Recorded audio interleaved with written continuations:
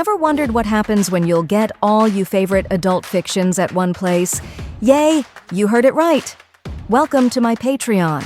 Currently, we have more than 200+ stories collections. Exclusive, uncensored, 18+ fan fiction awaits you. Stories too bold for the mainstream, crafted for true fans. Dive into steamy world of Harry Potter, Naruto, and Deku. Untamed passion and raw power. Only on Patreon. Ready to unlock the secrets? Join now, link in the description. Now, today, we are gonna see, what if Naruto was dark Prodigy and had nasty harem with Fu? Join Patreon for early ACESS and exclusive content of Super Op stories. Also adult and steamy Harry Potter stories too. Please subscribe this channel, because definitely I will try my best to provide a valuable content for you all. Also check the description to support the original author for this beautiful creation. October 10th, the day that would leave a lasting impression among the people of the Hidden Leaf. October 10th, the day the Nine-Tails Fox would raise hell among Konoha.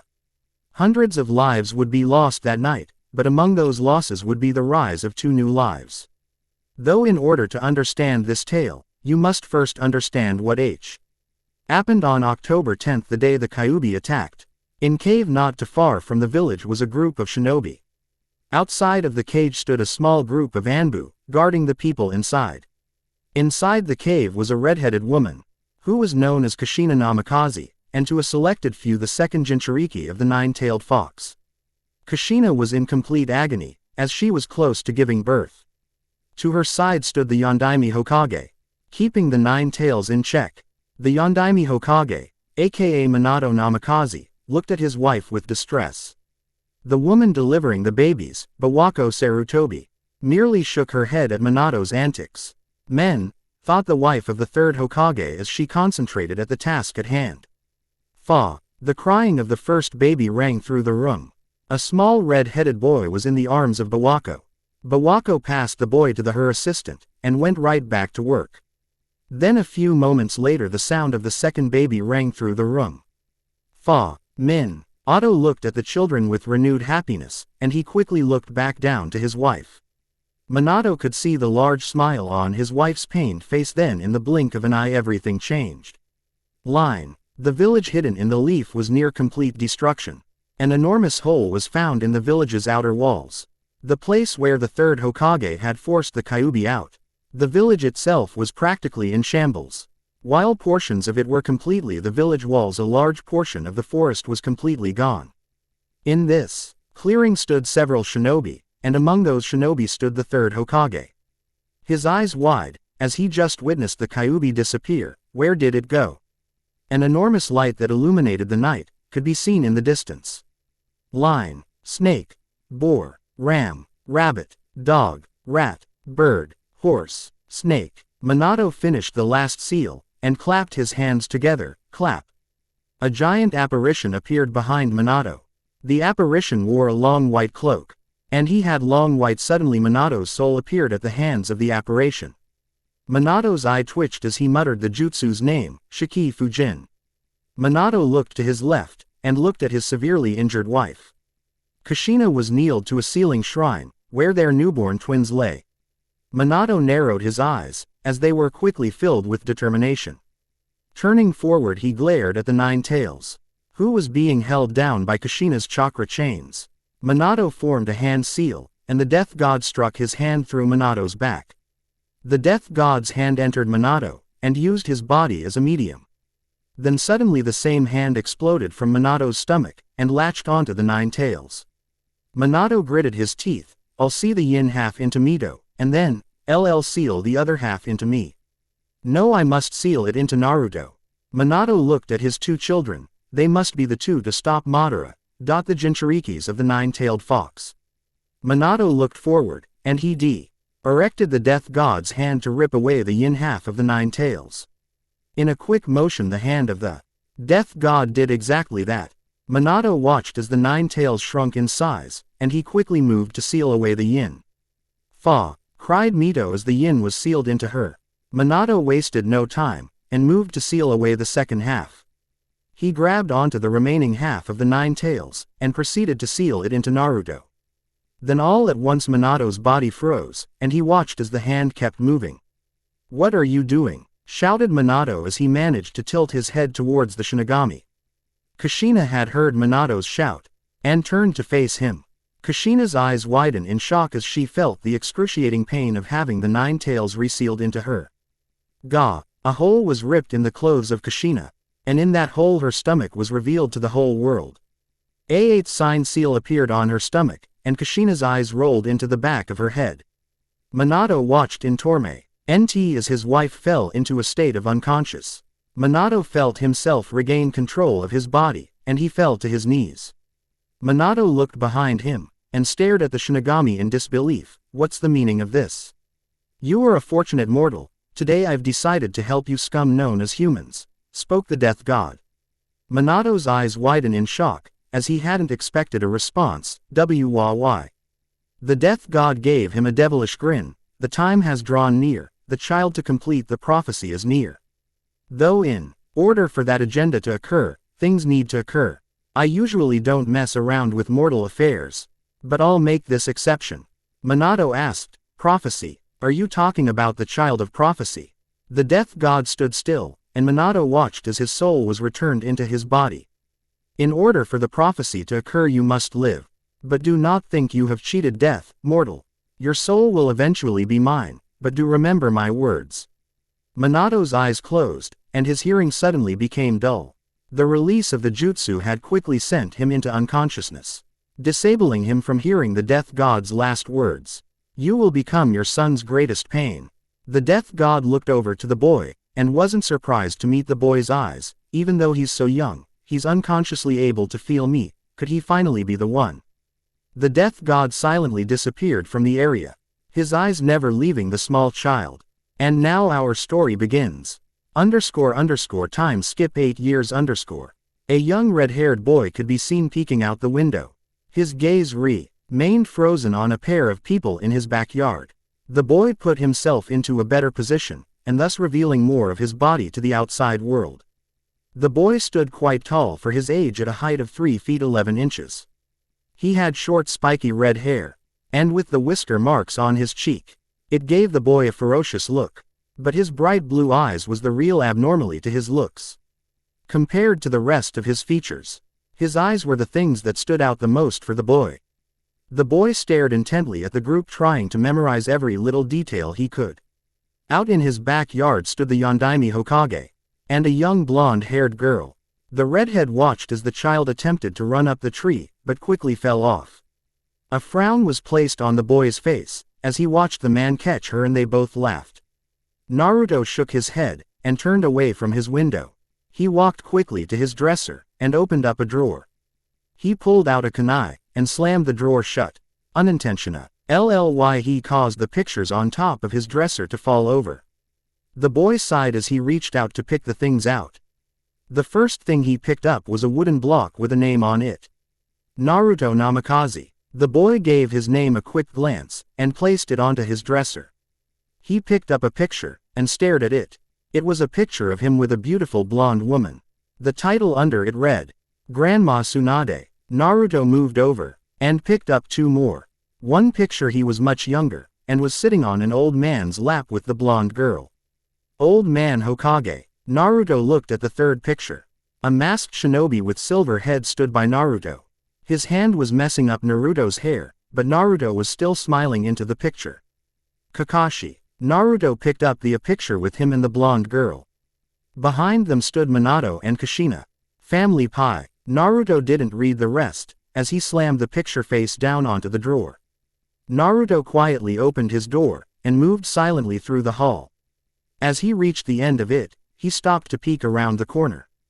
Naruto glanced into the kitchen to see his mother preparing a meal.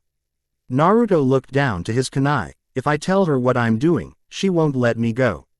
Naruto frowned as he thought back to why all this was happening. Flashback no jutsu 1 year ago. It was early morning in Konoha, and Naruto sat fully awake at the breakfast table. To his side sat Mito, who was sleeping on the table, and Minato was sitting across them. Plates and chopsticks were set for each of them. Naruto took a deep breath as he waited for his mom to enter the room. "Today's the day. I asked Mom and Dad to help train me too. They've been training Mito for a month, and I think it's time for me too. Naruto smiled as he thought about the things he could be learning. He was about to let out a childish giggle, when he saw his mom enter the kitchen. He quickly eyed his father, who was busy reading and straightened himself up, trying to look as mature as possible. Dad, Mom, in an innocent voice. Minato and Kushina both looked up and looked at each other. One thought ran through their heads, he wants something. Kushina gave Naruto a questioning look. What is it, Naruto? Quote, Naruto sweated a bit under his mother's look. She already knows I want something. Minato brushed Kushina off. Kushina lessened that look. You're going to scare him off. Kushina glared at Minato. I'm not scaring him off. Mom, Dad, can I talk? Interrupted Naruto. Kushina and Minato looked at Naruto. Minato smiled. What is it, Naruto? Well, I was wondering. Naruto twirled his fingers a bit. If you could start teaching me the ninja arts like Mito. Mito was suddenly wide awake, and listened to Naruto's conversation. Kushina and Minato both rose an eyebrow. Minato gave Naruto a patient look. Naruto, we've already told you why I started training Mito early. Naruto nodded. It's because she's the Nine-Tails Jinchuriki, and she needs extra help controlling her chakra. Naruto looked up with determination. I know that, but I promise I won't be a burden. You just have to teach me once, and I swear I'll manage to figure things out on my own. You won't even have to waste that much time with me. I promise. Minato sighed. That's not how it works, Naruto. When teaching young children like you to use chakra, you need a lot of attention. Due to my Hokage duties, I don't have much time to teach you. In fact, it's usually your mother who teaches Mito, and she needs to have all her focus on Mito. Naruto's eyes were slowly beginning to fill up with disappointment. But Dad. No, but Dads, replied Kushina. You heard your father. Kushina walked over to Naruto, and placed her hands on his shoulder. Once you enter the academy, you'll learn how to wield your chakra there. Quote, Naruto's eyes suddenly lit up with an idea. Then why don't you let me join now? They could probably teach me how to use my chakra. Kushina sighed. Cause you don't have to enter until you're 9. Since all they teach you at your age is the basics of reading, writing, and history. We teach you that already. Naruto finally frowned. Then why can't I just enter now? I already know all that. I'm sure I could just skip ahead. Kushina looked over to Minato, and Minato frowned. They knew that already, but Kushina and Minato didn't want their children to grow up so fast. They themselves had seen the horrors of war at their children's age. Kushina's temper finally got the best of her. I said no, and that's final. Naruto shut his eyes in anger, but he did nothing. Kushina and Minato looked at each other, and shared a sigh. Mito merely gazed at her brother, not uttering a word. Flashback: no jutsu release 1 year ago. Naruto took a deep breath, and ran to the door. Mom, I'm going to the park. Quote, Kushina looked behind her. What? Though before she knew what was happening, Naruto was already out the door. Kushina sighed. He better not be late for dinner. Line. Naruto stood in a clearing near the park. The spot was secluded, so no one else could see what he was doing. Naruto stared at the tall thick tree he had picked. From what I was seeing, Mito was using her chakra to walk up the tree. Naruto took a deep breath. If I'm correct, I must direct the flow of chakra to my feet in order to walk up the tree. Quote, Naruto formed a hand seal, and closed his eyes to concentrate. Quote, gather the chakra to my feet. Naruto opened his eyes, and pulled out the kunai he grabbed earlier. Then he swiftly ran up to the tree, and started running up the tree. Naruto took 3 steps, and he grinned. I'm doing it. Snap. Only 3 feet off the ground, Naruto heard the breaking of bark. Naruto quickly looked down to his feet. Then he suddenly realized he was upside down, and falling to the ground. Thump. Naruto's head slammed into the ground, and Naruto fell to his side. He quickly rubbed his head. I might need to use less chakra. Naruto took a few steps back, and repeated the earlier process. Then he looked at the tree, and once again ran towards it. Line. A black-haired teen sat in the branches of a high tree. His hair was wild and spiky, and wore a high-colored black shirt. His eyes were closed, and he was sleeping silently in the tree. His eyes suddenly cracked open, revealing his black onyx eyes. The teen yawned, and took a good look around. He looked up to the sky. It'll be sunset soon. The teen frowned. Did I really waste the whole day sleeping? Oh well, I needed it. Shisui looked around once more, and he suddenly rose an eyebrow. He looked down at the red-haired boy. He's still at it. That boy has been here since a little past noon. Shisui looked at the tree he was staring at. Shisui shook his head. By looking at the marks, he hasn't managed to get past 7 feet. Shisui watched as Naruto formed a hand seal, and begun gathering chakra to his feet, though I'll give him credit, he has determination. Shisui then watched as he raced up the tree, and then Shisui's eyes widened. He watched as he flew past the 7 feet mark, and smoothly ran up halfway the tree, where several markings gone unnoticed by Shisui where Naruto ran a few more steps before he marked his spot and jumped off. Naruto landed on the ground smoothly, but out of nowhere he stumbled backwards and fell to his knees. Naruto suddenly let out a big grin as he attempted to catch his breath. Shisui couldn't help but grin as well. What an impressive brat. That's better than most genin do in a week. Shisui then scratched his chin. That red hair though. Why does it seem so familiar? Shisui was broken from his thoughts when Naruto suddenly raced up the tree once more. Naruto ran swiftly up the tree and managed to get a few steps past his mark. Naruto grabbed his kunai and attempted to mark his spot. The kunai cut deeply into the tree, but it was suddenly caught in it. Naruto's eyes widened in shock, and he lost total balance of his body. With no control of his body he plummeted to the ground. As Naruto fell to the ground, Shisui's eyes widened, realizing who exactly Naruto was, the Yondaime's son. Naruto shut his eyes expecting the worst, but it never came. Naruto slowly reopened them, and was surprised to be in Shisui's arms. For a moment Naruto felt a sense of déjà vu. Just like Dad and Mito, he saved me from hitting the floor. Hey, kiddo, I'm Shisui. Quite the close shave back there, huh? Spoke Shisui. Naruto was suddenly brought back to reality, and the situation dawned upon him. Naruto remained frozen for a second, causing Shisui to panic. Are you alright? Aghh! Shouted Shisui as Naruto's fist slammed into his face. Shisui let go of Naruto, and Naruto jumped away. Shisui clenched his nose, and glared at Naruto. What was that for? Naruto glared at Shisui. How do I know you're not an enemy ninja? You don't have a forehead wearing any Konoha attire. Shisui's sweat dropped. Me an enemy shinobi. Don't you see the Uchiha crest on my back? Out of nowhere the kunai from earlier landed in between of Naruto and Shisui. Naruto eyed the kunai. Why don't you show me? Shisui sighed. Fine. Shisui turned around revealing his back. See. Shisui's eyes widened as he turned around to see Naruto with the kunai in his hand. Then with the flick of his wrist it was flying at impressive speeds, with deadly accuracy. Shisui was impressed. Even his throwing is quite refined.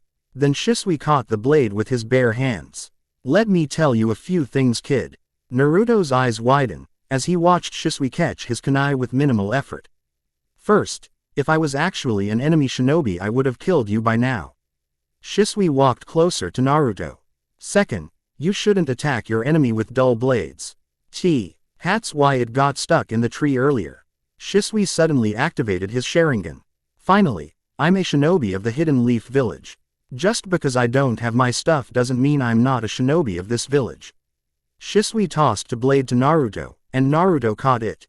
Naruto then rubbed the back of his head. I'm sorry, Shisui. It's just I'm really tired, and a bit off edge. It's just no one ever comes out here. So I was surprised to see anyone here. Shisui nodded. I see, so what are you doing out here? I'm sure your father would allow you to practice in any of the training grounds. In fact, where is he? This tree climb training is usually hard to do without a teacher, and you've been doing it all day. Shisui watched as Naruto rubbed the back of his head again. About that. Shisui sighed, and rubbed the back of his head. Why do I feel like I'm walking into a heap of trouble? Alright, tell me the whole story. Line. Naruto and Shisui sat at the base of Naruto's training tree. Naruto took a deep breath. And that's it. I'm out here because my parents refused to train me, so I've decided to train myself. Shisui looked over at Naruto. I don't know whether to be impressed or not. Naruto rose an eyebrow. What do you mean? Shisui rested his head across the tree. Well, from one's view it looks like you're just being a little whiny brat that doesn't want to wait another year to start playing ninja. Naruto's eyes widen in anger, and he clenched his fists. It's not that. Shisui cut him off, or I've stumbled upon some type of prodigy.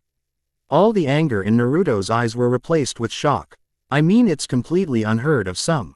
Not even academy student to nearly master this exercise in a day. Not to mention you did it by merely seeing someone else do it a few times, praised Shisui.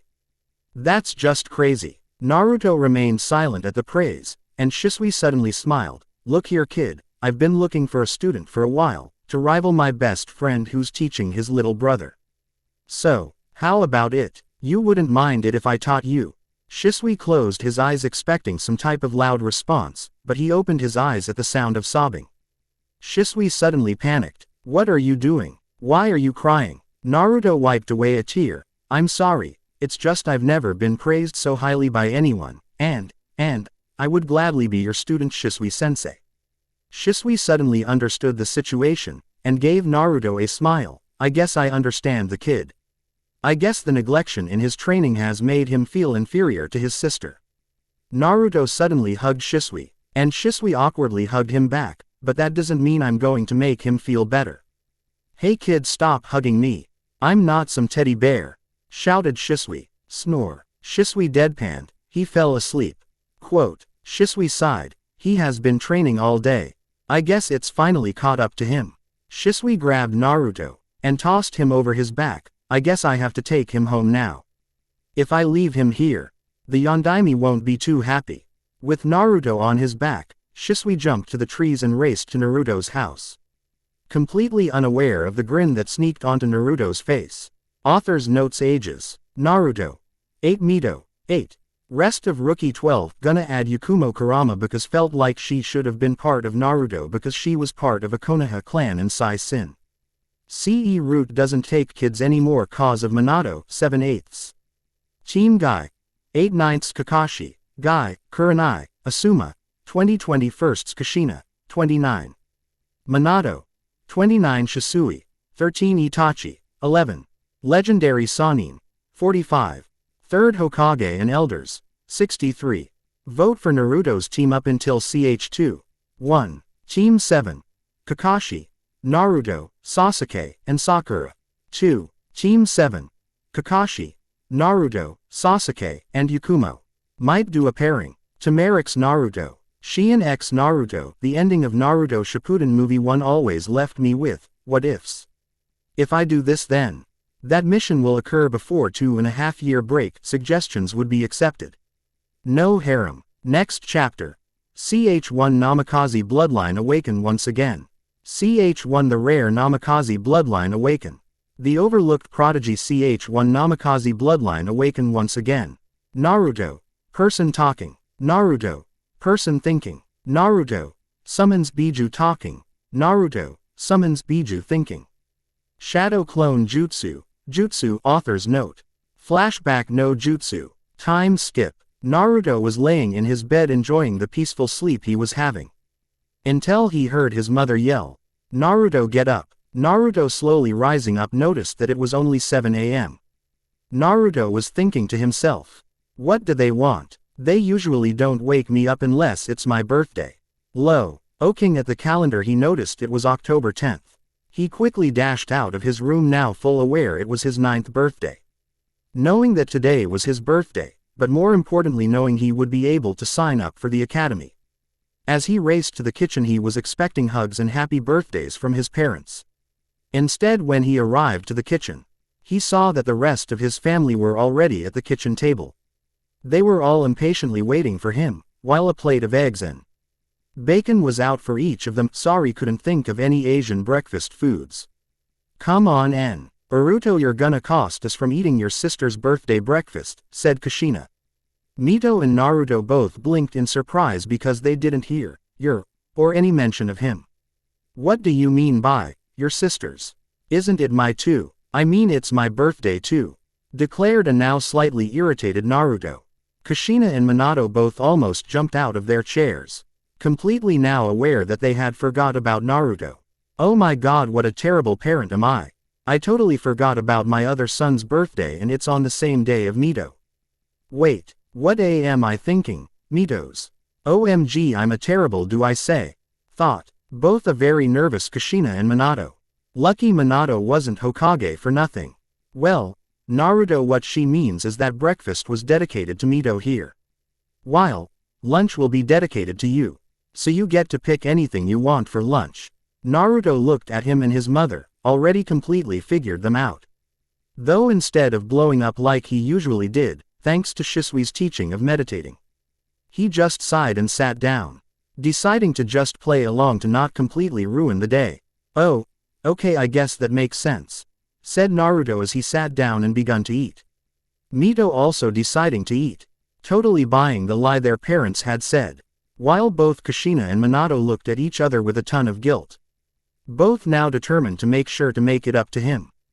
After breakfast, Minato had quickly left to finish his Hokage business so he could come home early for today's birthday party, leaving Kushina, Naruto, and Mito alone at the table. Quote, so Naruto, what are you planning to do until your birthday party this afternoon? Asked the determined Kushina, wanting to make it up to him. Well, I was hoping to go see Shisui-sensei, replied Naruto. Why would you want to train on your birthday? I mean, don't you want to go play with your friends? Asked a puzzled Kushina. A now very embarrassed Naruto replied, well, you see, it's just that. Mumbling the rest as he looked over at Mito. What didn't, as the look at Mito didn't go unnoticed. It's that I really don't have any other friends besides Shisui, said a now ashamed Naruto as he thought why this had happened. Flashback no jutsu. It has been the year during their 8th birthday. It had been the day the Naruto decided to pull prank on Mito, dyeing her hair red. Naruto, yelled an enraged Mito, as her hair was red, making her look just like her mom. I'm gonna kill you. Ha ha ha, look, it's Mini Mom. Ha ha ha ha, laughed Naruto as he ran out of his house to the safety of Grandma Tsunade. This is pointless. He is so much faster than me. As well that Tsunade will definitely protect him from my wrath. I'll get you back one way or another, Naruto, thought Mito as she walked back to her room. Later at the birthday party, all the clan heads' kids had been invited, as well a few civilian friends of Mito and Naruto. The party had been going well. Parents were inside enjoying a few drinks, while the kids were outside waiting until cake and to open presents. That's when Mito decided to get her revenge. I'm pretty sure that everyone here would probably do anything I shish. Old, thought Mito as she plotted her revenge. Hey everyone, listen up. If you play with Naruto you can't be my friend, announced Mito to all the kids. All the kids looked at each wondering if they should listen, but ending up doing exactly that. They thought that if they had to be either Naruto or Mito as a friend, it would be Mito because their parents said she was really important to the village. So of course almost everyone just went with it. I can't believe she just said that. Look at that, everyone is going along with it except Shikamaru and Choji, thought a shocked Naruto. So for the rest of the day, every time Naruto tried to play with someone he was kicked out. I can't believe she would do this, thought Naruto as he went inside and locked himself in his room, telling his parents he was sick. Flashback no jutsu release. Why wouldn't he having friends?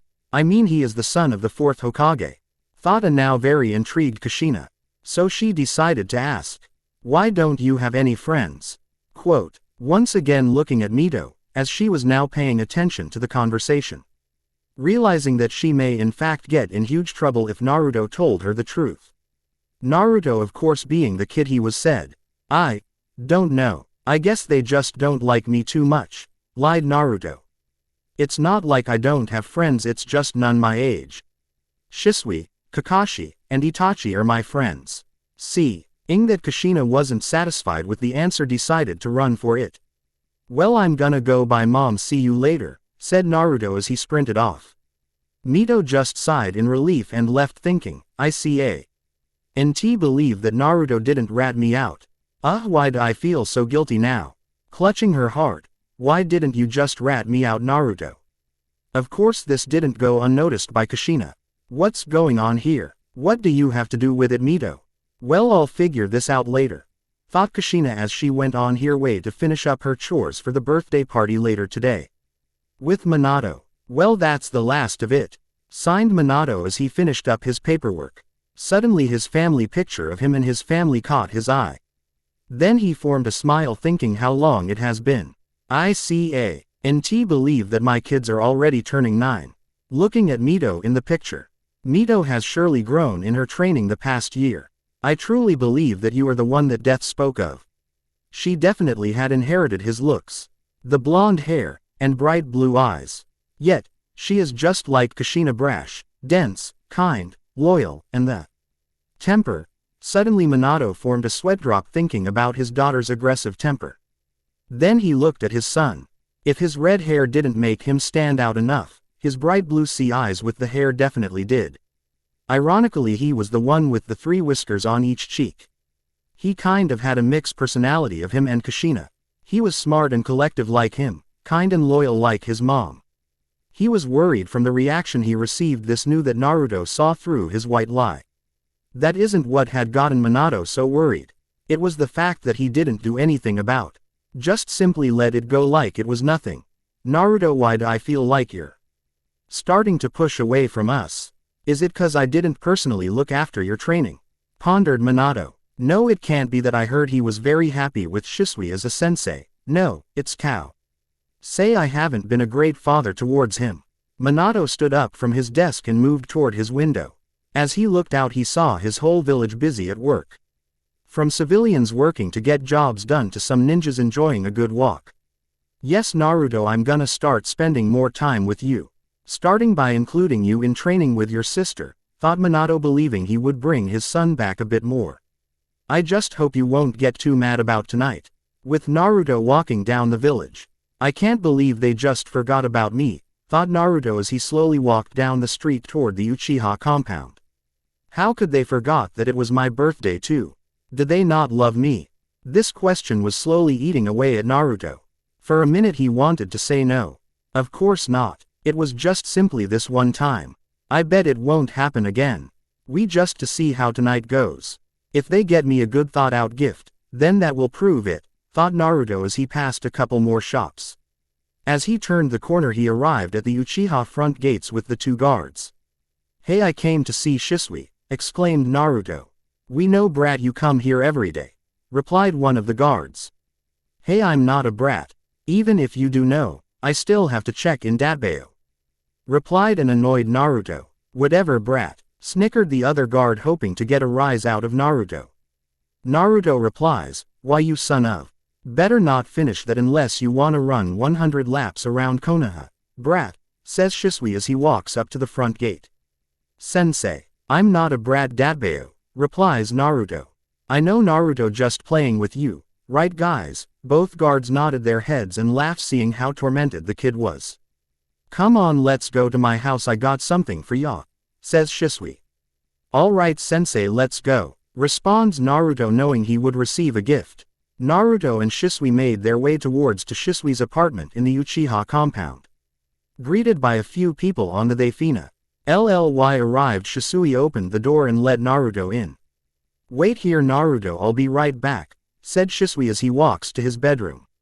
Returning back. Here you go, Naruto, this my present to you, announced Shisui. Though before you open it I have to tell you something, so listen up. Yes sir, replied the excited Naruto. Shisui begins talking. Naruto, this is my present to you. What you're about to open is something that cost me lots of money. So take good care of it, okay? Seeing Naruto understood, he continued. The reason I'm giving you this is because I'm proud I made you my student. Even though you haven't done anything in the ninja world, you have proven to me that you are worthy of being a ninja.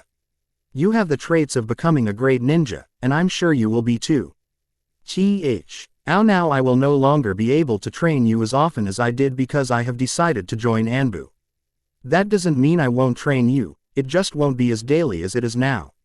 Quote, seeing Naruto's sad face as Shisui decides to wrap up things. Naruto, you will now be joining the academy. Even though you may know most of what is expected there, I want you to stay all 3 years. Before you protest, yes, I know that you may have a chance to graduate a year early, but stay, it will do you good to stay with people your age. Don't wanna turn out like Itachi, huh? Not allowing Naruto to say anything like Itachi is the best though. Don't worry though, after you graduate my Anbu time will be done, and I'll get a chance to train you again. Now open your gift, replied Shisui. No longer get to train with his best friend as much anymore. He opened the gift he received, to find a beautiful orange handle sword still in its sheath. He looked closer at the handle to see that there was an Uzumaki swirl on one side and a Konoha leaf on the other. When he took it out of the sheath, it had a beautiful black blade with a orange line cutting through it. Thanks Shisui, don't you worry, when I come out of the academy I will definitely look forward from learning from you again. As well, I will make this sword the most famous sword in the world, exclaimed a now excited Naruto. We'll see about that, brat. You bet. Chair, run along and get ready for tonight. I heard your parents were throwing a big yeah, and keep working on the wind chakra exercises, noted Shisui. Alright, thanks for everything sensei, answers Naruto as he runs up to him and gives him a big hug right before he leaves. Party time. The backyard was filled with a bunch of children. There was lots of music and games. Though there was one kid who stuck out, and that was Naruto. He was simply just sitting on the side with Shikamaru and Choji. So Choji, you ready to join the academy next week or what? Asked Naruto. What a drag. I really don't want to go. But it's better than being stuck with mom, replied the lazy Nara. Well, I'm very excited, Naruto. I really want to become a strong ninja, exclaimed Choji as he ate away at his chips. Suddenly Kakashi popped out of nowhere. Yo, Kakashi said coolly. Kakashi, what's up? Did you come to the birthday party? Answered Naruto. Sorry Naruto, I have a mission, and came over to give you this, said Kakashi as he handed Naruto a wrapped gift. Give me, remarked Naruto as he ripped open the present to find a mask and an orange book. What? Why did you give me this book, you pervert? He turns around to see Kakashi had already left. He looked at the book and the mask. It wouldn't hurt to read it, would it? Nah, let's just see what's it about. Completely forgetting about Shikamaru and Choji, he opened the book and begun to read it, blushing just after reading one random page. Now I know why Kakashi wears the mask, hee, thought Naruto as he looked at the mask. Suddenly, Kushina had called in all the kids to eat cake and open presents. Of course Naruto and Mito got to sit at the front of the table, while the rest of the parents and kids sat in front of them. After everyone devoured the delicious cake, presents were handed out. Mito and Naruto mostly received clothes and money from most of the civilian families. From the clan families they received some ninja tools. Kushina had decided to start to teach both Naruto and Mito about sealing, so gave them a book over it too. Tsunade had decided to give both Naruto and Mito a book about medical ninja. Makoto Uchiha decided to give Mito an Uchiha shirt, much to Sasuke's annoyance, while Itachi handed Naruto a wind scroll he had collected on one of his Kame Minato's gift. Alright everyone, listen up. Today I have decided to give both Mito and Naruto special gifts. As well, make a big announcement, announced Minato to the crowd, as he whips out a summoning scroll which he gives to both Mito and Naruto. IWOULD like to give you guys the summoning scroll to the Toad contract. Naruto quickly runs up and starts writing his name in the scroll. I knew it. My parents would never forget about me. Ha, this shows they love me too. As well, toads beat crows. Ha, take that Shisui. So dad, what are the hand signs for the summoning jutsu? Exclaimed Naruto, hoping to show off in front of the crowd. You see Naruto, I won't teach how to summon quite yet. Maybe after the academy. I'm just giving you the summoning scroll for now, replied Minato. UGHHH, moaned Naruto, really wanting to know how to summon.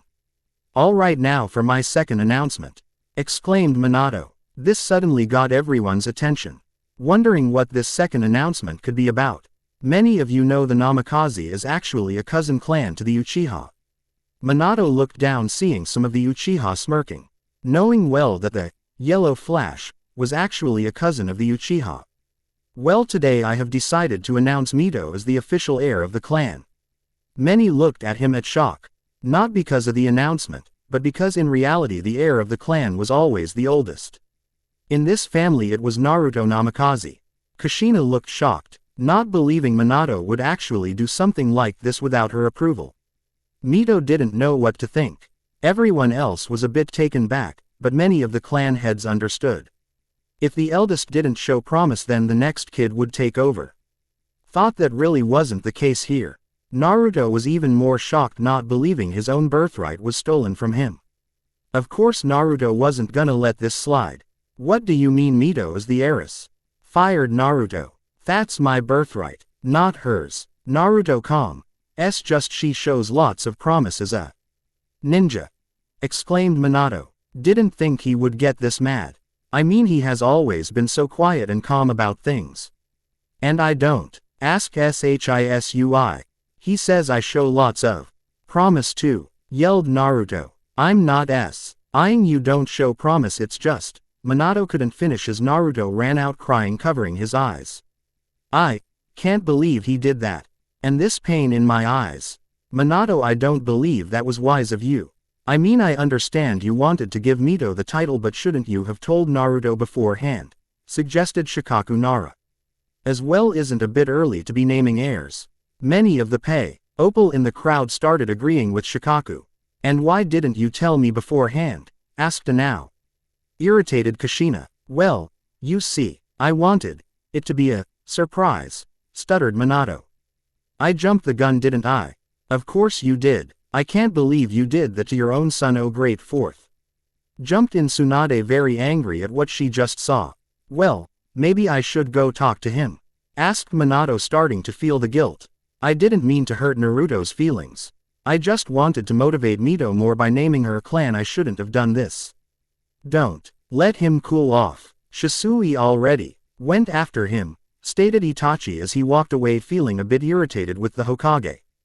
Naruto and Shisui. I can't believe they did that to me. And in front of everyone. Thought Naruto as he ran to the lake in the park. I thought they loved me. As Naruto stood there weeping, he couldn't shrug off the pain in his eyes. And this pain, my eyes, they feel like they are on fire. Suddenly Shisui appeared in his signature body flicker technique. Hey Naruto, are you Alri? As Shisui looked at Naruto's eyes, he was beyond shocked. The Sharingan. As he stared into his eyes, now Ud shot red with one tomo in the left eye, and two tomo in the right. Naruto stopped weeping, seeing that Shisui was obviously in shock. What's wrong, Shisui? Naruto, look into the reflection of the lake. Commanded Shisui. Naruto, doing just that, took the same face that Shisui had just moments ago. Well, this just got very interesting. Quote, thought Shisui. The end. First off, for the bit laid back Uchiha guards. Remember, the Uchiha clan wasn't just one big stuck up clan. I mean, yes, they were ignorant, but I mean, I bet they were a cheerful clan too.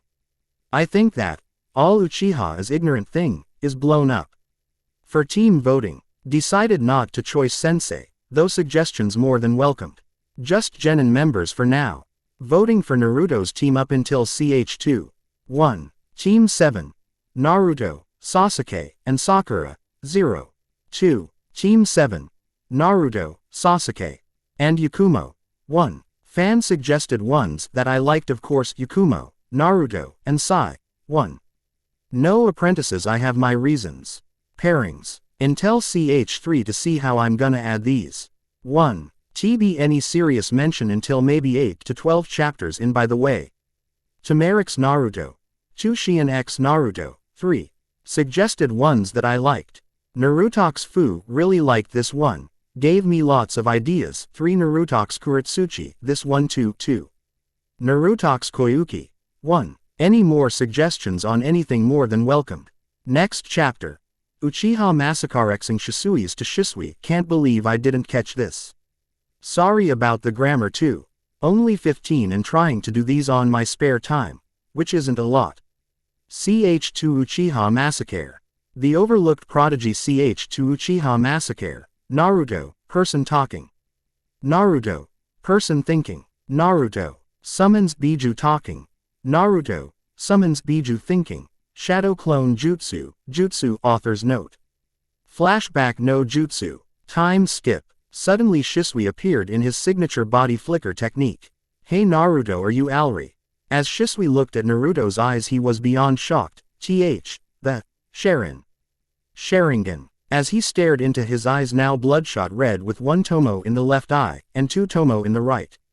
Naruto stopped weeping seeing that Shisui was obviously in shock. What's wrong Shisui? Naruto look into the reflection of the lake. Commanded Shisui. Naruto doing just that, took the same face that Shisui had just moments ago. Well, this just got very interesting. Thought Shisui. 1 year and 6 months later. Two figures were racing in the tree lines just outside of Konoha. Both of them had spiky hair. Yet the taller one's was black as night, while the younger one was red as blood. The taller one was wearing a traditional Anbu outfit with an Uchiha symbol on the back. The short one was wearing a black and orange Uzumaki outfit, Shippuden outfit. Yet what made them pop out the most was those red eyes of theirs. Yes, these two were no other than Naruto and Shisui. It had been a year and 6 months since Naruto's 9th birthday. Many things had happened that day.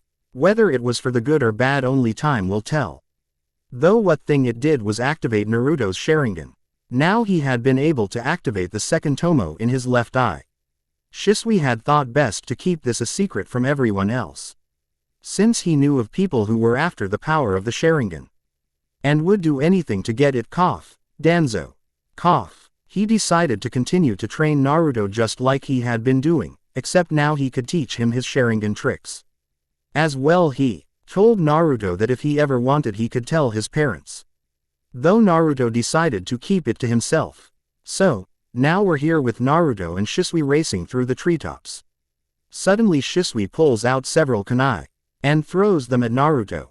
Naruto quickly dodged, or blocked those thrown at him. Not allowing him time to think, Shisui engages him in taijutsu. Shisui easily forces Naruto into defense. Crap, I can't beat Shisui in taijutsu. I need to get some distance. Thought Naruto as he tried to get as much distance as possible. Though Shisui won't let him have it, knowing exactly what he was trying to do. Though Naruto had tricks up his own sleeve. Pulling out a smoke bomb he exploded it blinding him both and Shisui. Shisui believing Naruto would try to get some distance this way, jumped out of the smoke. Though that's exactly what Naruto was hoping, he didn't jump out of the where Shisui jumped he used a wide spread jutsu to force him right where he wanted him. Covered by smoke he started to wield some hand signs. Wind release. Vacuum sphere. As Shisui jumped out of the smoke he looked around for Naruto. Where he go? Though at the corner of his eye he was able to see the small blasts of wind chakra shot at him. Not bad Naruto. Use the smoke screen to force me out, while you stay in an indeed. Though not clever enough. Thought Shisui as he easily dodged the attack, and landed on a branch. Though as soon as he landed a wire was set off. The trap tied Shisui to the tree. Naruto seeing his plan had worked he jumped out of the smoke, and near the tree where Shisui was. I win sensei. Exclaimed Naruto finally able to trap Shisui. So, you made this trap while we were engaged in taijutsu, correct? Seeing Naruto nod he continued. As well the smoke was to force me out into the using wide range attack to force right onto this branch. Naruto just grinned, though suddenly so did Shisui, too bad I saw right through it. Then suddenly Naruto suddenly saw black, and what looked like two pairs of Sharingan eyes. As soon as it disappeared he realized he was the one tied to the tree. What? But how? Genjutsu. This Genjutsu allows you to manipulate the enemy into doing what they want to do to you. As well you can turn someone else's Genjutsu against them. Though usually it takes some hand signs, and the opponent to look into the user's Sharingan. I've mastered it to the point where I don't need hand signs. It's called the Sharingan Mirage Genjutsu. Grinned Shisui. The moment before you set the smoke, I caught you under it. Making you jump out of the smoke. Then I simply threw some shuriken and made you dodge to the plan would have worked if it was anyone else. Naruto just stared at awe. He couldn't believe how powerful that Genjutsu that his Sharingan didn't detect he only had 2 tomo. Will I be learning that? Asked Naruto. Yeah, of course the reason I showed you it was because I would be teaching it to you tomorrow. Exclaimed Shisui as he untied Naruto. Dang it sensei. I thought I had you this time Datbeo. Cried out Naruto. Naruto, take it easy, I'm in Anbu, it take years before you catch up, responded Shisui. Though seeing he wasn't completely satisfied. As well, that was some high genin level strategy right there. I mean, I don't think even some shunin could think that off, praised Shisui. Naruto just looked up and smiled. You're right, Shisui. How about some ramen? I'm sorry I can't. Naruto got to get back to some. Here is some money, go get yourself some.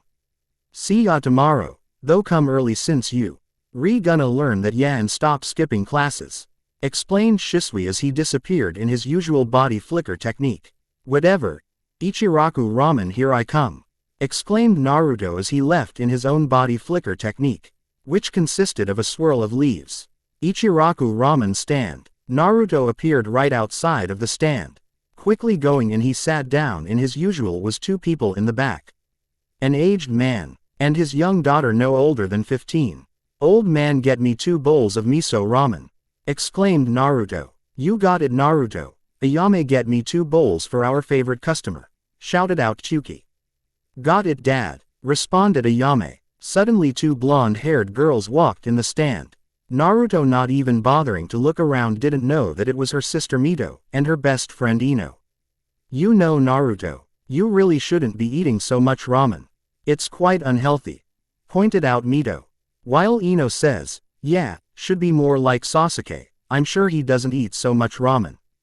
Naruto just sighed and had been trying to be nicer to his sister since Shisui had asked him to. Flashback no jutsu. It had been a few days after his birthday. Just 2 days ago Shisui had picked up his training after the academy at full speed. After the academy, Naruto would come here for 2 hours. First hour would be spent on perfecting the basics, such as chakra control, elemental control, and wielding his weapons, such as the blade he hadn't been able to name. Then the next hour they would work on taijutsu, ninjutsu, genjutsu, and the Sharingan. Though it was more with the Sharingan than anything else. Though today was the day, Shisui decided to give Naruto a talk. He's been getting a lot colder since what happened at his birthday. I need to snap him out of it before he does something stupid, thought Shisui. Hey Naruto, we need to talk, stated Shisui. What is it, sensei? Asked Naruto. Cut it out, or I'll stop teaching you. This isn't the student I wanted to teach a few weeks ago, said Shisui, crossing his arms. Cut out what? Asked again Naruto, now a bit more concerned. Stop being such a brooder. Drop it, Naruto, forget what happened. If you continue the way you are, you're just gonna regret everything you and forget, said Shisui. But Shisui, you just don't understand. You have no idea how it feel like to always be overlooked, simply ignored for your sister, even though you try so hard to get their attention. You have no idea. I mean, I don't care. It's just because they ignored me again, yelled back Naruto. Shisui just pinched his nose. Yes, Naruto, in fact I do.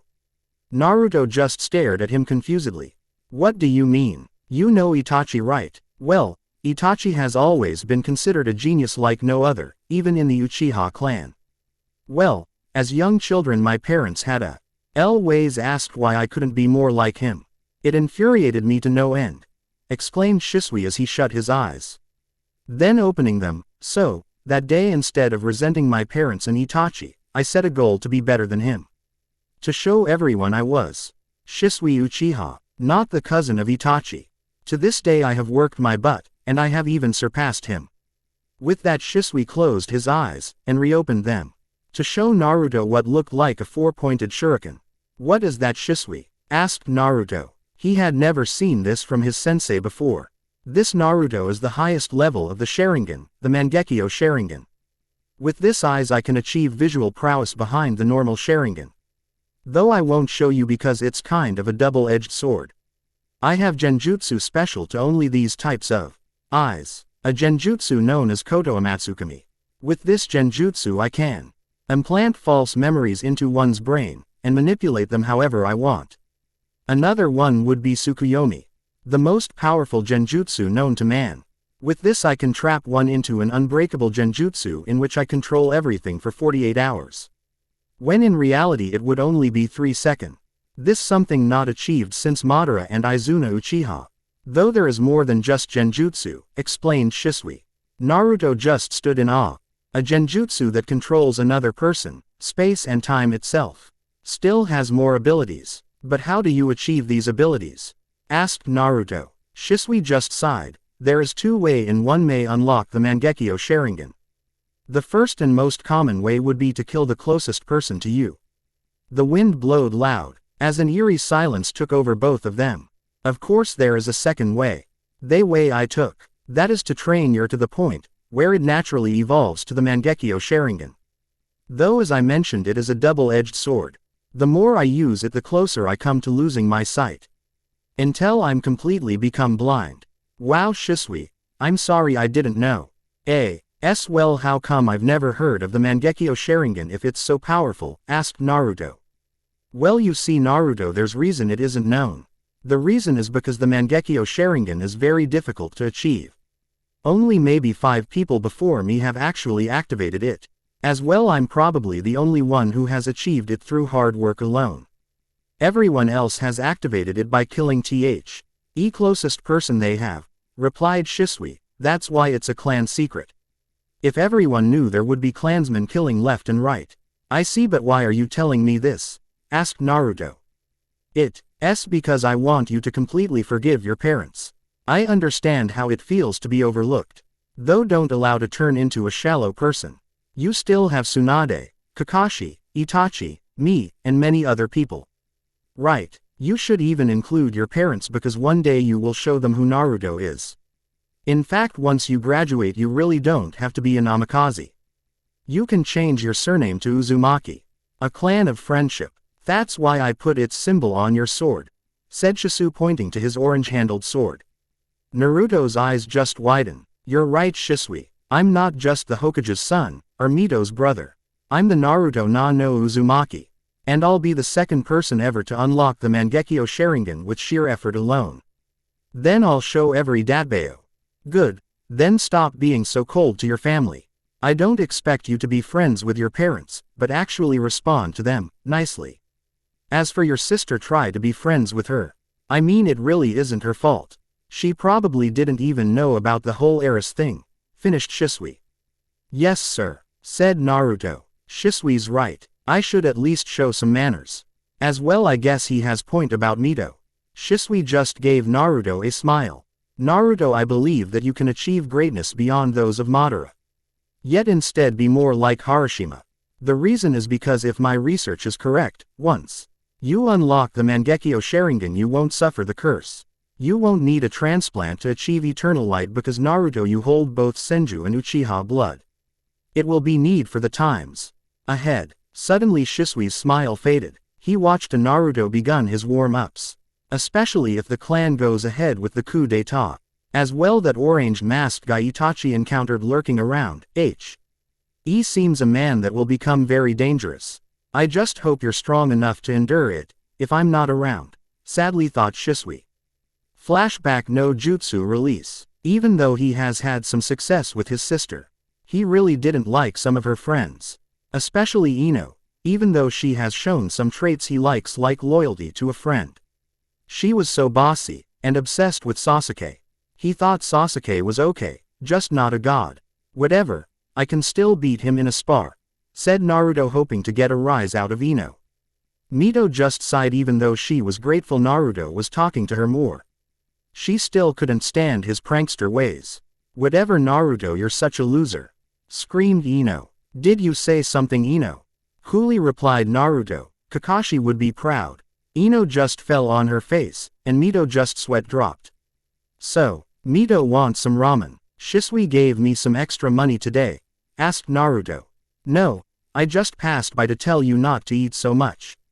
Let's go Ino, we should meet up with Hinata. Answered quickly recovered and gave Naruto a glare. With that the two blonde-haired friends left.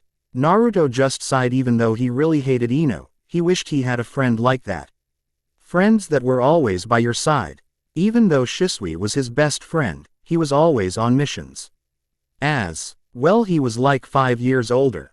Naruto just finished his food, and went home. He really felt lonely. Next day, Naruto was walking home. He had just finished the academy for the day. Even though Shisui told him to be there early, he was in no rush to get home. Today he decided to pull a prank on his unfavorite teacher Mizuki.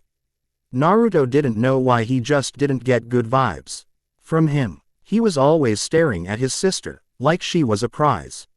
Even though he didn't entirely love Mito, that doesn't mean he was gonna let some guy stare at her. Yes, he had sent him packing to hospital. His prank had consisted of paint balloons, and Ninja had tripped him up and sent him headfirst into the wall. Knocked out conscious, the class was dismissed early except for Naruto, who had been punished by scrubbing off the paint in the room. If his mom found out he was so getting yelled at, again. He continued to walk. He was on the edge of there was a trail right through the middle of the small area of trees. As he walked his way through, he heard some commotion. Deciding to check things out, he headed to see what it was. As he checked it out, he noticed it was 3 bullies surrounding a kneeling girl with lavender hair. As he took a closer look, he noticed it was one of Mito's friends, Hida. Tinta, Hinata. That's it. Having had enough of this, he decided to intervene. As soon as the bullies tried to throw a punch, he quickly got in front of it and caught it. "Don't you think it's a little rude to pick on a lady?" asked Naruto. "What's it to you?" asked one of the bullies. "Who are you anyways?" "Hey guys, it's Mito's brother. My mother said he was the loser son of the Hokage," stated one. "What you gonna do, tell your dad, the Hokage?"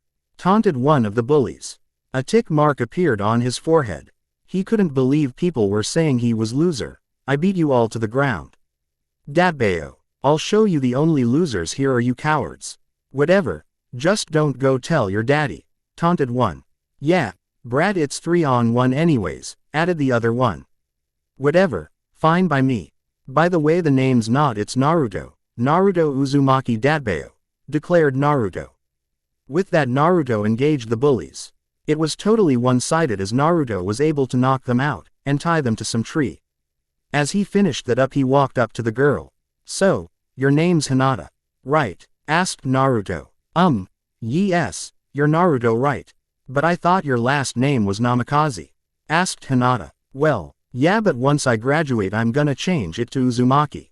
'Cause the Uzumaki clan was known for its friendship with the leaf," claimed Naruto. "Why wouldn't you want to be Namikaze?" asked Hinata, clearly confused. "Well, you see, Hinata, I just hate being known as the Hokage's kid or just Mito's. I am going to make a name for myself. I'm gonna show everyone that I'm the Naruto Uzumaki. As well, I really just don't want the last name gave away my spot as heir 'cause I wasn't worthy enough to be it. So I'm gonna show everyone that I won't let that stop me from being the best Datbeo," replied Naruto. "Well, take care, Hinata. See ya tomorrow at the academy." With that, Naruto just jumped to the trees and body flickered home. Hinata just stood there, still a bit shocked. He just like me, a person believed to be unfit to be a heir. Yet he is still strong, willing to go against the tides. "Naruto, you're nothing like your sister describes you." Standing up, Hinata made her way home. "Naruto, you've inspired me to do my best too. Naruto Uzumaki, that has a nice tone to it. Hinata Uzumaki." With that final though, she gave a really big blush. Though she quickly dismissed it because she didn't want to be an obsessed fangirl. No, she wanted to prove her worth just like Naruto. Namikaze household. Kushina and Mito stood in the kitchen. Mito was sitting at the kitchen table, while her mother was cooking some lunch. That's when Naruto appeared in a whirl of leaves. "Naruto, you're home. I wish could really stop using that leaf." "Shunshin," sweetly smiled Kushina. For anyone that knew Kushina, that wasn't the smile you wanted to receive. Yes mother," replied Naruto. "Why do I have the scariest mom? Red Death, more like the death god itself." "Hello Naruto," said Mito. She was just sitting there reading some book. "Hello Mito," replied Naruto. With that, Naruto went toward his room, and picking up his gear, he walked back to kitchen. As he was about to reach the door, Naruto, aren't you gonna eat with us?" asked Kushina. "He's still a little cold towards us. In fact, he hardly ever eats with us. At least he gets along with Mito." "No, I'm not going to eat. I'm heading to train with Shisui. He said he was gonna teach me something new, and I should get there early," responded Naruto. "Naruto, you don't always have to be training. You should sit down and eat with us. I know Shisui can only train you certain hours. But your father and I could train you when he isn't around," said Kushina. Please come around, Naruto. You have no idea how much this is hurting me. No, there is things only Shisui can teach me. What you can't. As well, I really wouldn't want any training from Dad. Maybe you, but not Dad, replied Naruto. Kushina felt a bit relieved but irritated at the same time. At least he has opened up to me a bit. Though I really wish he could forgive his. Does he mean only Shisui can teach him? I was Jonin for a long time. That brat just started Anbu.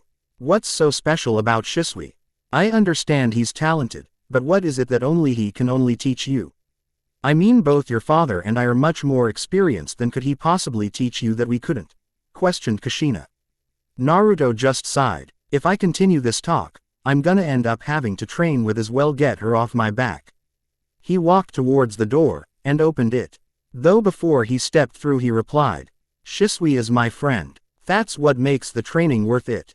Training with my best friend. As well, for the reason he can teach me and you can't. Naruto turned around with his eyes wide open, revealing his Sharingan, 2 tomo in each eye. With that done, Naruto walked out the house. Kushina just stood there in shock, trying to process everything that just happened. Sharingan. How? When? Why didn't he tell us? I didn't think a Namikaze could actually awaken it.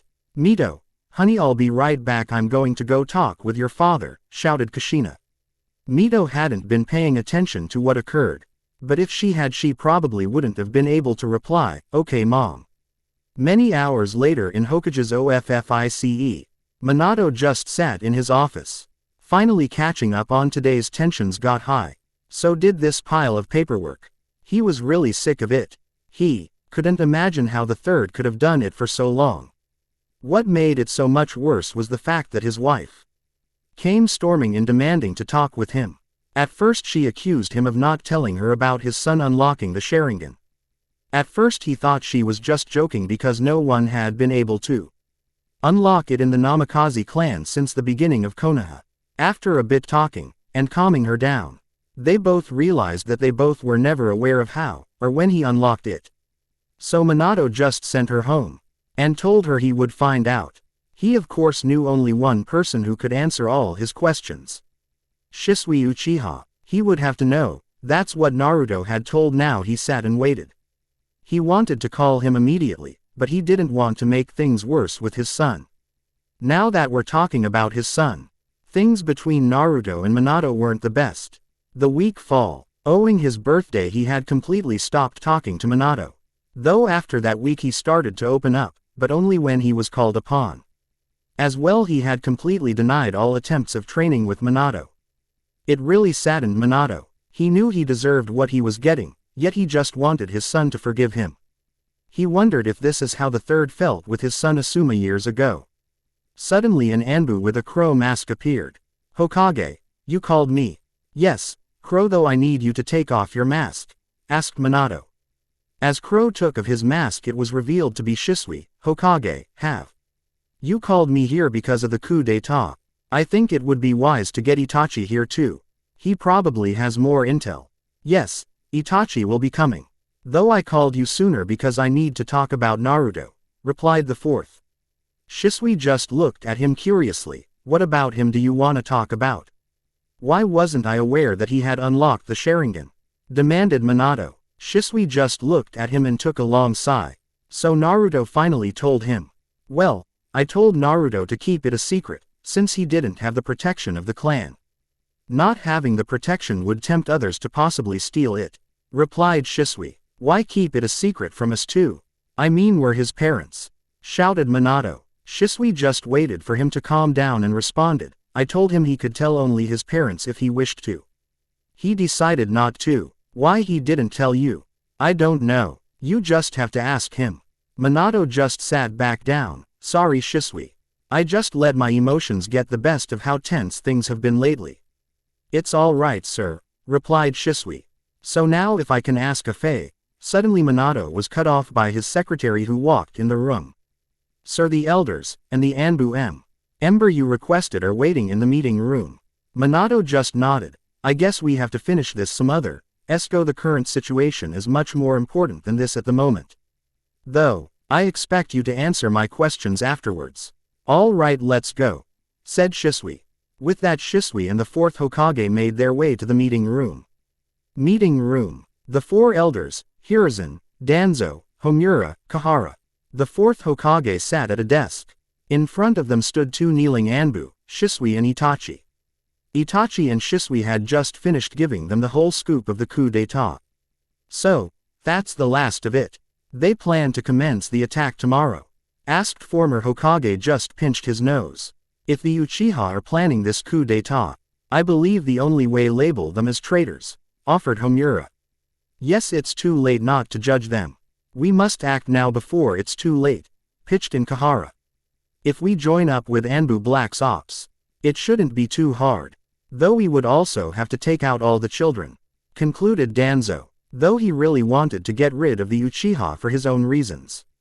Enough. We shouldn't be talking about the Uchiha like this in front of Shisui and Itachi, demanded the third.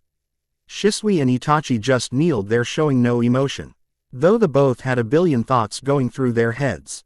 Suddenly the talking ceased, and the elders just looked at Minato, looking for an answer. So what will it be, Minato? Asked Danzo. Minato just sighed. He couldn't believe that his cousin clan was thinking about revolting. If I don't take care of this problem, it could very well start the 4th grade ninja war. Shisui, you said you had a genjutsu that could temporarily control one, right? Asked Minato. Shisui just nodded his head. All right, I want you to use this genjutsu to buy me some time. Just one day would be enough. I'm gonna try to reach a compromise with the Uchiha first. Start your mission. Dismissed both of well with this meeting, finished Minato as he got up and walked out. As well, both Shisui and Itachi left. Meanwhile, Danzo had secretly signaled his route to commence their own operations, then made his way to go find Itachi. As he left the room, a little smirk left his face. If everything goes right, I won't just have a Mangekyo Sharingan, but also all the Sharingan left in the wreckage. Many hours later, Naruto was peacefully sleeping in his room, when suddenly the peace of the night was disturbed by the pecking of a window. As Naruto slowly woke up, what could be making this noise? Though looking up to his window, he noticed a black crow with a scroll in its beak. Shisui Sensei's summoning crow. What's it doing here? Opening the window, he allowed the crow to fly into his room. The crow took a lap around his room and landed onto his shoulder. Naruto reached for the scroll and opening it up. Dear Naruto, meet me at the cliff right outside Training Ground 31. Come alone with your ninja gear, and make sure you're not followed. As well, bring the crow with you. You'll need it. Shisui. Wonder what's this for? Naruto pondered for an answer, and couldn't come up with anything. Putting on his gear, he grabbed a pillow and placed a transformation on it, quickly jumping out the window. At the cliff, Naruto quietly arrived at the cliff. It had taken him a while, since he had run into an Anbu a while of running around. He had finally gotten around. As he arrived to the scene, he saw there was no one here. Looking around, he noticed that he actually was alone. Closing his eyes, he allowed his thoughts to take over. Wonder what's up with Shisui. He was a bit jittery today. As well, he is never late. Suddenly he heard a branch twitch. Quickly opening his eyes and activating his Sharingan H, he turned around to see a barrage of kunai. Quickly using his eyes to his advantage, he grabbed the lead kunai, and proceeded to dodge and block the rest. Suddenly the man attacking him appeared, and tried to go for a killing blow. Naruto quickly dodged, and knocked him backwards. Now that Naruto had a better look, the man was bloody and had a plain Anbu mask on. Quickly deciding to end this, Naruto reached for his own kunai, and chucked it at him. Unsheathing his sword, he was able to add wind and engaged him in Genjutsu.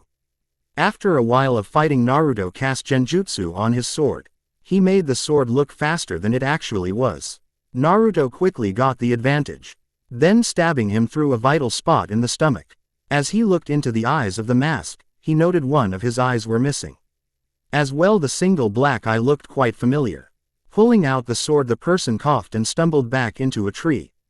He was just sitting at the tree as blood poured out of his. Didn't think it was possible. But he looked worse than feeling a bit sick. He still proceeded to question the man. Who are you? Why did you attack me? How did you know I would be here? Asked Naruto. I hope Shisui wasn't taken down by him. By the looks of it, this man looks like he has already been through one battle. The man just continued to cough, and sat there. Naruto having enough, he reached for his mask. If you won't talk, I'll just unmask you here and now. As Naruto took off his mask, it revealed to be a man missing his left eye. As Naruto took a closer look, he stumbled back, eyes filled with shock. His hand shaking.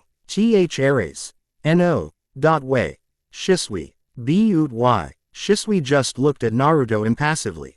I had to test you to make sure you could go through with killing. I probably won't be around. As you can see, my left eye is gone. Naruto just stood there in shock. I'm sore I didn't know it was you. Shisui, we can get you to Tsunade to save you. She can save you. She's the best. Don't worry, just rest. No, it's too late, you need to know the truth, wheezed Shisui. Naruto began to let tears fall out. He couldn't believe he had just stabbed his best friend. You need to know what happened to me. Naruto just stood there, face completely in shock, and tears pouring. He still managed to nod. Shisui, seeing this, started his story. Naruto, you have to know that the Uchiha clan was planning a coup d'etat. But why? The Uchiha clan had always been respected in the village, asked Naruto. Things aren't always as they seem. They weren't liking the way they were being. Many blamed them for the attack on the Nine Tails 10.5 years ago. They were blamed since an orange-masked Uchiha claiming to be Madara was behind it, replied Shisui. What? But father said it was a natural disaster. That childbirth had weakened mother's seal and had allowed half of the Nine Tails' power to escape, stated Naruto. That wasn't the truth. That what was told to the civilians. To the ninja, everyone was told that an orange-masked Uchiha claiming to be Madara was behind it, replied Shisui. Now stop asking questions, and allow me to finish. I don't have much time. Naruto just nodded and let him continue. So anyways, me and Itachi acted as double agents for the Leaf. We were ordered by the Uchiha clan to join Anbu and spy for them. Though in reality we were spying for the Leaf. Anyways, the coup d'etat was planned to go tomorrow. So the fourth asked me to use the Mangekyo to buy him more time to come with a compromise. Naruto's eyes widen at the mention of his father. Did father do this? Shisui, seeing his reaction. No, Naruto, it wasn't your father who did this to me. It was a man known as Danzo Shimura. I was ordered to use Koto Amatsukami to buy more time for the fourth. On my way to Uchiha clan, Danzo, one of the elders, attacked me. He believed that I couldn't be trusted, and tried to steal my eyes. As you see, he stole my left eye, though I got away in time. After I was able to get away and meet up with Itachi. Since I couldn't use the Genjutsu anymore without raising suspicion, I found out Itachi was ordered to massacre the clan by he allowed the children below the age of 11 to live. Since they weren't officially part of the clan, they still weren't ninjas. Still, the number is no more than 20 of the 120. This was only guaranteed if Kai took complete blame and left to become a rogue ninja. Then he would join any mercenary groups that may pose a threat. Quote, Naruto's eyes widen in shock. Massacre the Uchiha clan. Father would never allow it. Even if he is ignorant, he would never kill his own blood. What? Father would never allow this. Naruto, you don't understand. If the coup d'etat would have happened, then it would have started a civil war. If a civil war occurred, many nations would try to invade Konoha, thus starting the fourth great ninja, causing meaningless death once again. Thankfully, Itachi was allowed to let all the children under the age of 11 live. Finished Shisui as his right eye slowly closed more. What about you? I mean, you helped the Leaf. Ruto, the moment Danzo stole my eye, I was as good as dead. If I turn, he would kill me to hide the truth. As well, I have no proof, it was my word against his. He is the man I warned you about. The man that would try to steal your eyes because you weren't part of the clan, explained Shisui. Naruto's breathing got heavier and heavier. He just couldn't handle all this information at once. But, whyddyyou, have me stab you. Why? Asked Naruto, clutching his eyes. It was I would rather die at your hands than my own. Shisui coughed, proceeding to move his hand towards his right eye. He yanked out his last eye. Then grabbing the bird, he began to transplant his last eye into the bird. As well, I only trust you with my last eye. With that, Shisui formed a hand sign and pressed it on Naruto's left arm. This is a summoning you have to do is swipe some blood on it. And use the summoning technique with your left hand. Since you already have one with your right. The crows have agreed to this, so don't worry. This is where I'll place the crow with my right eye. I guess this is it, Naruto. Slowly standing up, Shisui proceeded to get to the hole in his stomach. Take care of the next generation of the Uchiha. Naruto. As well, you can never let anyone know the truth. Do it for the village's sake, and the name of the Uchiha. The reason me and Itachi did this is so the Uchiha clan name wouldn't be tainted. We wanted the next generation to believe that the Uchiha clan was a proud clan. Please look after them, since many will be left all alone. Proceeding to walk away, he stopped. You're actually fortunate that I told you the truth. I'm pretty sure Itachi lied to his brother, making him direct all his hate towards him. Though I believe that you're stronger than that. That's why I told you the truth. Don't hate your dad, or there was a choice that had to be made. Just don't trust Danzo. Shisui turns around. Naruto, I believe that you are a person that will change this world for the better. You have the blood of both the Uchiha and Senju. You are destined for greatness. If you ever unlock the Mangekyo Sharingan, head towards the Nakra shrine hidden in the Uchiha compound. Quote, pulling out a scroll, he opened it and unsealed it, showing an even bigger it back. He handed it to Naruto. In here are many of my jutsus, as well a jutsu to open the shrine. Become strong, Naruto. The future will only get worse from now on. Remember the orange masked man. He is still at large, and is plotting something bad. Suddenly, Shisui begun to cough really hard, and blood begun to drip out of his mouth. I've run out of time. I guess this is the end of the road for me, Naruto. In all honesty, Naruto, you were like a little brother to me. Remember, I will always love you like one too. With those final words, Shisui left with his body flicker technique. Naruto stopped shaking, clutching the scroll in his hands. Putting it away into his pouch, he looked at the spot Shisui was just. Eyes were bulging out of his sockets. Little veins all heading towards the center of his eyes. Unaware to Naruto, the third tomo appeared in his eyes. Suddenly a memory appeared in the back of his brain. Flashback no jutsu. Hey, Shisui, teach me a new element please, asked Naruto. Naruto, you first should completely master wind before you tackle anything else. It's only natural since you're only in the academy, replied Shisui. Before Naruto could retort, and no, Naruto, you may not graduate early. I already told you try to make more friends besides Shikamaru and Choji.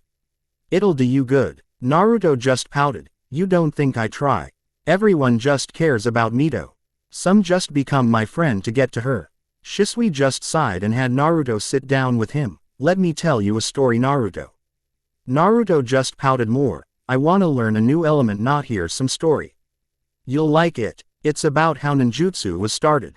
Not many people know the truth about it, replied Shisui. Naruto just looked curiously at Shisui. How ninjutsu started? Fine. You have piqued my interest, stated Naruto. Shisui just smirked. Alright, as you know, there are 9-tailed beasts in the world, right? Seeing Naruto nod, he continued. Well, there was once a time when all the beasts were emerged and created the 10 tails. Naruto just looked at Shisui in fear. 10 tails. Wow, that's impossible. Who could be strong enough to split it into 9 beasts? Or did the beasts simply just not want to work together? Shisui replied. Let me continue. This beast was so powerful that it was believed that he ruled the world. Though just like every story, there is hero. A man known as the Raikudo Sennin, the sage of the 6th paths, was able to stop the beast with his special dojutsu. A dojutsu only seen in this man. The most powerful dojutsu in the world. It was known as the Rinnegan. With the Rinnegan he defeated the beast and became its Jinchuriki. Then bringing peace with the land. Naruto just stared at awe. Amazing. The Rinnegan. Was it that powerful? Shisui just nodded. Yes. But this isn't the end of the story. You see, this man later went on to have 2 sons. The older son received the spiritual energy of the sage, while his younger brother received the physical strength. The older brother received a dojutsu, though it wasn't the Rinnegan. The younger brother received the strength and chakra of his father. The older one valued nothing but power, while the younger one valued peace. He believed by working together could you achieve this. Of course, when the father sensed he would die, he believed that his younger son's view on the world was similar to he was troubled with his other son's view. Therefore he named him his heir. Of course this didn't go well with the older brother, thus creating a huge rift between the two. Thus he older brother created the Uchiha clan, and the younger the Senju. This was the start of the rivalry of the Senju and Uchiha clan. Naruto just stared at him. Wow, I didn't know that's how it all started, but that's not all of it, is it? Shisui smiled, sharp as always. The father before he died split the 10 tails into 9 beasts. He entrusted the beasts the world, though as you know it didn't end up well for the beasts. As he didn't just do that. Seeing the rift he created between his sons, he decided to stop the Rinnegan to emerge in either of them. He had used the last of his powers to only allow the Rinnegan to re-emerge in the eyes of a Senju and Uchiha child. Even though Naruto was very interested, he still couldn't help but ask, "Why are you telling me this?" Shisui replies, "Well, you see, Naruto, I'm telling you this because you can only be strong when you have the friends to back you up. That is the will of fire. The same will that the sage of the 6 paths believed in. That's why I don't want you to graduate early." Naruto just looked at Shisui, still not convinced. "I don't know. Though that isn't the only reason. As you know, the child that will reawaken it in a time of great chaos. Thus he will be the one to stop all the chaos, and finally bring peace to all the land. You want to know what, Naruto? I believe you could possibly be this child." Naruto's eyes suddenly went wide. Then suddenly he let a tear out. "I don't think that will happen, Shisui. I appreciate it, but that's silly. Not even my parents can recognize me. How can I save the world?" Shisui just chuckled. "That may be true, Naruto. But I believe you can overcome that. I believe you can do what the eldest of the sage couldn't. That is to forgive his family." Naruto stopped the tears. "Thanks, Shisui, I don't know what to say. Though I doubt I'll awaken this Rinnegan. Though I'll make sure to surpass you, Datbeo." Shisui just looked at Naruto and smiled. "You know, Naruto, I'm glad I made you my student. You're like the little brother I never had." Flashback no Jutsu release. The little brother I never had. Remember, I will always love you like one too. These words were all that were going through his brain. Clutching his eyes, they suddenly shaped into a black 8-point rounded star, middle creating a black circle. Then between each gap of the star's points was a tomo. Naruto had unlocked the Mangekyo Sharingan. Picture of profile. Unaware of this new development, it would be years to come before he would once again use these new eyes. Though for now Naruto just fell to his knees. Deactivating his Sharingan, he collapsed onto the floor. For team voting, decided not to choice sensei suggestions more than welcomed. Just Genin members for now. Final voting, this is pretty much it. You can still add your opinion if you want. Team 7. Naruto, Sasuke, and Sakura, no votes. Done. 1. Team 7. Naruto, Sasuke, and Yakumo, 7. 2. Team 6. Yakumo, Naruto, and Sai, 9. The people have voted. I never thought about this combination. I thought it was excellent, a group of misfits. So to who brought it out? As their sensei, I'll keep it a secret. Though suggestions won't hurt. No apprentices, I have my reasons. Pairings up until ch3. Tamarix Naruto. 3 Shion x Naruto. 6. Narutox Fu. 8 Narutox Kuretsuchi. 6 Narutox Koyuki. 5. ch3 Aftermath. The overlooked Prodigy ch3 Aftermath. Naruto. Person talking. Naruto. Person thinking. Naruto. Summons Biju talking. Naruto. Summons Biju thinking. Shadow Clone Jutsu. Jutsu author's note. Flashback no Jutsu. Time skip. The little brother I never had. Remember, I will always love you like one too. These words were all that were going through his brain. Clutching his eyes, they suddenly shaped into a black 8-point rounded star, with a red ring in the middle creating a black circle. Then between each gap of the star's points was a tomo. Naruto had unlocked the Mangekyo Sharingan. Picture of profile. Unaware of this new development, it would be years to come before he would once again use these new eyes. Though for now Naruto just fell to his knees. Deactivating his Sharingan, he collapsed onto the floor. Hokage's OFFICE. Minato was sitting at his desk impatiently. He had a really sour and tired face. It was probably around 11 p.m. Even though he knew staying up this late was part of the job. Right now he would rather be up doing some paperwork than waiting for what he was waiting. He leaned back into his chair and sighed, "Fugaku, I will never understand why it had to come to this. I hope you can forgive me, Itachi. All I put onto your shoulders was one big burden. I hope the next generation can be the ones to change all this." Minato straightens himself up, deciding to attack the pile of paperwork to get things off his mind. Though as he was about to reach for the stack, his family picture caught his eye. No, what really caught his eye was Naruto. As Minato stared at the redhead's deep blue eyes, he couldn't help but feel guilty. He really wanted to make it up to him. But he only had time during training. He was totally refusing that. Minato just kept thinking until his thoughts came across Shisui. I need to find out what exactly happened to him. To believe he was attacked on the way there. Yet who? Itachi looked like he wasn't gonna say more, but I have an idea who it was. Danzo. Though with no proof I can't do anything. He's planning something. Big. I have to find out before it's too late. I have to keep a closer eye on him. Suddenly a black-haired man with a weasel Anbu mask appeared before him. It's done. I Sparta. The children who were yet to become a genin, and weren't told about the coup d'état. A total of 13 were left alive. Sir, I have one final request. Minato just stared at Itachi with sorrow filled in his eyes. Don't worry, Itachi, no harm will be done to them. As well if you need some mo. No, Lord Hokage, I don't need anything, replied Itachi. I need you to never tell them the truth of this night. Minato just looked at him, and turned to his window. Why? I was planning to tell them the truth when they become much older. Itachi replied, I want them to believe that the Uchiha clan was proud clan. I don't want them to lose that part of them. That's why I did this. Minato turned around. Pulling a small bag out of his desk, he tossed it at Itachi. There should be enough money in there for a month or two. As well, your request will be fulfilled, Itachi. No one will ever be told of this unless you want to. Itachi just nodded his head. With that he shunshined out of the room, and as far away from the village as he could. Now for the second part of my mission, infiltrating Akatsuki.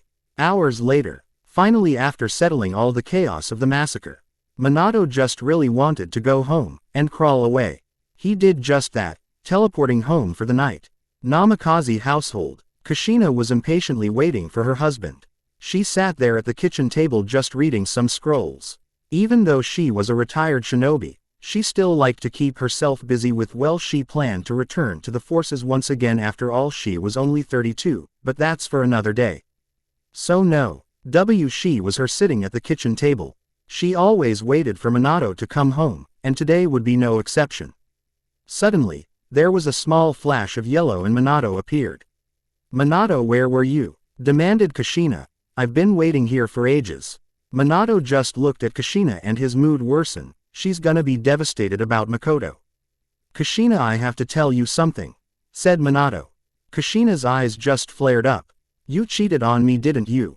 You son, oh, no. Kushina, there's no way I would cheat on you. I love you, come on. Cut in. Minato trying to calm down his wife. Cuss. Hina just looked at Minato apologetically. Of course, sorry, I'm just a bit tired. It's just Mito says that every time she does something wrong, guilt overtook Minato once again. Well, Kushina, Makoto is dead. There was a massacre at the Uchiha compound. There was only 13 survivors, all children.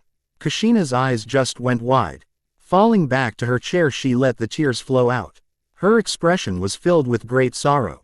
Am I, Mick? Makoto is dead, but who would do this? Cried Kushina. We have to stop them.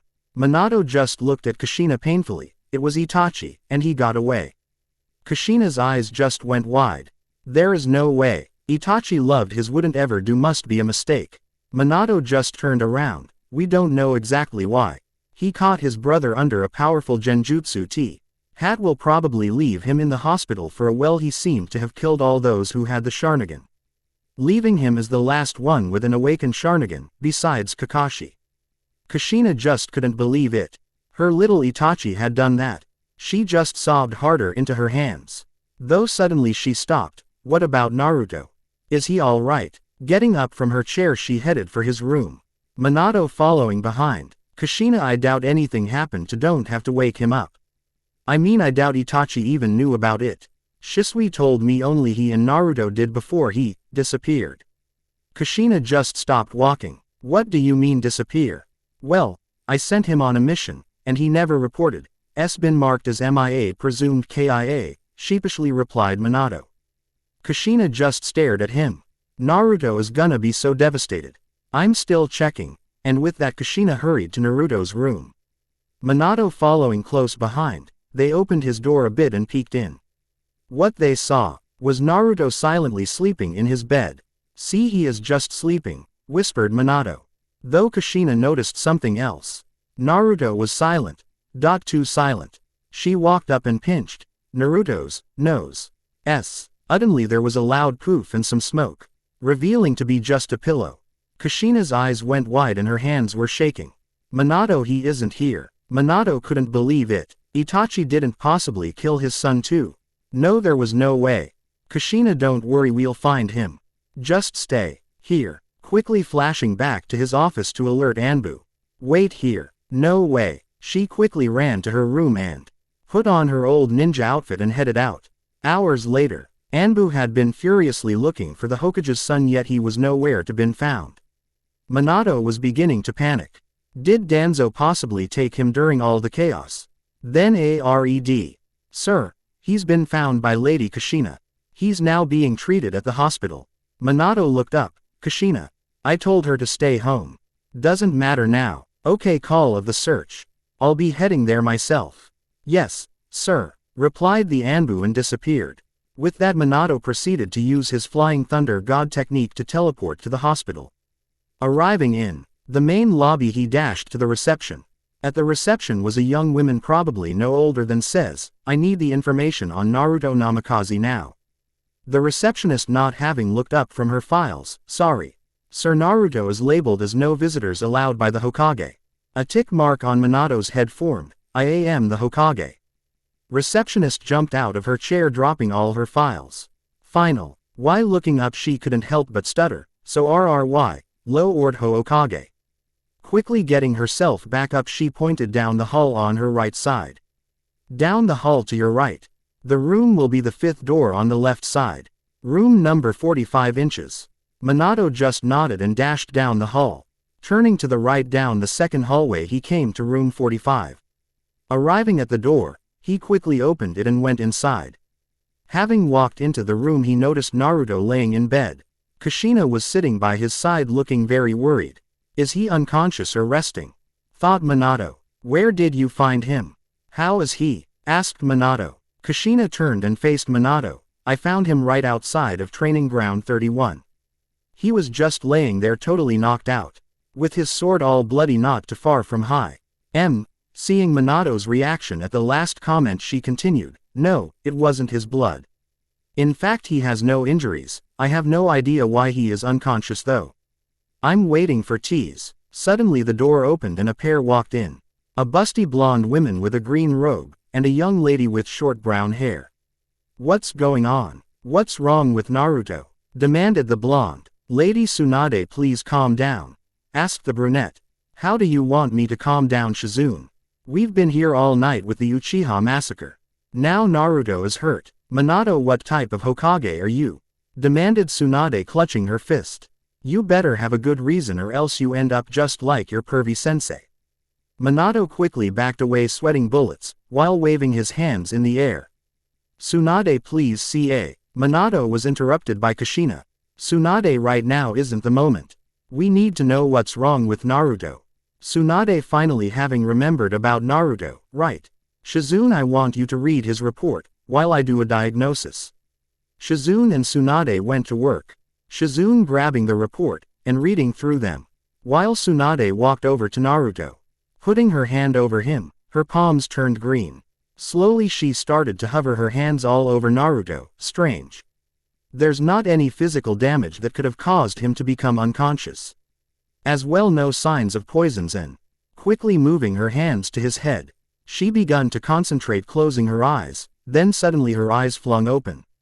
"This is worse than I thought," exclaimed Tsunade. Kushina and Minato moved closer with alarm. "What do you mean worse than you thought?" asked Kushina. "Well, if one is unconscious and there is no sign of physical damage, that means that they must have went through mental damage. Right now Naruto's mental state is shattered. It's actually as bad or as worse than the Uchiha kid, why he's unconscious," explained Tsunade. "What do you mean as bad as Sasuke's? What happened to him?" asked Hina frantically looking at Minato and Tsunade. Minato just looked down already knowing what had happened to young Sasuke. Tsunade just sighed. Itachi, his brother, caught him in an unbreakable Genjutsu which made him watch Itachi massacre the clan. He explained that in the Genjutsu 72 hours passed, while in real life it was merely 5. Luckily I was able to take him out of his unconscious state since it was only a Genjutsu. Yet, it still made a lot of damage in his personality and mental state. Kushina just gasped. She was still having trouble accepting the massacre, yet for Itachi to do that. She just shook those thoughts away. "Then can't you do the same to Naruto?" "No, what happened to Naruto wasn't a Genjutsu. It was the real thing. It would be wiser to allow his brain to catch up with the information. Though if he doesn't wake in 6 days, I'll wake him from his unconscious state. For now it's wise to just let him rest, and hope whatever happened doesn't affect him too much." Tsunade gave Naruto a kiss on the forehead, and her and Shizune headed out to check on other patients. Kushina and Minato just stood there watching Tsunade leaving. Minato just looked tired, and filled with grief. Kushina looked like she was gonna burst into tears again. "What type of mother have I been lately? I keep saying I want him to come back. Though what have I really done? I've just kept offering to train him. I don't even know what he really likes. Now you're here in so much pain. Yet I can't do anything because I don't really know much about your life." Minato interrupted her thinking. "Kushina, it's best if you go back and rest. It's been such a long night, we're just gonna have to wait for him to wake up." "No," replied Kushina. Minato was a bit taken back. Kushina would usually agree with him. "Kushina, you have to remember that Naruto isn't your only child. You also have to worry about Mito." "No, I'm not leaving. Just like Mito isn't our only child. Tell me, Minato, do you have any ideas what could possibly have caused Naruto into this state? To get put in this mental state, his worst fear must have came true. Tell me, Minato, do you know what he is scared of the most?" Seeing that Minato had no answer. "Just like you can't tell that. Can you even tell me what his favorite color is? Dreams for the future. I can name all of Mito's but none of Naruto's." "No, I'm not leaving." Crossing her arms, and sitting down by Naruto.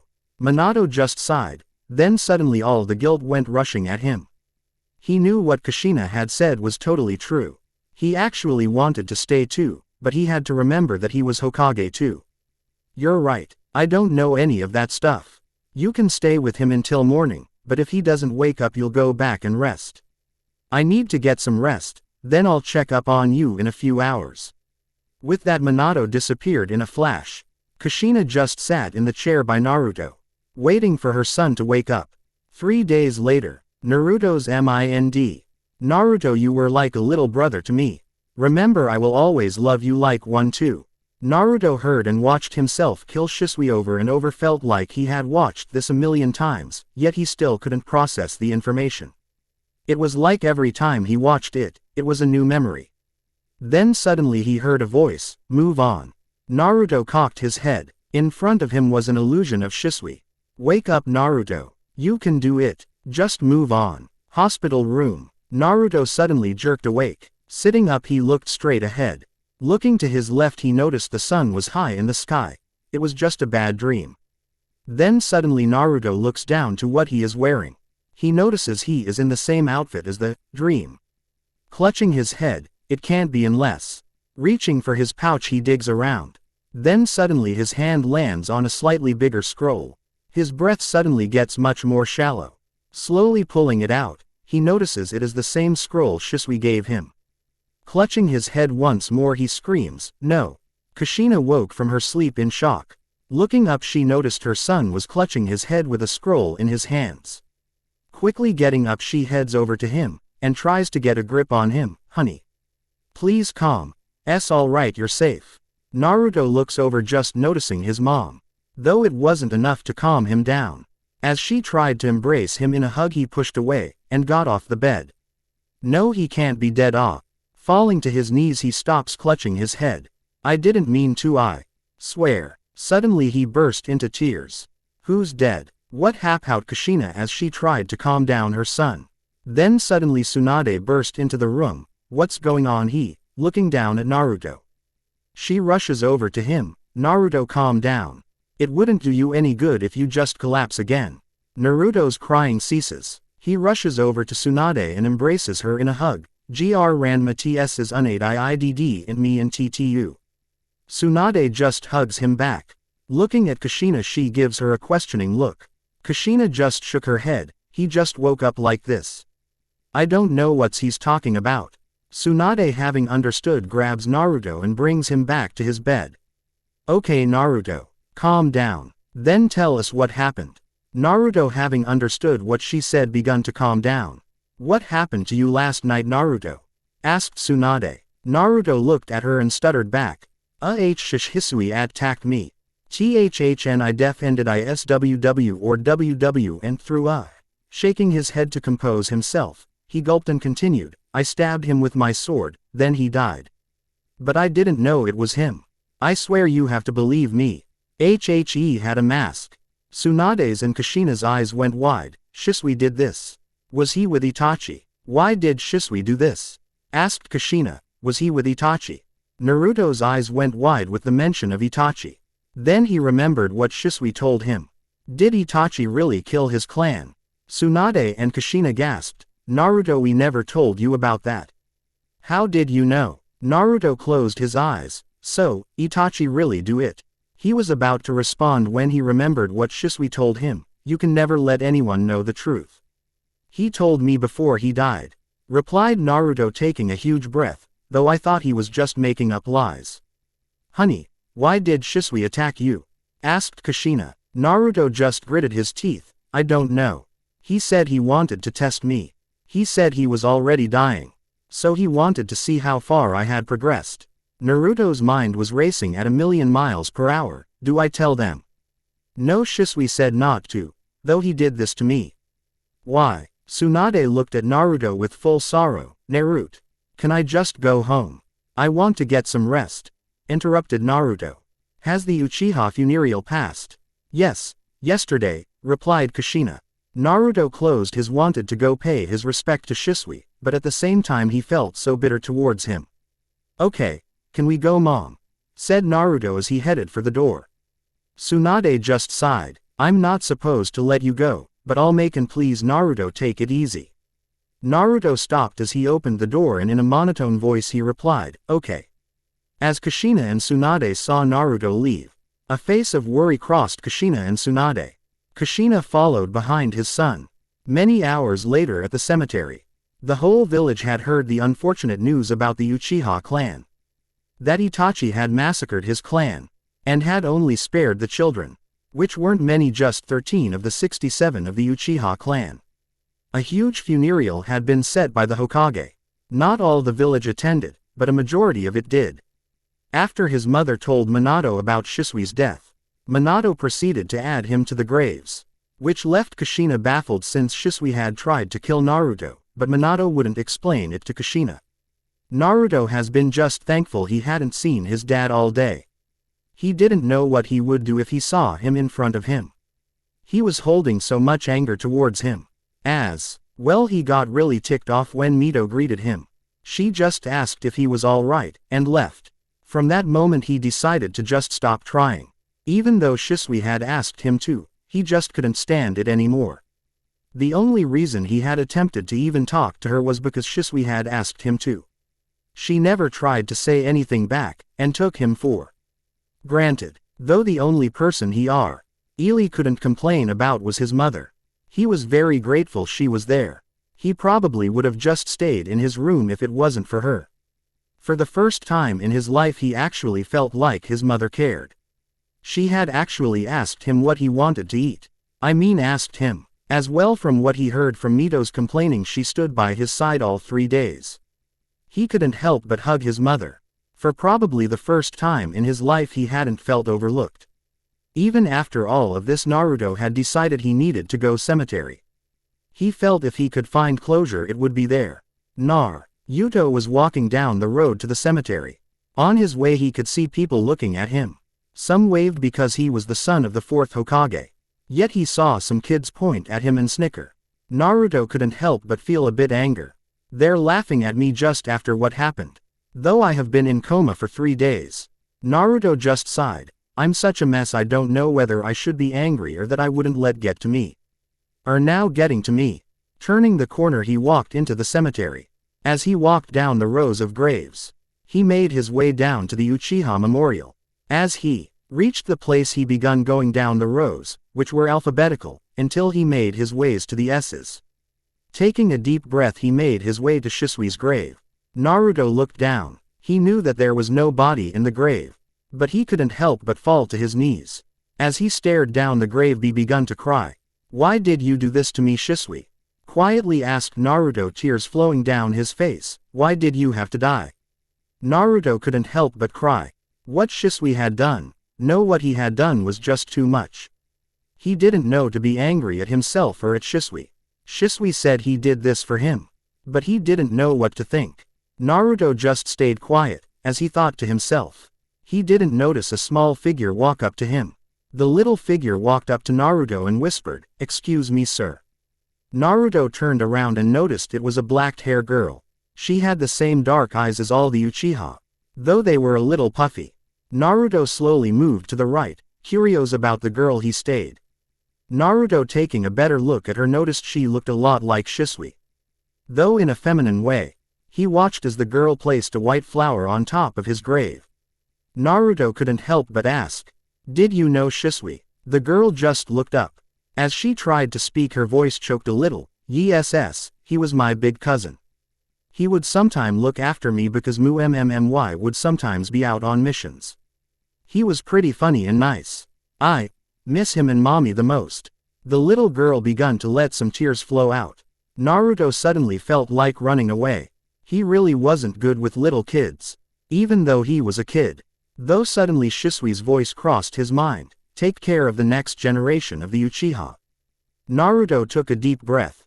Maybe this was why Shisui did what he did. I can do this. I won't run away. Yeah, he was pretty funny, wasn't he? But I don't think he would find it very funny to see you cry, replied Naruto. What's your name, by the way? Aren't you a little young to be here alone? My name is Haruka and I'm 5. So, I can take care of myself, replied the little girl, finally whipping the tears as her fiery attitude started to bubble her reaction. Naruto finally did something he hadn't done in days. He smiled. Fiery and confident, just like Shisui. Naruto blinked at that thought. Wasn't he just confused about Shisui a minute ago? Why was he so happy with this? Getting rid of the thought, he teased the girl. I don't know, you look like a squirt to me. Haruka just pouted. You can't call me a squirt. You're probably like 10. I'm 11, by the way. So tell me, why are you here alone? Asked Naruto. Haruka's little pouty face turned into a sad one. I wanted to bring Shisui a flower, but the lady taking care of us wouldn't let me. So I snuck off. Naruto just sighed, even though he had done the same. I don't think the lady will be too happy with you. As well, she must be worried. Sick. Haruka replied. I don't care. I said I was gone. Say bring Shisui a flower and that it's it. By the way, how do you know so much about him? Who are you? Naruto made a little choke sound. He responding, but he replied, he was my sensei, and he was my best friend. Naruto eyes widened at what he just said. Though suddenly his mood changed. Yes, he is my best friend. Regardless of what happened, I guess that's what I needed to confirm. Yeah, my best friend. As well, my name is Naruto. Finished Naruto. Haruka eyes went wide. You're Naruto.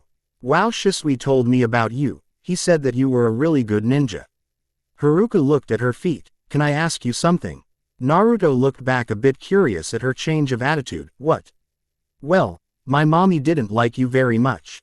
She thought that an Uchiha should teach an Uchiha. So why did Shisui teach you? Innocently asked Haruka. Naruto just gave a loud sigh. He really didn't like when the Uchiha would criticize Shisui teaching him. Well, the first reason was because Shisui believed I was a lot like him. As well, me and Shisui were like. No, we were. Well, if you believe an Uchiha can only teach an Uchiha. Well, closing his eyes for a second he reopened them. Unaware himself he had shown the girl a fully matured Sharingan. The little girl gasped, "Wow, you're an Uchiha." Naruto shook his head. "No, I'm from the Namikaze and Uzumaki clan." The Namikaze clan are cousins of the Uchiha, and Uzumaki cousins of the Senju. Since I have both Senju and Uchiha blood, I can activate the Sharingan. So in a way, yes, I am, but not fully.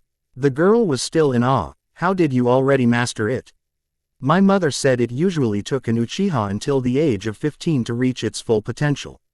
Only Shisui and Itachi did it early." Naruto looked at the girl confused. "Mastered? I only have 2, Tomo. Unless." Naruto reached to his shoe, pulling out a small knife. He looked into the reflection. As he saw, he let a loud gasp. "Shisui, you did this for me, didn't you?" Naruto let out a tear. He had finally understood why Shisui had done what he had done. As he remembered what he had said a long time ago. Flashback no jutsu. Naruto was panting as he was finishing his last exercise. He deactivated his Sharingan. As he caught his breath, he had seen the difference between an immature Sharingan and a mature Sharingan. Shisui's Sharingan made him look like he didn't have any in the first place. So he couldn't help but ask, "Hey Shisui, how did you mature your Sharingan so quickly?" Shisui just looked at him. "Naruto, there's no easy way if that's what you're asking. Though there are 2 ways and one may reach the third and final stage." That piqued Naruto's interest. 2 ways. Shisui nodded his head. "Yes, one of course is to train it to the limit.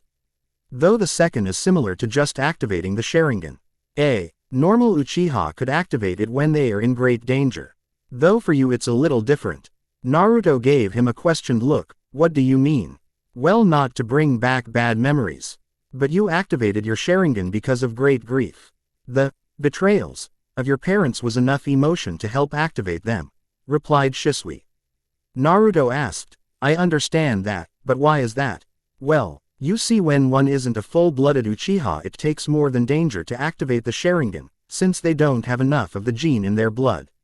So it takes a deeper emotion, such as grief and anger," replied Shisui. "Though unless you want to lose someone precious, I think you should just stick to the road of hard work." Naruto waved his hands in the air. "Come on Shisui, you know I'm not power hungry. As well, I can never cause intentional harm to those around me." Shisui just smiled at him. "Good, because I just remembered. I won't be able to take you out for ramen. I have a mission." Then he disappeared in a poof. Naruto just blinked, then yelled, "Shisui!" Flashback no jutsu release. Naruto couldn't help but cry. He had finally understood. Shisui knew he was gonna die. So he made sure his death wasn't in vain. He made sure the Naruto would be strong enough. Yes, he had found his closure. Though for a moment he forgot about the little girl. "I'm sorry I brought back bad memories. Please don't cry," begged the Haruka as she too was about to cry. Naruto composed himself, not wanting to see the girl cry again. "Don't worry Haruka. It's all right," as he embraced her in a hug. "Why don't I take you back to the orphanage?" Haruka shook her head. "I don't want to go back yet. It's really lonely there. All the kids are like at least 3 years older than me or 2 years younger." Naruto, just though he hadn't lost all his family like her, he could understand one thing: loneliness. Naruto had felt it his whole life, when Shisui was away. Whether it was at school, home, or at the park. If he wasn't with Kakashi, Tsunade, Itachi, or Shisui, he was usually all alone. Suddenly her stomach growled. The little girl blushed a little at the loud sound she made. Naruto allowed a smile to escape his lips. "I guess we don't have to go back right away. How about we get something to eat?"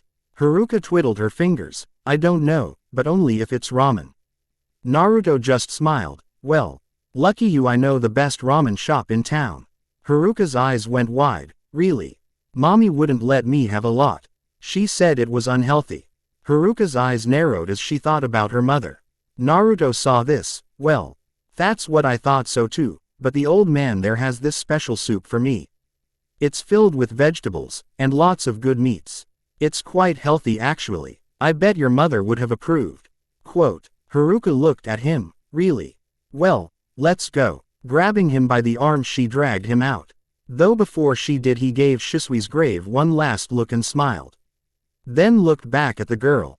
The little grieving girl he had seen a moment ago was now all smiles. It was like even if the world stopped spinning, her smile wouldn't fade. As they raced to the shop, he couldn't help but to laugh with her. He was only 11, but he felt kind of silly. Naruto and Haruka sat down in the stand. Naruto called out, "Ayame 2 training specials." A brunette girl faced them, coming right up Naruto. As well, who's the girl? My name's Haruka, answered Haruka for Naruto. Ayame laughed a little at the hyper girl. It seems, Naruto, you have found your former self. Naruto just sighed and Haruka pouted. I wasn't that bad, was I? Oh, Naruto, you used to be such a hyper kid before you started training. Even I couldn't handle you, replied Ayame as she disappeared into the kitchen. Haruka looked at Naruto. Hey Naruto, what did she mean, former self? Well, you see, I used to be lots like you, Haruka. Always hyper and brash, replied Naruto. I'm not brash, screamed Haruka. Naruto just smiled. Whatever. Haruka stopped her pouting. You know, Naruto, you aren't that bad. Especially since you bought me some ramen. No problem, Haruka. I know you're having a little trouble, replied Naruto. No, it's not just that. You've been the first person since the incident to actually do something.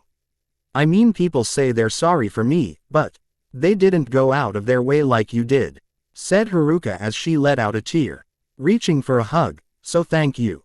Naruto returned the hug a bit. As I said, no problem. Haruka, whipping away the tears, couldn't help but ask, Naruto, maybe you could come visit me tomorrow. It's a bit lonely at the orphanage. So maybe. Naruto looked at the little girl. To be honest, he really didn't want to get too attached to her, since what just happened with Shisui. But he couldn't say no to her sorrowful face. Sure, Haruka, as well, once you start becoming a ninja, well, if you become a ninja, I could train you too. Haruka's face lit up at Naruto's response. Thank you, Naruto. And yes, I want to become a great ninja like my mom and Shisui. Suddenly Ayame appeared. Here's the food. Putting down 2 bowls, Haruka, be a little careful, it's hot, honey. Well, time to eat, stated Naruto as he pulled out a pair of chopsticks, with Haruka doing the same. As Naruto was halfway through his food. Thanks a lot, big brother Naruto, said Haruka. Naruto choked on his food. What did you say? Haruka was a bit nervous at his father said that her older brother always took care of her, and you're taking care of me. So you're kind of like my big brother. Looking down into her bowl, I'm sorry if I upset you. Naruto's grin was so wide it almost fell off his face. Maybe I can't find a sister in Mito, but Haruka, I promise to protect you. It's fine, Haruka. Naruto returned to eating his food. Perfectly fine. Haruka smiled and reflected. Maybe I didn't lose all my real family in massacre. All right, big brother. As she returned to eating her bowl, unnoticed by her, Naruto stared at the space in front of him. I truly understand why you did it, no Shisui. Looking at Haruka, to protect those close to you. To protect Haruka, the rest of the Uchiha kids and me. So this is the will of fire, and I will be the next to carry the torch. Alright everyone, that's it for now. What do you think of adding Haruka? It was just something that came to me. As well, I promise after chapter 4 I will start adding some more action. As well, I'm gonna make the Chunin exam matches different. As well, thanks for the many faves and follows. I never expected this story to get so many in little time. For those who read the Naruto Uzumaki, savior of the Uzumaki clan. I will try to get another chapter by the end of the month. But my priority is in this story. Sorry. CH4 Final Academy Days Part 1.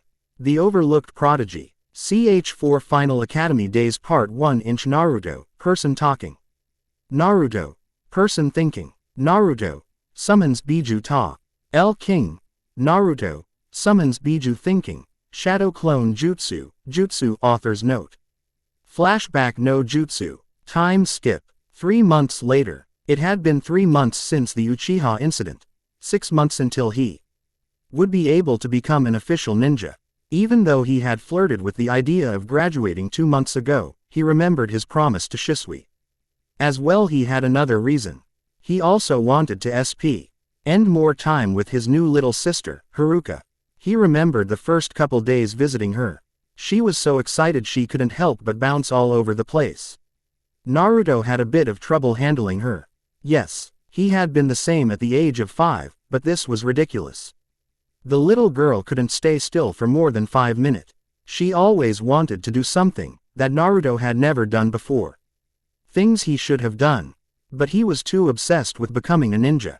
Yet, through all the embarrassment and headaches, Naruto couldn't help but love the little girl like a real sister. He would always spoil her with his pocket money, as well do almost anything with her. As well, he couldn't wait until she became older to start teaching her how to become a ninja. Though this would have to wait because now Naruto was stuck in the middle of his academy class. Naruto was sitting in the far back left corner of the room. He was sitting in the sit by the wall, while Shikamaru and Choji occupied the other 2 seats. Shikamaru was just sleeping, and Choji was silently eating away at some chips. Naruto was debating whether to ask his mother for help in Fuinjutsu wool. Be perfect for the technique I'm creating. Though it would be a while until I actually use it. Should I ask her? I mean, she has been much nicer to me, and spending more time with me. Maybe I should give her a chance. Then suddenly 2 pieces of chalk went flying toward his direction. He was able to notice that one piece was aimed at him, and the other at Shikamaru. Grabbing his eraser, he threw it at the one aimed at Shikamaru's head, and tilting his head to the left, evading the piece of chalk thrown at him. Naruto smirked. He really liked showing off to his favorite sensei, Haruka. Haruka just gave Naruto a quick smile. Naruto, you're really good. It's hard to believe you aren't a genin yet. As Haruka looked around the classroom, he saw the shock in everyone's face. Many were impressed, never seeing such reflexes. Kiba looked at him with jealousy, while Mito looked a bit impressed. Ino and Sakura were rambling something about trying to be like Sasuke. Hinata just gave Naruto a smile. Shino gave a somewhat impressed face, while Sasuke showed no emotion. He wasn't surprised by the Naruto's reflexes. Impressive, Naruto. But that doesn't mean both you and Shikamaru can slack off in class. So pay attention, yelled Haruka as his head expanded. Shikamaru slowly lifted his head. Can you turn it down? And thanks, Naruto. Then he slowly perched his head back down. Suddenly a big tick mark appeared on Haruka's head. Wake up, Shikamaru. Pay attention. The class suddenly erupted in laughter. Some of them were laughing at Haruka's failure at controlling them, while some laughed at Shikamaru's lazy response. Suddenly one brown-haired kid with red marking on his face stood up. Haruka-sensei, just give up. It's not like they're gonna become ninjas anyways. They're a bunch of idiots who don't pay attention. Kiba, don't talk about your classmates like that. Anyone here can become a great ninja with effort, retorted Haruka. Then suddenly a blonde-haired girl stood up. Though they never try, sensei. There's no way they can become great ninjas. Ino, said Haruka as he was interrupted by Naruto. Shut your mouth, Ino and Kiba. You see, the reason we don't pay attention to this is because we already know it. As well, being a ninja isn't just about knowing your history. You also have to know how to fight in ninjutsu, taijutsu, and genjutsu. So, until you can beat either one of us in this, just shut your face. Why you? Replied Ino as she was ready to go pummel him. I can beat you in anything, Naruto. Bring it on. Fired back Kiba as his eyes ignited into little flames. Sasuke, who had watched all this, just grunted. He knew a bit more of Naruto's full abilities, and he knew there wasn't a genin alive that could probably go toe-to-toe with a chunin like Haruka. Sasuke knew he couldn't defeat Naruto. It hurt his ego a lot, but he eventually came to accept it. It was actually Naruto himself who had helped drop his ego a bit. He remembered meeting up with him a few months ago. Flashback no jutsu. 2 months ago. Fire release. Great fireball technique. A huge ball of fire quickly erupted from Sasuke's mouth. The huge ball of fire quickly destroyed the 5 practice dummies in front of him. Sasuke was breathing hard. I need to get stronger, but my limit is only 5A. Is pathetic. If I want to get him, I need to get stronger. Meanwhile, a blue-eyed redhead was a few trees away, watching him practice his technique. Naruto's eyes quickly changed from their deep blue to a bloody red. With 3 tomo around the pupil, Naruto watched curiously with his Sharingan. He Su. LD tell that his problem was that he had below average chakra control, therefore hindering his growth in the technique. Though his Sharingan could also see the hatred in his eyes. So much hatred. I see what Haruka meant. Flashback inside a flashback. Naruto was walking down the village with Haruka perched on his shoulders. Naruto was taking Haruka back to the orphanage, after they had gone to. They were just enjoying each other's silence as they made their way there. Suddenly Haruka broke the ice. "Hey big brother, can you do me a favor?" asked Haruka. Naruto gave Haruka a strange look. She wasn't the one to dance around something. She was usually quite blunt. "What is it, Haru?" Haruka gave him an angry look. "It's not Haru. It's Haruka." "Whatever, Haru," smirked Naruto as he looked up to her pouty face. "So, what is it? You're usually quite straightforward about wanting something." Haruka dropping her pout. "Oh yeah. I was wondering if you could talk to Sasuke." Naruto gave her a curious look. Taking her down from his shoulders, he put her on the ground. Kneeling down to her eye level. "Why? Is he bothering you?" Haruka gave a shrug. "Not really, but he is always so lonely. As well. He only talks about getting revenge on Itachi.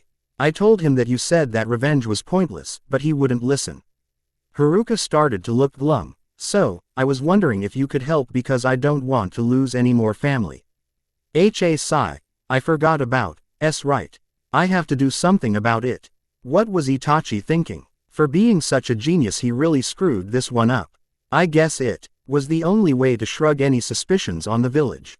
What to do? What to do? "Don't worry about it," said Naruto as he kept giving the situation some taking his attention from it. He teased Haruka. "I'll take care of it. Anything else, my little Haru?" Haruka gave him an annoyed look. Then suddenly a big grin covered her face. "Well, now that you mention it, how about some ice cream?" Naruto backed off. "Haruka, I don't know. Last time the orphanage lady almost killed me for bringing you late." Haruka did the only jutsu she knew, puppy eye jutsu, but, you said, if I wanted anything else. And I want ice cream. I thought I was your little Haru. Naruto tried to look away, but he fell victim to her puppy eyes. "Fine. Yes, I want chocolate and vanilla," screamed Haruka. Naruto grabbed her hand looking defeated. "Let's go." Flashback inside of flashback end. I really need to be careful around, just talking with him won't work. Maybe I should. He watched as Sasuke went through the hand signs for the fireball jutsu. I guess it's now or never. Just as he released his jutsu, Naruto jumped in front of his target. Going through his own hand signs, water release, wild water wave. Suddenly a large jet of water was shot out of Naruto's mouth. The jet of water collided with the fireball, canceling out the technique, leaving behind a small amount of mist. As the mist cleared, Naruto was facing directly in front of Sasuke. Sasuke just looked at Naruto angrily. What does he want? He's interrupting my training. What do you want? Bluntly stated Sasuke. Naruto shrugged his shoulders. I was wondering why you were training so hard. It seems you're desperate to become stronger, but for what? Sasuke glared Naruto down. What does it matter to you? You wouldn't understand. Naruto just give a small laugh. What makes you think I wouldn't understand? Maybe I could even help you out. You can't help me, as well I don't want help, boldly stated Sasuke.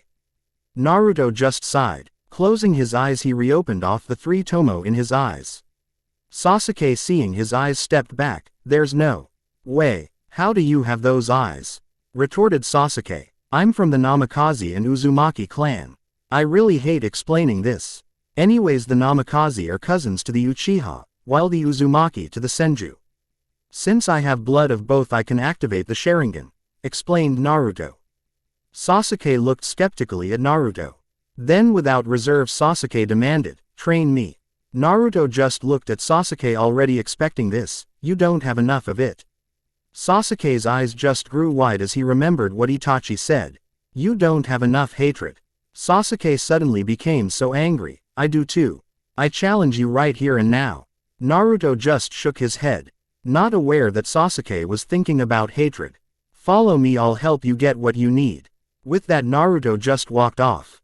Sasuke debated whether or not to follow him. Could he help me get more hatred? Is this how he already mastered the Sharingan? I guess it won't hurt.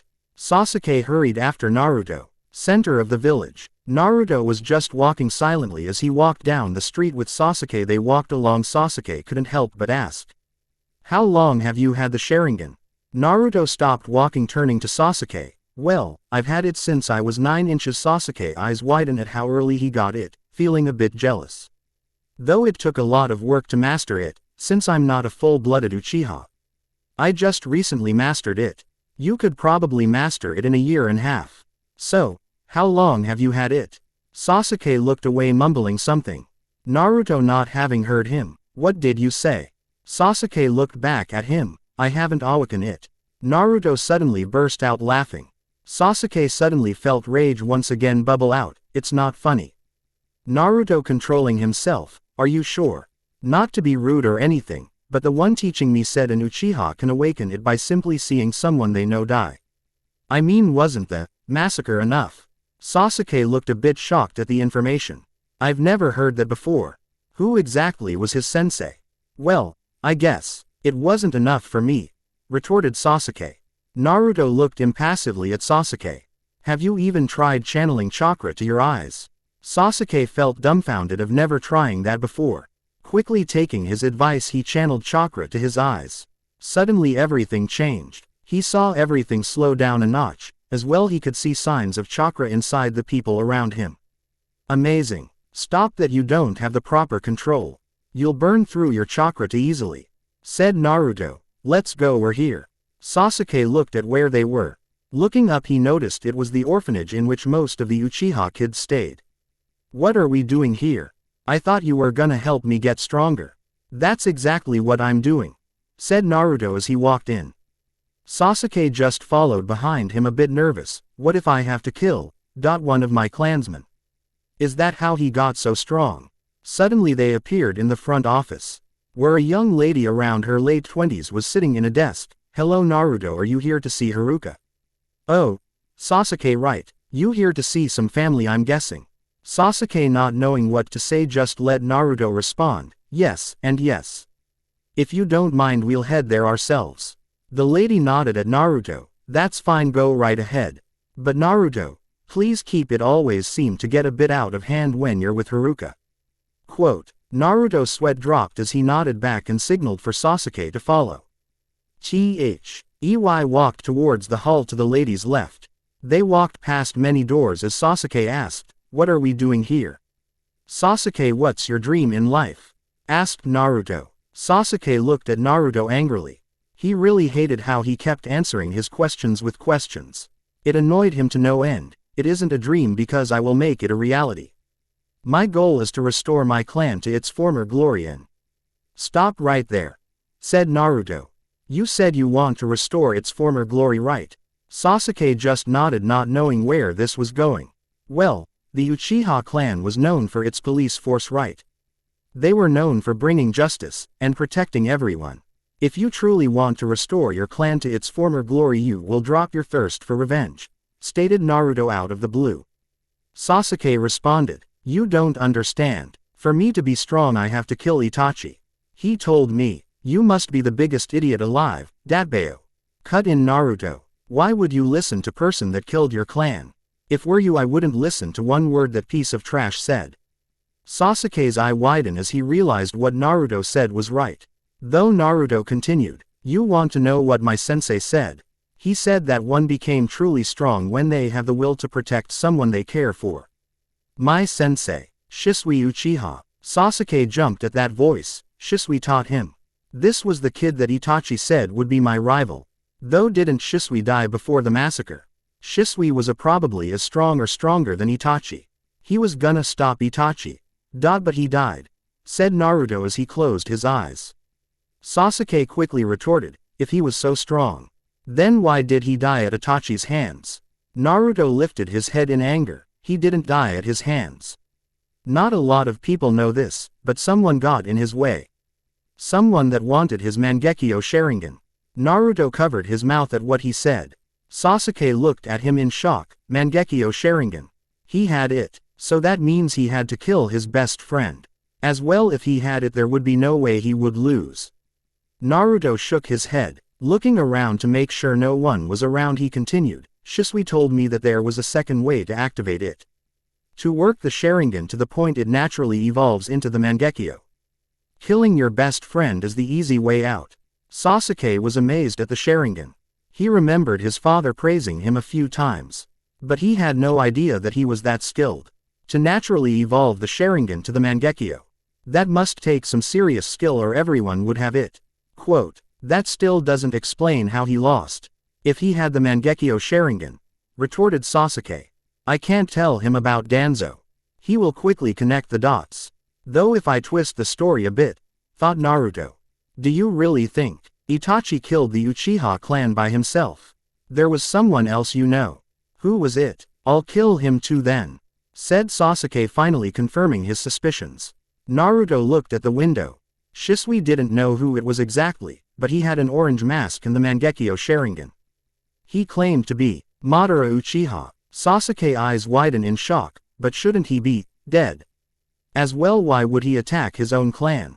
Quote, Naruto shrugged his shoulders. I don't know, but I have a few theories. Shisui told me he was the one behind the Nine Tails attack 11 years ago.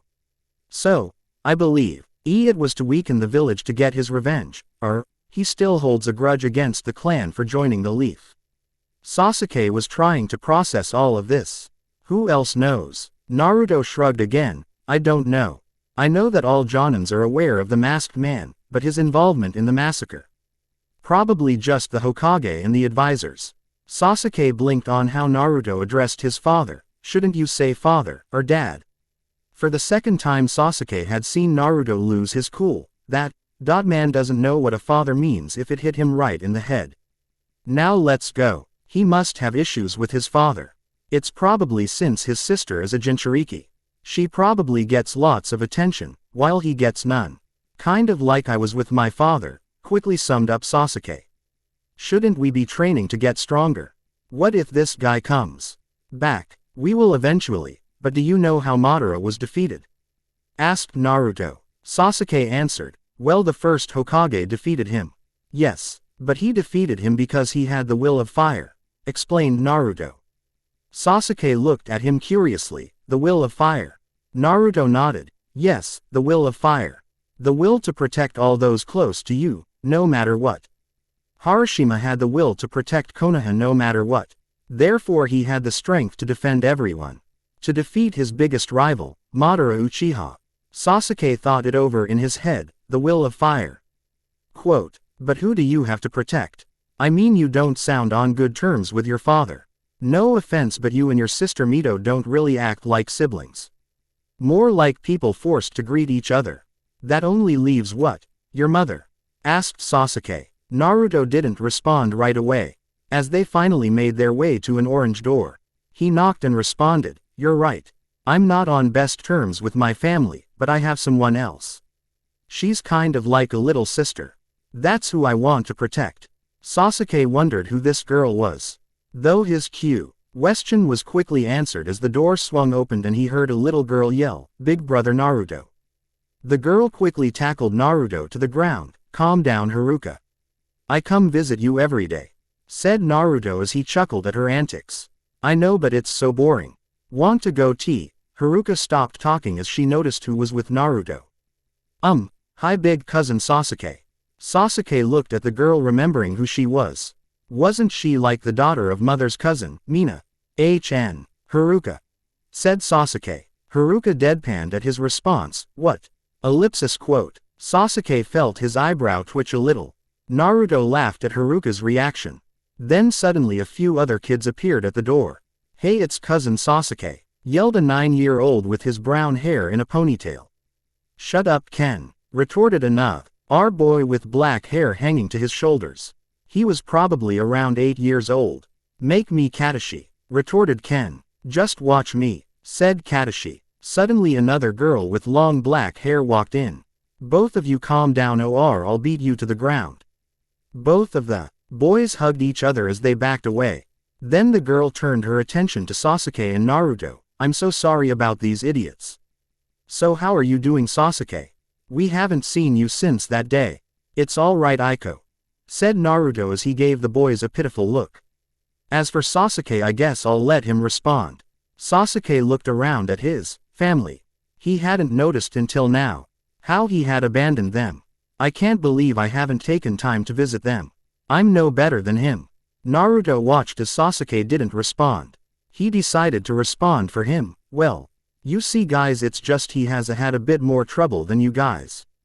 To get over the fact what his Itachi did. Well, you should have came earlier then. What's family for? To help each other out, of course, added Aiko. Yeah, yelled both Kakashi and Ken. Sasuke just stared dumbfounded at his family. He didn't know what to say. What do I say? Then suddenly he felt a tug at his shorts. Looking down, he saw a kid probably no older than 3. Looking at the kid, he had his hands up, motioning to pick him up. Sasuke, not even thinking about it, his body just picked up the kid. As he got a better look, he noticed the kid looked a lot like Itachi. His hair had the long hair with 2 bangs in the just didn't have the 2 lines by his nose, and his hair was a lighter shade. Sasuke suddenly felt really numb. Am I not supposed to be the next head of the clan? But I put my family to the side. Though Naruto, he looks to have gained their respect, and he also has mastered the Sharingan. With what? Ellipsis. The will of fire. Will this truly make me strong? Looking around at his family, he did something he hadn't done since before the massacre. Something he didn't think he would do until he had killed Itachi. He smiled. Not one of those smirks he would give, no, a real genuine smile. I'm sorry, I guess I was a bit selfish. Thanks, Naruto, said Sasuke. Naruto smiled back at Sasuke. No problem. It was actually Haruka's idea. Haruka blushed. It was nothing. That's what's family for. Sasuke looked at the girl right by Naruto. She actually does look a lot like Shisui. Sister, cousin. No wonder Naruto is so attached to her. Thanks, squirt, teased Sasuke. Both Naruto and Haruka fell to their faces. Haruka because she couldn't believe she was called a squirt, again. Naruto couldn't believe Sasuke just said it, and Haruka quickly got back up. Sasuke, did you just say a joke? Asked Naruto in awe. So what? Said Sasuke. Naruto shook his head. Sasuke, Uchiha doesn't say jokes. Whatever, said Sasuke. I'm not a squirt. You duckbutt haired freak, yelled Haruka. Sasuke's eyebrow suddenly gave an unimaginable twitch. Duckbutt haired freak. Only one person has called me that. Naruto. Naruto burst out laughing. Soon followed the rest of the kids. Even the one that Sasuke was carrying. Sasuke just sighed in his attention to the kid he carried. He asked, by the way, what's your name? The little kid looked up at Sasuke. Shyly putting his head down, he mumbled, Daichi. Sasuke nearly dropped the boy. Daichi. Itachi. The kid, seeing his reaction, went glum. I sorry if my name sounds like Tachi. Sasuke, seeing how he had affected the kid, don't worry about it. The one that should be sorry is that man. I mean, he tried to take your name. What a loser. The kid's mood suddenly rose and he giggled.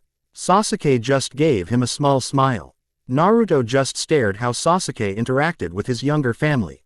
Operation Help the Emo. A success. An hour later. By Haruka, Ken, Kakashi, Aiko, and Daichi, said Naruto as he walked out the building with Sasuke. Sasuke just gave the best wave and smile that he could. Sasuke then turned his attention to Naruto. You're still gonna teach me? Naruto just let out a big sigh. Great. Fine, but I'm not gonna teach you any elemental jutsus. I'm just gonna help you improve your chakra control, and some basic Uchiha Genjutsu, replied Naruto. Sasuke gave him curious. Why would I want to know that? Naruto just deadpanned. How am I considered the loser at the academy? If Eve, and the prodigious Uchiha, doesn't know about intermediate chakra control exercises, you know how you can only do the fireball jutsu a few times, said Naruto. Sasuke just nodded. Yeah, so the best why to do more is to increase your chakra reserves. Naruto shook his head. Not exactly.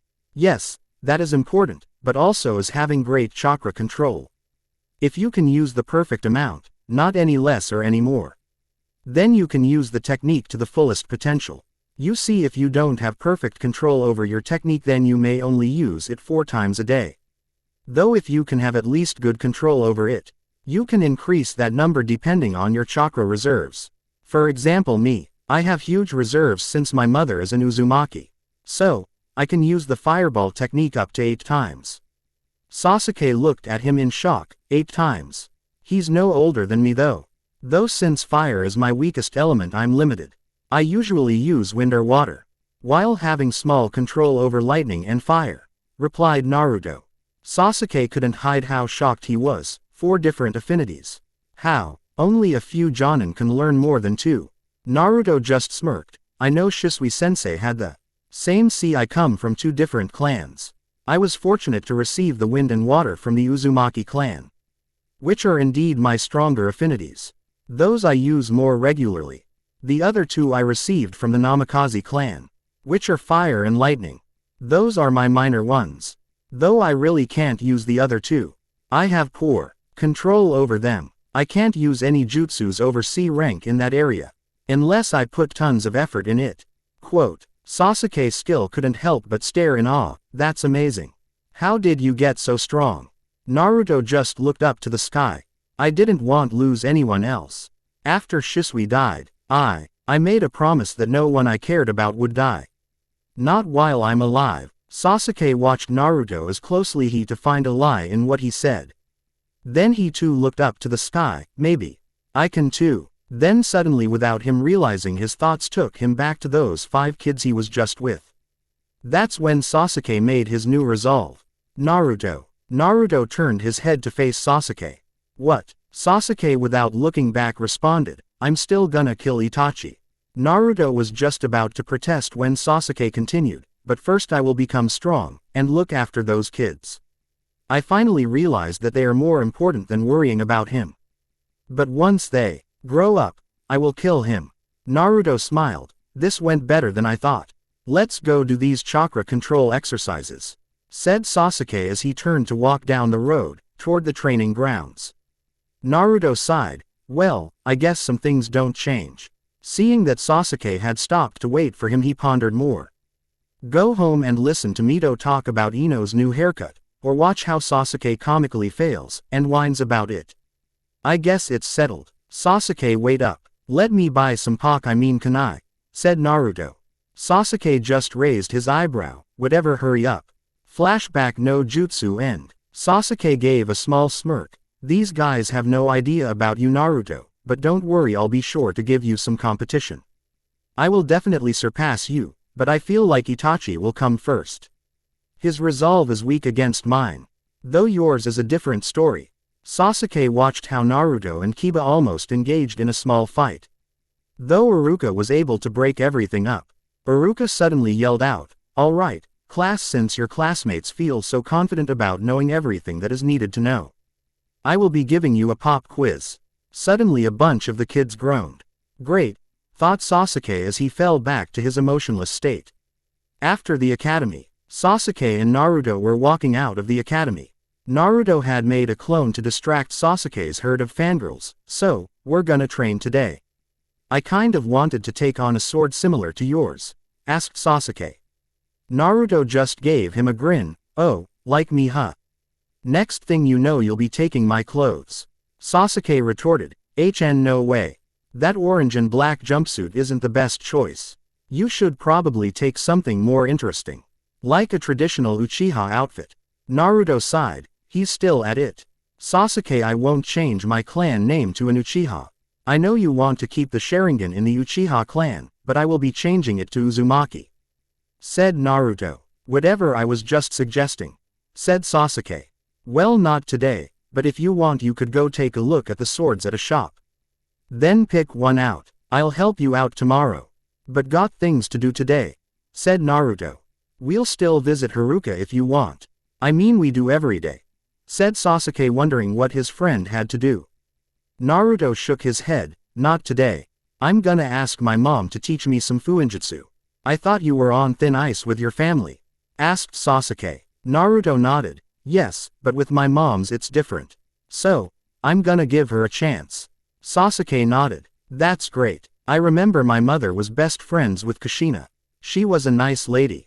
Yeah, I guess she isn't too bad, said Naruto. See ya. Then Naruto disappeared in his Shunshin. I really need to learn that.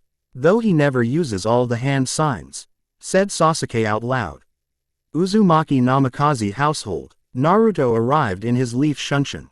Then suddenly he felt a fist connect to his temple, with pain rushing to his head, as he fell to the ground. Stop using the leaf Shunshin, yelled Kushina as her hair was raised in the air. OWWW, my head, moaned Naruto as he rubbed his head. You deserved that. I have to clean after you leaves every day, retorted Kushina as her hair slowly lowered. Naruto slowly got up. Maybe I shouldn't ask her. Too late now. So, why aren't you with Sasuke? You usually aren't back until later, asked Kushina as she went back to cleaning some dishes. Mom, I was wondering if you could teach me some fuinjutsu, asked Naruto. Kushina stopped cleaning the dish, and let it fall to the ground. Quickly turning around, she was all smiles. Of course, Naruto. I'll teach you fuinjutsu Datbane. Naruto raised his eyebrow. Datbane. Kushina let out a small blush. It was a verbal tic when I was younger. Kushina and Naruto just stared at each other a minute. So Datbeo. Yeah, replied Kushina. Naruto didn't know exactly what to think. The more he learned about his mother, the more similar they seemed. My verbal tic is better, stated Naruto as he sat down at the table, pulling out the basic sealing materials. Kushina blinked. She didn't like to lose an argument, but she didn't know about boasting about the verbal tic she desperately tried to get rid of. Her son had put her in a tight spot. I don't know if he did it intentionally, but if he did, then he is much smarter than I thought. Whatever verbal tics are dumb anyways, Kushina tried to coolly replied. Naruto just laughed. That's not what Grandma Tsunade said. She thought it was adorable. Kushina grinned. Naruto seems to be Grandma's little boy. Is that it, Naruto? Are you Grandma's little boy? Naruto just blushed. Not happy that his little teasing had been turned against him. Whatever, let's start. Kushina gave him a big smile. She had finally gotten her son to open up. Okay, let's start.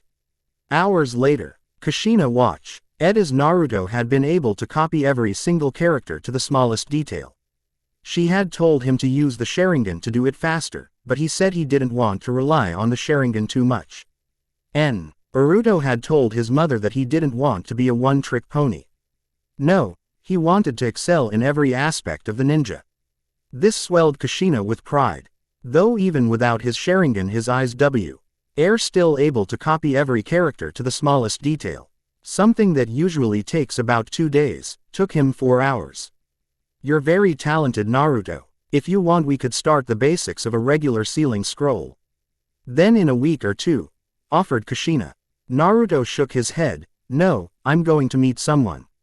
As well, I want to make sure to remember all the characters first. Kushina just nodded. Good choice.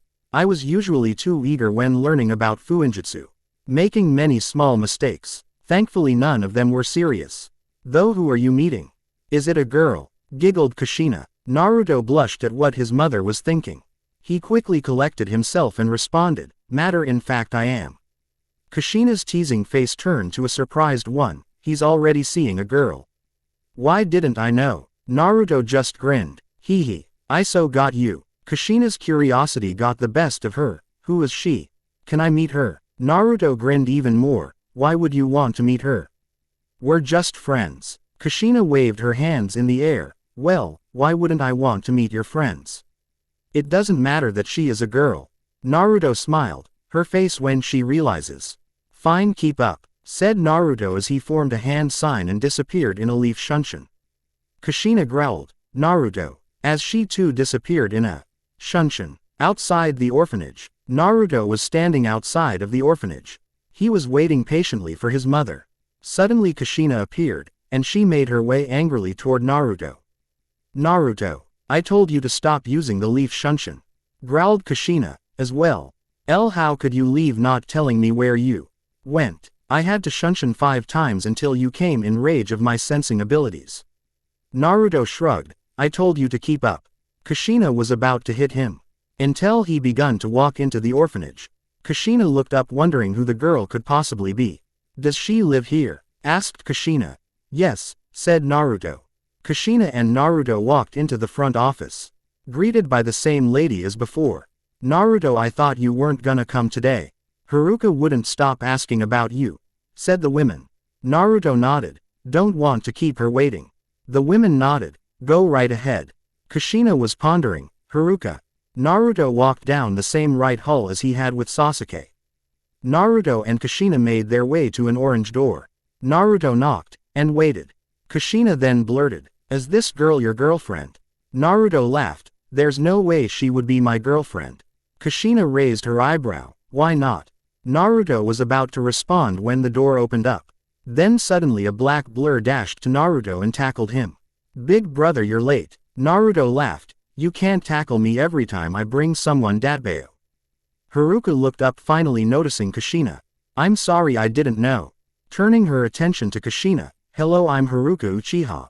Who are you? Kushina was a bit taken back. Big brother. Uchiha. I guess Naruto really cares about the remaining Uchiha clan. He even lets one call him big brother. I've never heard Mito call Naruto like that. With so much love and devotion. I'm Naruto's mom, Kushina U's Namikaze, said Kushina. Haruka's eyes widen a bit. You're Naruto's mom.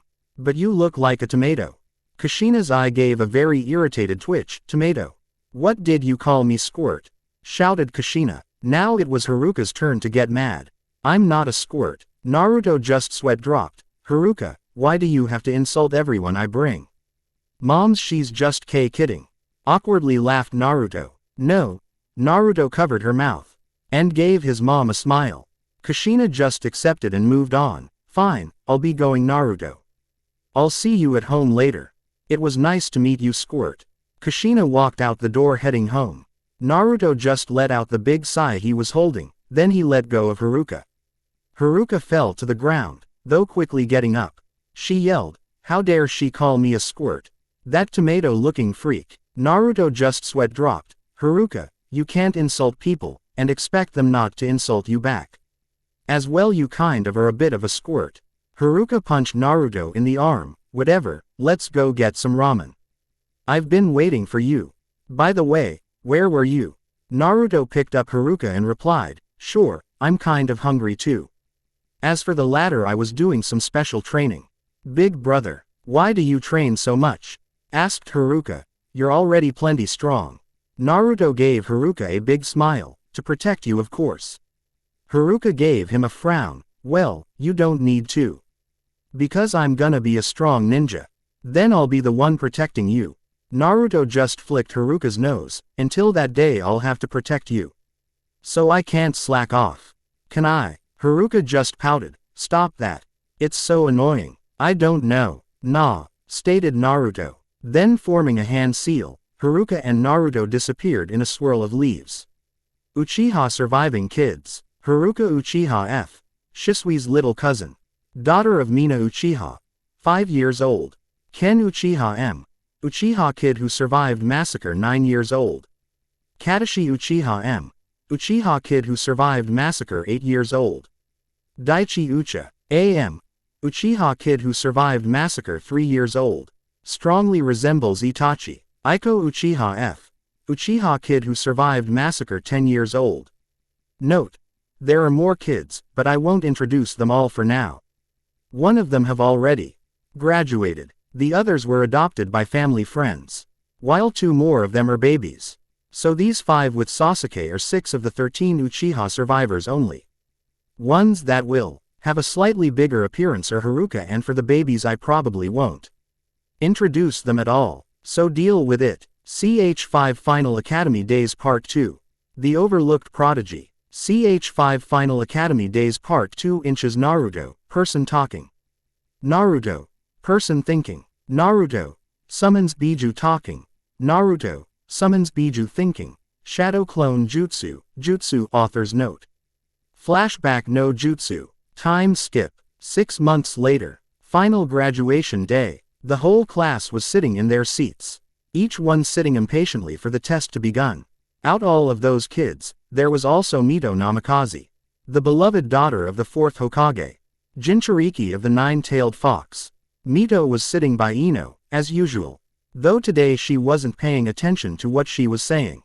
She was too busy looking at her annoying brother, Naruto. She usually didn't give a care in the world about him. She didn't like how he liked to goof off in class, and act like he knew everything. She didn't hate him, she loved her brother in a way. Though she couldn't help but feel jealous. She hated being the center of attention, considered the hero for housing the Nine Tails. The only person who she felt understood her was Ino, her best friend. She envied the fact how Naruto just acted without a care in the world. Though what had really set her off was who she had seen Naruto with. A little girl who had been calling him Big Brother. Did he just set me to the side? Don't I mean anything to him? Jealously thought Mito. Why should I care anyways? I mean he never really talks to me. Hey Earth to Mito. Interu. Pted Ino having noticed Mito not paying attention. Huh, said Mito as she suddenly came back to the real world. Did you listen to anything I said, Mito? Asked Ino. Then Ino looked to where she was staring. As she spotted Naruto. Does Mito have a problem with Naruto? Ino shook her head as she faced her friend again. I was saying how I hope I get a really good team next week. I mean after I pass the exam. I hope I get Sasuke. Yeah, I hope I get a good team too, muttered Mito as she moved the blonde hair out of her face. Ino sighed. What's up with you and Naruto? Did you guys get in a fight or something? Mito just shook her head. Don't worry about it. It's nothing. Meanwhile on the other side of the room Naruto and Sasuke were talking. It seems you've taken quite the liking to little Daichi. Asked Naruto. So what? He's better than that little devil sister of yours. Haruka. Retorted back Sasuke. Naruto sarcastically clutched his heart. One straight into the heart. You're quite defensive about him, huh? Quote. Sasuke just lowered his head. The boy's very perspective, and smart at such a young age. He reminds me a lot of Itachi. Naruto understood what he was thinking. You don't want him to turn out like him. Well, if that's the case, don't push the idea of becoming a ninja. Sasuke lifted his head in question. Why?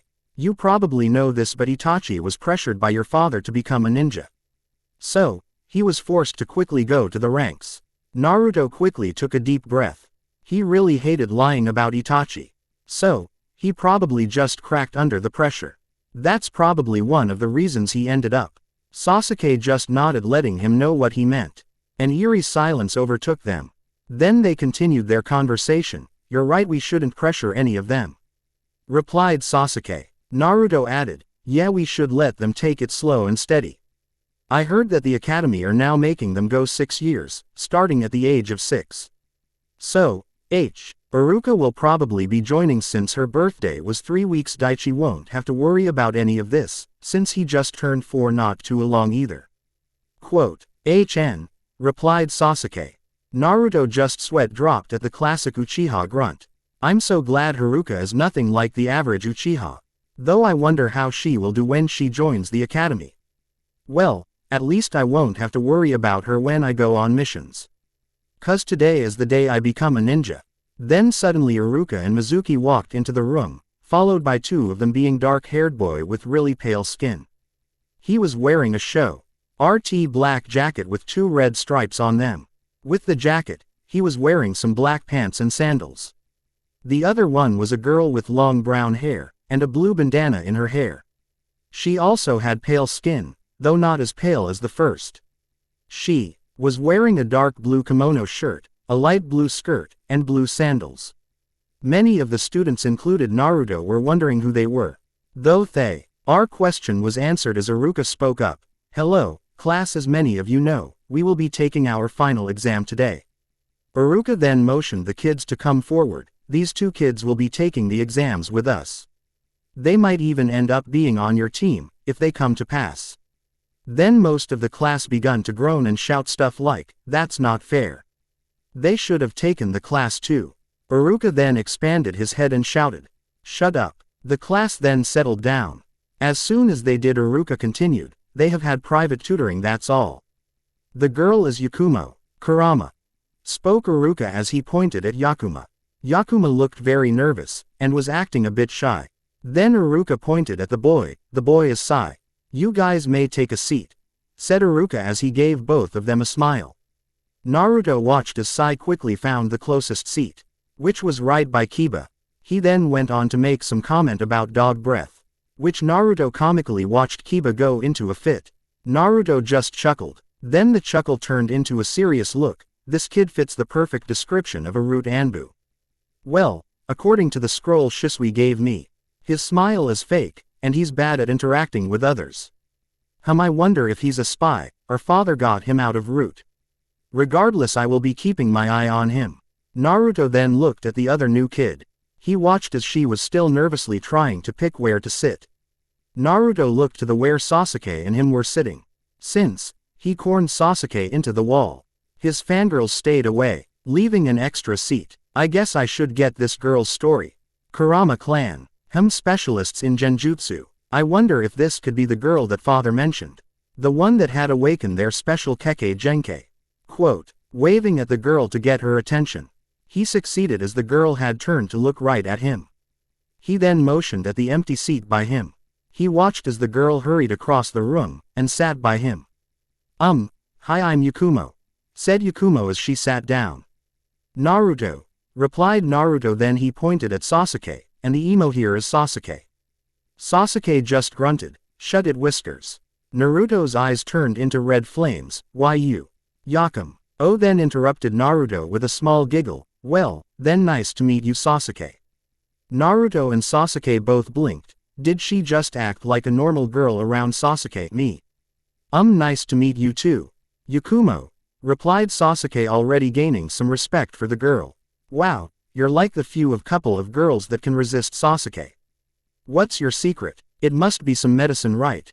I always had a feeling the girls in this class were crazy, stated Naruto as he received a bunch of glares from the rest of the girls in the class. Naruto then just chuckled nervously, as Yakumo just let out another giggle. You're quite funny, Naruto. I was a nervous wreck a minute ago, and now I can't stop laughing. Naruto just smiled. Well, that's me.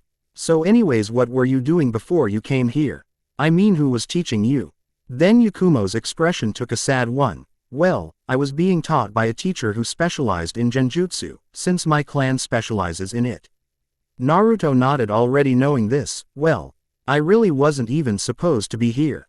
My teacher marked me as unfit to be a shinobi. She said I couldn't control my jutsus properly. Though the 4th and 3rd Hokage decided to give me a chance to prove myself through this test. Naruto was clutching his fist. Unfit to be a shinobi. Well, you better prove them wrong. You can never ever let anyone tell you that you can't do something. 'Cause only you have the power to control what you can and can't do, Datbeo, said Naruto. Yakumo was a bit taken back by his response. Prove them wrong. Then she smiled. You're right, Naruto. Thank you, I needed that. Naruto just gave her a big thumbs up, while Sasuke just smirked at Naruto's antics. Naruto, you may be one of the smartest people I know, but sometimes you act like such a kid. Though yet you can bring the best out of most people. Inspiring speech, Naruto, but can you turn it down? Asked Shikamaru as he stood 2 desks behind him. Naruto just smiled at his other friend. No can do. Shikamaru then muttered. Redheads are so much troublesome than blondes. This then caused some commotion with the blondes of the class, all led by Ino. They all begun to verbally attack Shikamaru. Then Iruka interrupted them. All right, class, settle down. We will begin with the written portion. Then we will continue with taijutsu and ninjutsu. Iruka quickly passed out the test, and begging the exams. They had 30 minutes to finish it up. Though Naruto finished it in 15. So he was stuck waiting for 15 minutes. Though as soon as the tests were collected, Mizuki led them outside for the taijutsu portion, while Iruka graded the written portion. As they came outside, Mizuki explained the rules. All right, simple enough. I will challenge each one of you inside this circle. Your objective is to stay inside and keep up for at least 3 minutes. I will continue until you're either forced out, or you reach the 6-minute mark. The longer you stay in, the more points you will score. As well, you can't use any weapons or jutsus. Just taijutsu. Many kids nodded their heads. Some of the civilians looked nervous. Though all the clan kids were relaxed. They normally did this with their families. As well, it was just 3 minutes. Naruto watched how most of the civilians ended up barely passing the mark. There was 1 or 2 that made it up to the 5-minute was kind of surprise. That Sakura was able to make it up to the 4-minute mark. When a clan kid finally went up, Shino, he only managed 4 minutes. Which was reasonable enough to Naruto since his clan specializes in bugs, usually long distance. Then came Shikamaru who could have made it farther, but just stopped after 3 minutes. Then went Choji who did the same since he was too lazy to continue. Yakumo only lasted 4 minutes. Ino, Mito, Hinata just barely missed the 6-minute mark. Kiba and Sasuke though did manage to last all 6 minutes. Then second to last came Sai. He only lasted 5 minutes, but it made Naruto uneasy. It almost looks like he's trying to hold back. Naruto Namikaze, you're the last one, called out Mizuki. Naruto just stepped and got into his own combination of the Uchiha and Uzumaki style. He had learned from his mother and Shisui. Mizuki then smirked, good, I just have to have him fail. Then my plan will be set in motion. The smirk made Naruto a bit he didn't have time to think about it because Mizuki yelled, start. Mizuki then started to furiously attack. Thanks to Naruto's great reflexes he was able to dodge most of the vicious blows. As well, even without the Sharingan, Naruto could keep up with all his movements. Naruto watched as his movements got faster and dirtier. Mizuki started to try to get a knockout punch. Though to his surprise Naruto kept up. The rest of the class watched at the speed that they fought. Even Mito looked impressed at her brother's skill. He's trying to purposely make me fail. As soon as the 3-minute mark comes along I'll take him out, concluded Naruto as he dodged another punch. This brat is good, thought Mizuki as he kept trying to take him out. Now as soon as Naruto noticed the clock hit 3 minutes, he countered. Letting Mizuki's NCH slide into the inside of his punched him right in the stomach, forcing him to stop dead in his wrapping his arm in a bear hug. He swung his body over his arm. Leading with his heel, he let his heel connect to the top of Mizuki's head in a downward motion. His heel kick slammed Mizuki's head into the ground, knocking him unconscious. Then Naruto jumped off to the side. Most of the class stared in awe and shock. They had just seen an academy student take down a Chunin. Even though they were about to become genin, this was unheard of. Naruto just smiled at his accomplishment until he heard Iruka yelling, Naruto, you're not supposed to knock out the teacher. Naruto just shrugged, I was getting a bit bored, so I decided to speed things up. Iruka just sighed, he didn't know what to say. It was unheard of a student knocking out the teacher. Especially one bold enough to do it during the exams, risk of getting disqualified. He decided to just let this one slide. Let's move along to ninjutsu portion. While I take Mizuki to the infirmity. So with that Iruka took Mizuki to the nurse. The rest of the exam went without any more problems. Everyone passed the ninjutsu portion, thus having all 27 students pass. Iruka had then told everyone to return in a week, to get assigned to their teams. Yakumo, Naruto, and Sasuke had then proceeded to walk out. Naruto and Sasuke have taken a liking in Yakumo, and invited her to eat. Also she had told them, her parents had died in a house fire. So, they didn't want her to be alone. I told you, that you would pass. Naruto told Yakumo with his big grin. Yakumo just flushed at his comment. Thanks, Naruto, but I wasn't as good as you. I mean, you knocked out the Chunin instructor. Naruto rubbed the back of his head, I'm not that good. Don't be such a fool. This is probably the only time you will hear this from me, but that was pretty impressive, said Sasuke. Though I could have done the same if I went last. Typical. Don't flatter yourself, duckhair, said Naruto, causing Sasuke's eyebrow to twitch. Yakumo just laughed at them, you two are such weird friends. Naruto and Sasuke were about to protest when a shadow came over them. What's this that you knocked out the Chunin instructor? Yakumo and Sasuke jumped at the tone of the voice. Naruto also flinched at the sound of the voice. Turning around he saw it was Kushina, not looking too happy, and mother. Well, you see. Then suddenly he was engulfed in a hug. That's my Naruto. Knocking out the teacher. You know I did the same thing. But I wasn't bold enough to do it on exam day. You sure are something, Datbane. Naruto just let go of the breath he was holding. Yakumo and Sasuke sweat dropped. Seriously. Datbao. Datbane. How about we get Mito and celebrate? Exclaimed Kushina. Naruto got loose from the hug. I'm sorry mom, I already promised I would go with Sasuke and Yakumo. I can't let Sasuke get too antisocial. Sasuke just grunted and mumbled, I'm not antisocial. Kushina looked sadly at her son, I guess that's okay. Though your father would want to hear about your graduation. Naruto just turned to Yakumo and Sasuke, whatever, I'll be at his office later anyway. I need to talk to him about something. This caused Kushina to raise an eyebrow. About what? You'll find out. It might make you a bit happy too. Naruto said as a grin covered his face. Let's go guys. Grabbing both Yakumo and Sasuke they left in swirl of leaves. Kushina just pondered to herself, make me happy. Maybe he's gonna try to bond with Minato. Okay now to find Mito. Then Kushina searched for Mito. Outside of ramen shop, Naruto, Sasuke, and Yakumo all arrived at Ichiraku Ramen. Yakumo and Sasuke looked a bit dazed and irritated at Naruto. What was that? Asked Yakumo. That was my body flicker technique. I guess I should have warned you. Said Naruto as he rubbed the back of his head. It's okay, just tell me beforehand. Replied Yakumo as she had finally gotten rid of the dizziness. Come on, they're waiting inside, said Sasuke as he walked into the shop. With that the trio walked into the stand. Sitting in the seats were Daichi, Haruka, Kakashi, Ken, and Aiko.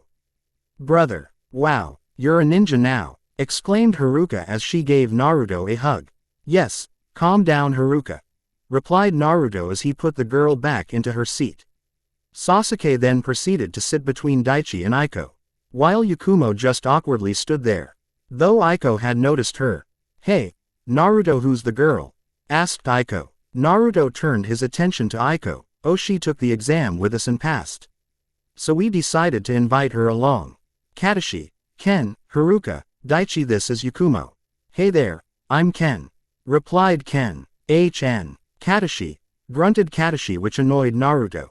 I'm Daichi, shyly said Daichi. Well, I'm Aiko. It's nice to finally have a girl around my age. You have no idea how annoying these boys can be, said Aiko as she flung her black hair to the side, causing both Kakashi and Ken to growl at Aiko. Hey, what about me? I'm a girl, asked Haruka. You're a squirt though, replied Aiko. Hey, I'm not a squirt, shouted Haruka. Tell her what I am. Big brother, fun-sized, replied Naruto as seriously as he could, though he couldn't help but let a smile escape. Yeah, funsiz. What? Shouted Haruka once more. Yakumo then just started to laugh, and sat on the other side of Aiko. Naruto. Sasuke, you guys have quite the family, quite adorable. Nice to meet you all. As you know, I'm Yakumo. Sasuke just grunted in agreement, and Naruto smiled and sat by Haruka and Ken. Yeah, we do, don't we? Well, guess today the meal is on me, so eat up. Hey old man, we're ready to order. Give me a second, Naruto, replied Chuki, the ramen chef. Don't worry dad, I got it, replied the brunette girl behind the counter. The chef's daughter Ayame. With that Ayame proceeded to take orders. Naruto watched how everyone was having fun. Even Daichi had opened up a bit more. Naruto couldn't help but smile. I guess I finally found my own family. Even if they are more friends than actually blood relatives. Many hours later, Naruto had just finished dropping off the Uchiha kids at the orphanage. Now he was making his way to the Hokage Tower, with a scroll in his hand. A scroll which he knew would cause lots of problems with his dad. Especially since he had the Sharingan, a dojutsu reserved for the Uchiha and Namikaze clan. Naruto reached the tower, going through the front lobby, and through the secretary he reached his father's office. Though before he walked in, he took a deep breath. This is gonna be a long chat. Naruto opened the door, and walked into his father's office. As he looked around he noticed it hadn't changed, since the last time he had come in here at the age of 8. His father was sitting at his desk, already waiting for him. Naruto walked across the room and sat in one of the chairs. Minato broke the ice. So, I heard you graduated. How are you feeling about it?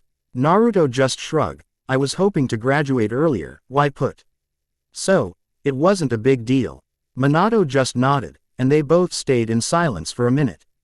This was usually, as far as their conversations. Knowing what else to say, Minato got to the point. So, your mother said you wanted to tell me something. Well, what could that be? Naruto didn't say anything. Reaching for his pocket, he pulled out a scroll. Pulling it all out, he threw it at Minato. Minato caught it, and raised an eyebrow in question. Though he remained silent, as he opened it up, he read through it. Then his expression turned into a shocked one. You want to drop Namikaze from your name? Asked Minato. That's right, F.A. Lord Hokage. Replied Naruto without a change in his expression. Why? Asked Minato. If you can't find your answer yourself, then you might not be worthy of the title of Hokage, said Naruto. Minato then just slammed his fist into his desk. But it's your family's name. Naruto then also stood up. As well as Uzumaki. I cherish that name more than Namikaze. Why? I know it's more than that, said Minato. If you don't sign the scroll, I just have the third do it. It's the least you owe me, demanded Naruto. Owe you? Asked Minato, confused. Naruto's eyes then widened in anger. He doesn't even feel bad for what he did to me. Let me refresh your memory, Mr. Hokage. You remember back to my 9th birthday. The day that was supposed to be a great day to remember, which turned out to be the worst. When you disinherited me in front of all the clan heads. You couldn't have at least do it in private. No, you had to announce it to all the clan heads, with me there. You know what people call me on the street. Hey, look over there, it's the loser son of the 4th you hear. He was disinherited because he wasn't fit enough to be a heir. Do you have any idea how much you hurt me? Yelled Naruto. Minato's expression was in shock. He had never heard his son yell. As well, every word he spoke was filled with poison. Every little thing he said is true. I've been a great father to Mito, but to Naruto. Looking back up to Naruto, he saw him calm back down. What have I done to make it up to him? As well, what does he mean what people call him on the street? Minato then closed his eyes and rubbed his temples. Making his decision, he grabbed his pen and signed the scroll. You're right, Naruto. I haven't realized how much I have hurt you, but with this I hope I can at least begin to heal the damage. Naruto didn't say anything, he just grabbed the scroll and headed for the door. But before he could open it, Minato spoke up. You activated the Sharingan right after the announcement, didn't you? Naruto just nodded his head, without turning around. He then just walked out of the room. Minato sat at his desk and looked at his family picture almost 6 years ago, when Mito and Naruto were still friends. When Naruto would actually call him dad, not father or Lord Hokage. Then a tear rolled out of Minato's eye. What have I done? Maybe he is right. Maybe I'm not worthy of Hokage. With Naruto. Naruto walked out of the office, with the scroll clutched to his chest. Naruto was crying. The memories of his birthday had scared him for life. It made him think that if he hadn't activated the Sharingan, then he wouldn't have had to kill Shisui. No, I can't think like that. If I hadn't activated the Sharingan, then I would have never found my own family. I probably would have been stuck being a lonely kid, thought Naruto as he walked out of the building. Naruto dropped off the scroll at the department, which dealt with name changes. After that, he begun to walk home. I can't go home, I might run into him. I can't handle another discussion about my past, especially about my Sharingan. Naruto then jumped to the roof and made his way to the orphanage. As he jumped roof to roof, he watched as the sun begun to set. As he arrived at the orphanage, already past visiting hours, he snuck in through the window. Right into Haruka's room, the only person he could let himself cry around. As he silently got in, he noticed how his little sister was reading some manga. He let himself smile. You know you shouldn't read so much of that junk. Haruka fell of her bed, dropping her manga. Brother, shish, replied Naruto. Haruka stood back up and whispered, Brother, what are you doing here? Well, I was having problems at home, and I didn't know where else to go. Haruka just smiled. Well, you can always stay with me. We can have a sleepover, read manga, stay up late, and eat lots of candy. Naruto just let out a small chuckle. I don't know about the last one. You get a bit hyper with too much candy. Haruka covered her mouth as she let out a small giggle. Okay, maybe not lots, but we're having candy. Fine, responded Naruto. Haruka just jumped up and down in victory. She quickly went out of her bed, and pulled out a box. A box filled with books, videos, and aren't manga and comics the same? By the way, brother, what happened with you and your family? I mean, your mommy is really nice. Even if she looks like a tomato, asked Haruka. Naruto just closed his eyes. It wasn't with my mother, it was with my father. I changed my name to Uzumaki like I told you I would. Though it took a lot of arguing. So, I'm not really ready to talk to him again. I'm sorry. What if I talk to him? Asked Haruka, wanting to help her brother. Naruto shook his head. It isn't that serious, it's just I don't want to talk about how I got the Sharingan. Haruka understood what he was talking about. She knew he didn't like talking about it. Okay. Now, which one do you want to read? First. Naruto just shrugged. I don't know. What's your favorite? Haruka just smiled, and pulled out a creamy and greenish book. This one is my favorite.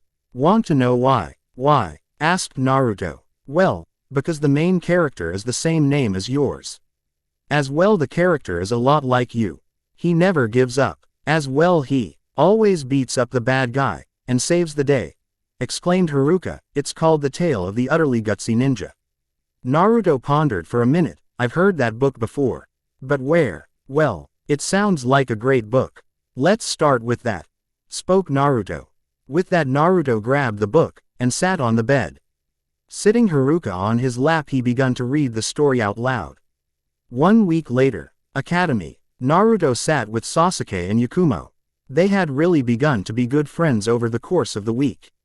They were actually hoping to be on the same team, though it was unlikely since Naruto and Sasuke were both top of the class. Sasuke was only Rookie of the Year because Naruto didn't want the title. So, he purposely missed a question or two on the written portion. Naruto just sat there silently as Yakumo and Sasuke talked. Sasuke had seemed to gain major respect for Yakumo because first, she wasn't drooling all over him. As well, he really respected her skills in Genjutsu. Even Naruto had trouble breaking out of her intermediate ones. Though as they continued to talk, Naruto was thinking about the course of last week. His mom had chewed him out for not coming home that night. Though after the news of him changing his last news reached his family, Kushina didn't know to be happy about changing his last name to Uzumaki, or angry that he didn't consult her first. While Mito didn't say anything, she was acting a bit different, but Naruto just assumed it was about him changing his last name. He had seen his father only a few times, but thankfully he didn't bring anything up. He was just a bit more friendly than usual. Naruto guessed he was trying to make a slow approach. Suddenly Haruka popped in. Alright class, I'm proud to say that today you are now shinobi. Naruto just zoned out knowing Haruka was gonna give his usual I'm proud speech. Though his attention returned when Haruka started to call out teams. Team 1 will be, Haruka named off all the teams. Though nobody said anything until they reached Team 7 will be Mito Namikaze, Sasuke Uchiha, and Sakura Haruna. Your sensei will be Kakashi Hatake. Haha Ino. Love conquers all, yelled out Sakura. Mito didn't say anything, she was annoyed by Sakura. Sasuke slammed his head into his desk, shocking everyone in the room. Naruto just gave his friend a nervous chuckle. I don't know whether to envy or pity you. Sasuke raised his head. What is there to envy? Well, you have Kakashi as you sensei. He's one sly dog. As well, he's the guy who has the Sharingan in his left eye. Remember I told you, said Naruto. Sasuke took a deep breath. I guess it won't be too bad then. Team 8 Hinata Hyuga, Kiba Inuzuka, and Shino Sensei will be Kurenai Yuhi. Naruto watched as Yakumo flinched at the name. What's up with her? Kurenai Yuhi. Team 10 Shikamaru Nara, Choji Akamichi, and Ino Yamanaka. Your sensei will be Asuma Sarutobi. Dang it, I wanted Shikamaru on my team, thought Naruto. Why do I have to get the lazy bum, and his companion? Demanded Ino. Haruka yelled back, are you questioning the team set by the third Hokage? If you didn't know, while the fourth overlooks the missions, the third is in charge of placing teams. Are you questioning his judgment? Quote. Ino just sat back in her seat defeated. Finally, the last team will be Yakumo Kurama, Naruto, Uzumaki, and Sai. Your sensei will be Naruto didn't hear the rest as he mentally cheered in his head. Yes, I get Yakumo, a useful kunoichi, though I get the root dropout. Yakumo smiled at the idea of being on Naruto's team, while Sai gave them a fake smile. So the mission is going according to plan. I wonder how Lord Danzo managed to get me on his team. Sasuke just grunted, wanting to be the one on Yakumo's team. Not that he would say that out loud. Your senseis will pick you up in an hour. Naruto and Yakumo both headed towards Sai. Hey Sai, let's go get some food, so we can get to know each other, said Naruto. Sai just smiled, sure, let's go. Walking out of the classroom, they both head to the roof. Having all packed their own lunch, they decided to just eat on the roof. Though as they headed up there, they ran into a lady with raven hair and red eyes. Naruto assumed she was a Junin, even though she wasn't wearing the normal attire. Then the lady began talking to Yakumo. You shouldn't have became a ninja, Yakumo. You're putting your comrades in danger, whispered the woman. Naruto noticed how Yakumo looked like she wanted to cry, while Sai said nothing. No, you're wrong, Kurenai-sensei. This is what I'm meant to be, responded Yakumo. But Yakumo, Kurenai didn't finish. Shut up, said Naruto out of the blue. Who do you think you are saying she can't be a ninja? She can't control her powers properly. She's putting everyone near her at risk, exclaimed Kurenai. So, what? I don't care, responded Naruto. Why you, brat, why don't I teach you a lesson? Said Kurenai, as she went through the hand signs of dog hair snake ram. String bean binding illusion. Then suddenly she disappeared. Naruto closed his eyes. I guess it's time to test out the Genjutsu reflection of the Sharingan Mirage Genjutsu. Quote, opening his eyes, he revealed his Sharingan. He suddenly felt himself being clamped down by several vines. Then she appeared in front of him. Not so cocky now, are you? You shouldn't underestimate me, said Naruto as he made eye contact with her. The moment Kurenai made eye contact with him, she gasped, there's no way. The Sharingan, demonic illusion, mirror, heaven and earth change. Then Naruto suddenly disappeared. Kurenai just saw a pair of Sharingan, before she felt she was the one clamped to the ground. If you hadn't underestimated me, I wouldn't have beat you, would I? That was your big mistake. As for Yakumo, leave her alone. I don't care if she couldn't control her powers. We, as her comrades, have complete faith in her abilities. Don't we, Sai? Declared Naruto. Sai didn't know what to say. I don't know, if she's a risk to the mission, then she shouldn't be involved. Yet, I need to get on his good side. Yes, Naruto, I also have full faith in her abilities, said Sai. Naruto just gave Kurenai a smile, as he released the Genjutsu. Let's go, Sai, Yakumo. We've got lunch to eat. Naruto grabbed Yakumo, seeing that she wasn't gonna respond. Sai followed behind as they left Kurenai behind. Kurenai was just on her knees as she just gave Naruto a curious look. Naruto. Uzumaki, you're an interesting one. Such prowess at such a young age. Kurenai stood up. Have faith in her abilities. On top of the roof, Naruto and Sai were quietly eating at their food, while Yakumo just stared at hers. Naruto, having had enough. You're really gonna let her put you down? She said you weren't gonna be a ninja, but look at you now. You're a full-fledged shinobi of the leaf, said Naruto. Yakumo looked up at Naruto as tears begun to leak out. Thank you, Naruto. You're right. Thanks for backing me up back there. I don't think I would have been able to defend myself. That goes for you too, Sai. Naruto watched as Sai just gave a smile.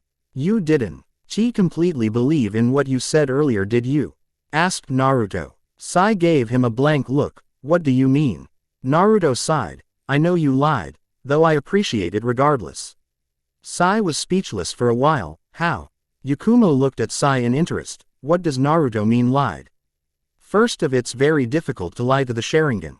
As well, I know that in route you're trained to get rid of any complications on a mission, replied Naruto. Sai just looked at Naruto in the eye, so he knew all along. Yakumo just gave a curious look. Root. How did you know? Asked Sai. Naruto continued to eat. The way you carried yourself, as well the way you talked. Everything was forced, though you're kind of different from the rest. Sai asked. What do you mean? You're not completely sure about Danzo, are you? Said Naruto. Sai narrowed his eyes. There's no way he knows about Shin. Sai just shrugged. He doesn't matter anymore. I'm no longer part of Root. Naruto finished his food, and threw it in the trash can. Good. Because you're now part of Team 11, and in Team 11 we never leave a comrade behind. What if? Spoke Sai. There's no what ifs. Just like we didn't leave Yakumo behind with her old sensei. We never abandon a comrade. So, if you truly want to be part of this team then you will never abandon a comrade, said Naruto. Sai just looked down at his plate. Never abandon a comrade. As this emotion, Yakumo then spoke up. Yeah. That's a great motto to fight by. That should be like our team thing. Naruto smiled. I'm glad you agree. I hope our sensei does too. By the way, who is it? Yakumo was about to reply when the bell rang. Whoops, well I guess we should get back. You'll meet him there. With that Yakumo walked down the stairs, followed by Naruto and Sai. 3 hours later, Team 11 and Team 7 were impatiently waiting for their sensei. Everyone else had already left for except those two teams. Naruto had already expected Kakashi to be late, but he had no idea who could be their sensei. Yakumo had quickly started talking to Sasuke, much to the annoyance of Sakura. Sai was just sitting at the desk in the middle deeply thinking. Therefore Naruto had no one to ask. Naruto assumed it was just some new guy Kakashi had convinced to be late, or maybe a friend. Naruto sighed as he watched the clock tick. Then suddenly the door opened revealing. Can you guess who their sensei is? First one to guess will get a SO. As well as O to NCP fan for giving me ideas on the Minato Naruto scene. Next chapter may take a bit longer, but I made 2 this week. Hope you liked it. Review, fav, and follow. CH6 Team 11. The overlooked Prodigy CH6 Team 11. Naruto. Person talking. Naruto. Person thinking. Naruto. Summons Biju talking. Naruto. Summons Bij. You thinking. Shadow Clone Jutsu. Jutsu author's note. Flashback no Jutsu. Time skip. SO to Akira 08 for being the first to guess Team 11's sensei. 3 hours later, Team 11 and Team 7 were impatiently waiting for their sensei. Everyone else had already left, except those two teams. Naruto had already expected Kakashi to be late, but he had no idea who could be their sensei. Yakuza talking to Sasuke, much to the annoyance of Sakura. Sai was just sitting at a desk, deeply thinking. Therefore Naruto had no one to ask. Naruto assumed it was just some new guy Kakashi had convinced to be late, or maybe a friend. Naruto sighed as he watched the clock tick. Then suddenly the door opened revealing. Earlier in the week, the third Hokage had just finished putting together another team. It seems like we're gonna have the second generation of the Ino-Shika-Cho formation, thought Hiruzen as he looked at Shikamaru, Ino, and Choji. Asuma seems like a nice choice. He would definitely get along with Shikamaru. Then Hiruzen looked at the last and final team. He looked at the girl of the team, Yakumo Kurama, heiress to the Kurama clan. I'm glad Minato made the right choice of letting her pursue a ninja career. Hiruzen then took his gaze towards the root dropout. As Danzo had stated, Hiruzen couldn't help but feel like his old friend was up to something. To think Danzo would let a boy with so much potential fall through his hands, just cause he didn't have enough loyalty toward him alone. If that was the case he would have killed him in an instant. Something just doesn't add up. Finally Naruto. Hiruzen stared at the picture of the blue-eyed redhead. How I would give my left arm to have you as cheerful as you used to be. Always smiles wherever you go. Though you haven't changed much around your friends.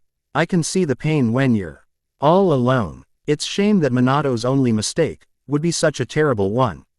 The third Hokage just rubbed his temple. I'm not sure if putting Sai with Naruto was the best choice. It could be exactly what Danzo wants, but I can't risk putting him with any of the other clan heirs. Especially since none of them are as talented as young Naruto. As well Yakumo has her abilities sealed, so she has no use to Danzo. The only risk is Naruto's Sharingan. The third Hokage then took out a file of possible Jonin senseis. Quote, none of these will do. I need someone that will not only connect with them, but keep a close eye on them. The only one that matches is Kakashi, though I already put him with Team 7. He's better suited with handling Sasuke and Mito's issues. Maybe. Hiruzen then signaled an Anbu stationed in the corner of his room.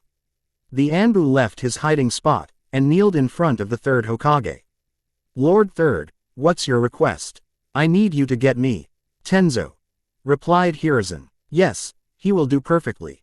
He will keep a good eye on Sai, being a former route possibly even get him to open up. As well I could see him getting along with Naruto. Being friends with Kakashi. As for Yakumo he could help with her seal, since he does carry the cells of the first Hokage. May she lose control, he could use the first Hokage's seal to reseal it. It isn't as powerful, but we're not trying to keep a tailed beast at bay. Just that inner monster, which is an overkill since the seal is meant for tailed beasts. Tenzo will do just fine. Or should I give him an actual name? How about Yamato? That will do just fine. Minutes before Yamato entered the room. Senpai, are you sure it's a good idea arriving 3 hours late? Asked Yamato. Meh, probably not, but it's always quite entertaining to watch, replied Kakashi. Yamato just sweat dropped. Why did I agree to this? My team right now is probably furious. Now I have to deal with a bunch of angry brats. By the way, who's on your team? I don't know, I was late to the meeting, so I missed out on who was on my squad. Yamato formed an even bigger sweat drop. I just know I'm taking Team 7. I'm assuming I'll probably get Naruto since I asked for him. As well the Uchiha. Quote. Yamato just sighed and shook his head. You wrong, I'm getting Naruto Uzumaki. Kakashi stopped right in his tracks. What? Then who am I getting? Never seen Kakashi get so loud, thought Yamato. I think Sasuke Uchiha, Mito Namikaze, and Sakura. Haruno. Kakashi's shoulders slumped a little. I was really hoping to get Naruto. The kid sure is something. As well I took quite a liking to him, not to mention I really wanted to teach Sensei's son. You maybe wanna switch teams? Kakashi rubbed the back of his head. Look at that, me asking you for a favor. It seems you're no longer my subordinate. Yamato shook his head furiously. No, your sweet talking won't help you this time. I have direct orders from the third to look after this team. Even if I did switch with you, he'll intervene and switch them. Kakashi raised an eyebrow. Direct orders from the third Hokage. What's so important about his team? I know Naruto is the Hokage's son, but to specifically have Tenzo take on a team. No, that can't be it. What's so special about the team? If you have to be their sensei, Tenzo, asked Kakashi. Don't call me that. It's Yamato now. As for why, I can't tell you all the details, but it has to do with every single member. The team has problems left and right, replied Yamato. Well, according to the third Hokage. Kakashi just gave Yamato a small without uttering a word. They reached the door at last. Present. Naruto watched as Kakashi walked in with a brown-haired man, and a type of face mask. He wore the usual Jonin attire of Konoha, just like Kakashi. Team 7, asked Kakashi. Then Mito, Sasuke, and Sakura stood up. Meet me on the roof in 5 minutes. Then a cover of smoke covered him. And he disappeared. Sasuke grunted as he walked out the door with Sakura and Mito. After they had left Yakumo, Sai, and Naruto alone with Yamato. So, you're our sensei? Asked Naruto. Who are you? I'll explain that at training ground 4.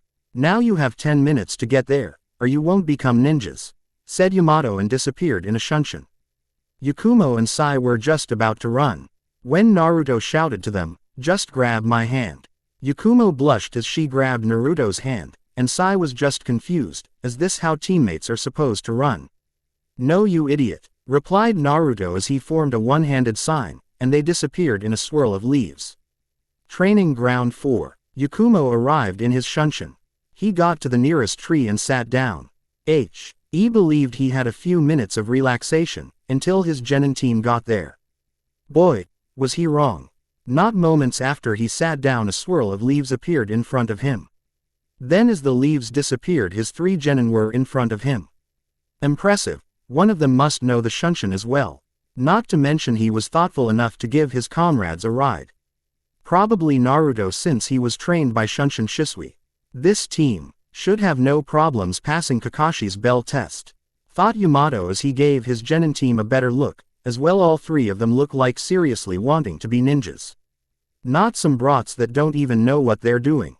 Maybe this won't be so bad. Seems you guys are pretty quick. Alright, let's start with introductions. State things like name, likes, dislikes, hobbies, and dreams. As well anything useful that may come to mind, stated Yamato. Why, don't you go first, sensei? Asked Yakumo. Alright, said Yamato, my name is Yamato. What I like and dislike is none of your business. Hobbies. I guess I really like to study architecture and planting. As for dreams, I guess maybe starting a family someday. Naruto and Yakumo sweat dropped. What a boring guy. Is this supposed to be our sensei? Sai just gave his neutral face, and replied, I guess I'll go next. I like to train, draw, and protect Konoha. I dislike traitors. As for hobbies, I paint and draw. As for dreams, I guess I really don't have one. As for anything useful to mention, I use a special type of ninjutsu based on ink drawings. Drawing ninjutsu. Interesting. Thought Naruto. Drawing ninjutsu. Maybe he could help me with my drawing genjutsu. Wondered Yakumo as she begun to wander off. So, this is the special ability that the third spoke of. To think that T.S. boy could have thought of something so ingenious. He's right to be suspicious of Danzo, concluded Yamato. I guess I'll go Kurama. I like to paint and draw too. I also like my clan, and genjutsu. As for dislikes, I hate people who put down others. My hobbies would include drawing, painting, and polishing my genjutsu skills. My dream for the future would be to be the strongest genjutsu user ever seen in my clan. To restore my clan's former glory in the arts of genjutsu. As for useful things to mention, I have a special Kekkei Genkei, which works with genjutsu. Sai and Naruto already knew most of this, for different reasons. It was Yamato who had been left with any thoughts. So, I'm guessing she is unaware of the sealed monster in her conscious. That may be a problem, if the fourth Hokage's seal breaks. Though the third reassured me it was very unlikely. I guess I'm last. My name's Naruto Uzumaki. I like my little sister Haruka, ninjutsu, genjutsu, kenjutsu, my family and my Uchiha family. I dislike people who take people for granted, people who put others' dreams down, and a certain man. My hobbies include polishing my skills, and hanging out with my friends. As for dreams for the future, to one day have a family of my own, as well to help my younger sister achieve her dreams. As for any special abilities I have, I wouldn't like to show you. But since you have shown me yours, I will do the same. Naruto closed his eyes, and reopened them, showing everyone his Sharingan. So, these are the eyes that Lord Danzo, third Hokage, spoke of. Thought both Sai and Yamato. I thought I was seeing things earlier. Is that how he beat Kurenai-sensei? Pondered Yakumo. These are my Sharingan. The Dujutsu once exclusive to only the Uchiha and Namikaze clan. Now is well included in the Uzumaki, stated Naruto. Sai and Yakumo were about to ask questions before Yamato interrupted. You guys all seem like an impressive bunch. Now it's time to test you, said Yamato as he pulled out two bells. Test us? Asked Yakumo. Yes, Yakumo, you didn't really think you would become a genin without an actual combat test? Asked Yamato. Yakumo looked at her two teammates. Seeing that they weren't a bit surprised, man, I must be like the weakest here. The test I'm gonna give you include these two bells. The bells will be tied to my waist. The objective of the test is to get a B.L. before who fail will be sent back to the academy. So, that means you have about 3 hours. Declared Yamato. Sensei, there is only 2 bells. Pointed out Sai. Yes, you see I will only be taking on 2 of you. So, that means one of you will definitely be going back to the academy, answered Yamato. This test, something is wrong. 3-man team. No, that's never happened before. So, that means the test is supposed to divide us. Clever. Too bad I already saw through it. No Sharingan needed. Summed up Naruto. Only 2. I'm so not gonna pass. Naruto is insanely strong, and Sai is probably strong too, worried Yakumo. My mission is to watch Naruto. So, that means that Yakumo will have to go, but I'll let things roll its course. Naruto did say he never abandons a comrade. Let's see what that is all about, thought Sai. So, let the test begin, shouted Yamato. Yamato watched as all 3 students jumped away hiding from sight. Yamato looked around the clearing. They're good at hiding, I'll give them that. But I placed some seeds on them before they took off. Yamato closed his eyes and concentrated. One is hiding in a bush at 4 o'clock. The other is hiding in a tree at 9 o'clock. The last is on my vest. Yamato then opened his eyes and put his hands in a ram seal and mouthed, Kai. Yamato then watched as a pair of Sharingan eyes appeared for a brief second, and indeed there was a seed attached to his Junin vest. But when? It couldn't have been then. Yamato then remembered when Naruto first showed his Sharingan minutes ago. Yamato smiled. Interesting indeed, Kakashi. Then suddenly the redhead appeared before him. Naruto pulled up his sleeve to reveal some type of bandage. Watched with interest as Naruto put a little chakra in it. An orange-handled sword with a leaf crest on it appeared. The sword had a black blade with an orange line going through the middle. The line finished at the end forming an Uzumaki swirl. Nice sword you go there, but attacking like you have will do you no good. To have avoided the seeds earlier was impressive. Doing this not so much, spoke Yamato. Sometimes I like to mix things up. How about we begin? Shouted Naruto as he disappeared in a blur. Appearing behind Yamato, he slashed his sword through the air. Yamato, bit surprised by speed, was still able to unsheathe his tanto and blocked his strike. Naruto then pressed the attack. Yamato didn't want to admit it, but this kid was giving him trouble. This kid is so fast. His attacks aren't strong, but they are quick. Add his Sharingan in the mix, and he's practically impossible to counter. Naruto then with one hand pulled out some shuriken and chucked them at his head, forcing Yamato to use his tanto to block them. Meanwhile Naruto used his sword in the other hand to swipe at the bells. Yamato, seeing what Naruto planned, backed away just enough to dodge the strike. Yet, as he watched the blade miss him by at least 3 inches, he suddenly felt a deep cut in his thigh. Jumping away from Naruto, he examined his leg. There is no way his sword got me. I saw it miss by at least 3 inches. He didn't place any genjutsu. How? Though before he could finish his thoughts, Naruto once again went for the strike. Yamato rose his tanto to block the strike. As the blades collided, he finally noticed the blue chakra surrounding the sword. Then his tanto broke in half. Yamit was able to dodge the blade once again, and jump to a tree branch, wind chakra. Such a rarity here in Konoha, took me a while to figure it out. Must say you have quite the control over it. Why do I show you how much control I really have? Retorted Naruto as he inhaled a bunch of air, while simultaneously going through a series of hand seals. Wind release. Vacuum sphere. Naruto then exhale.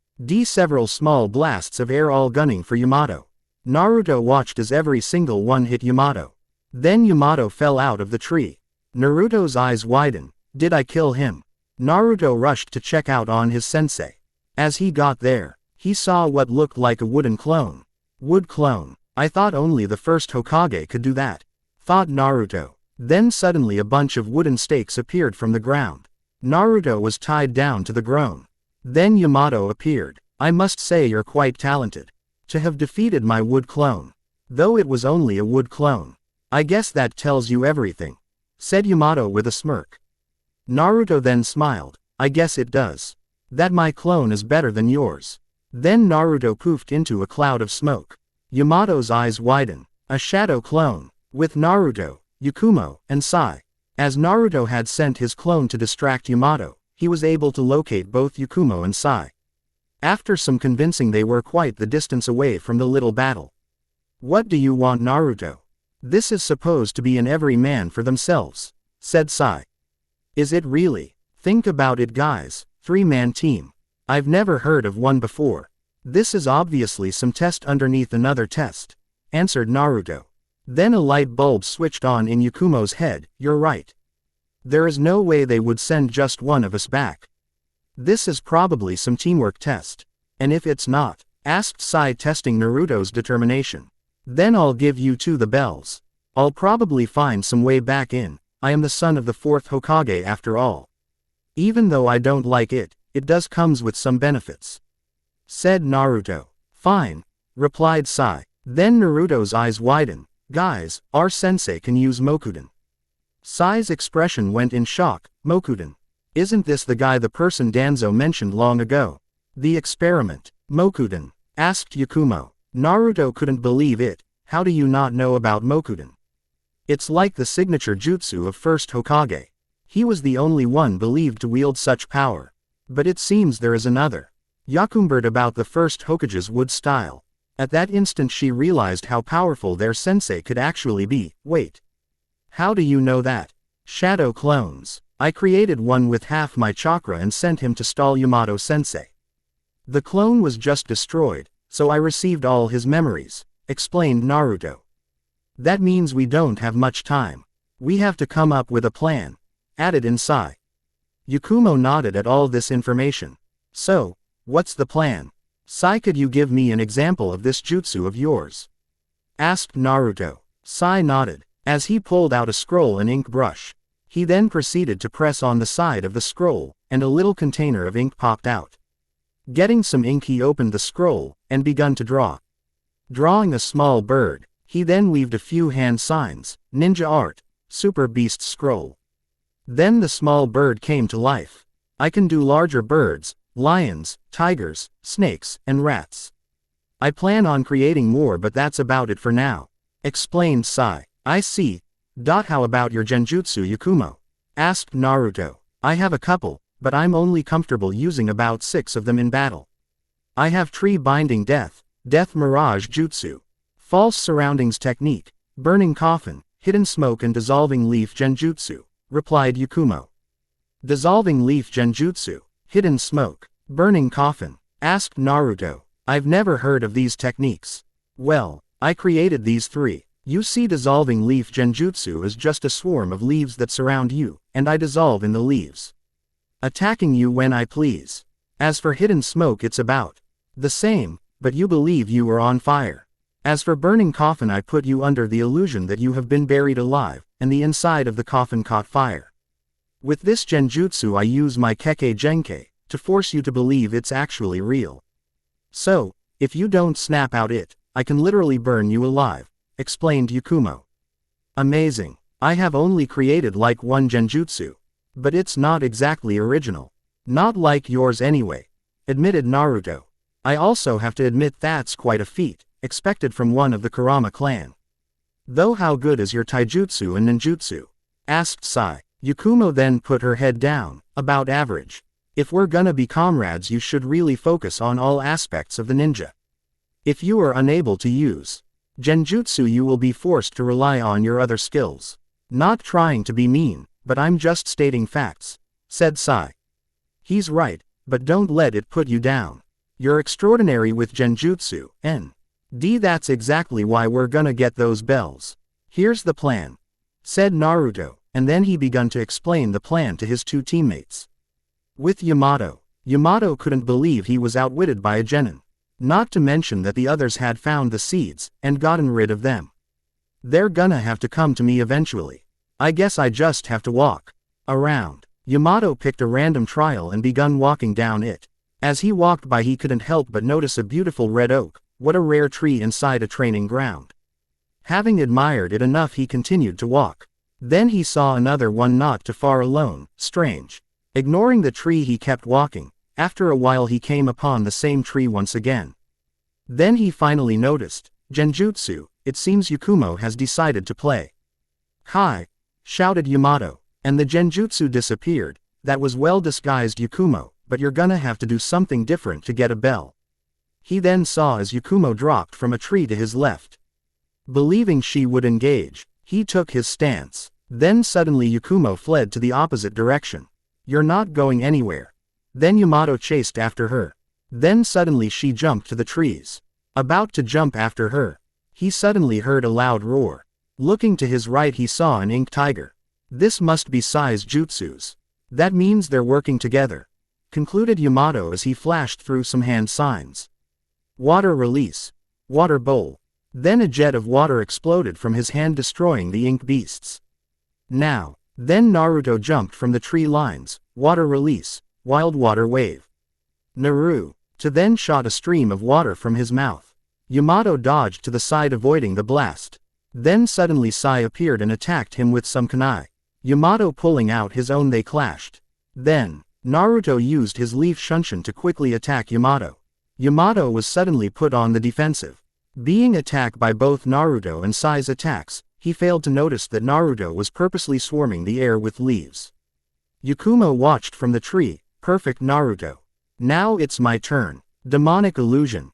Dissolving leaf genjutsu. Then Yakumo disappeared into the swirl of leaves.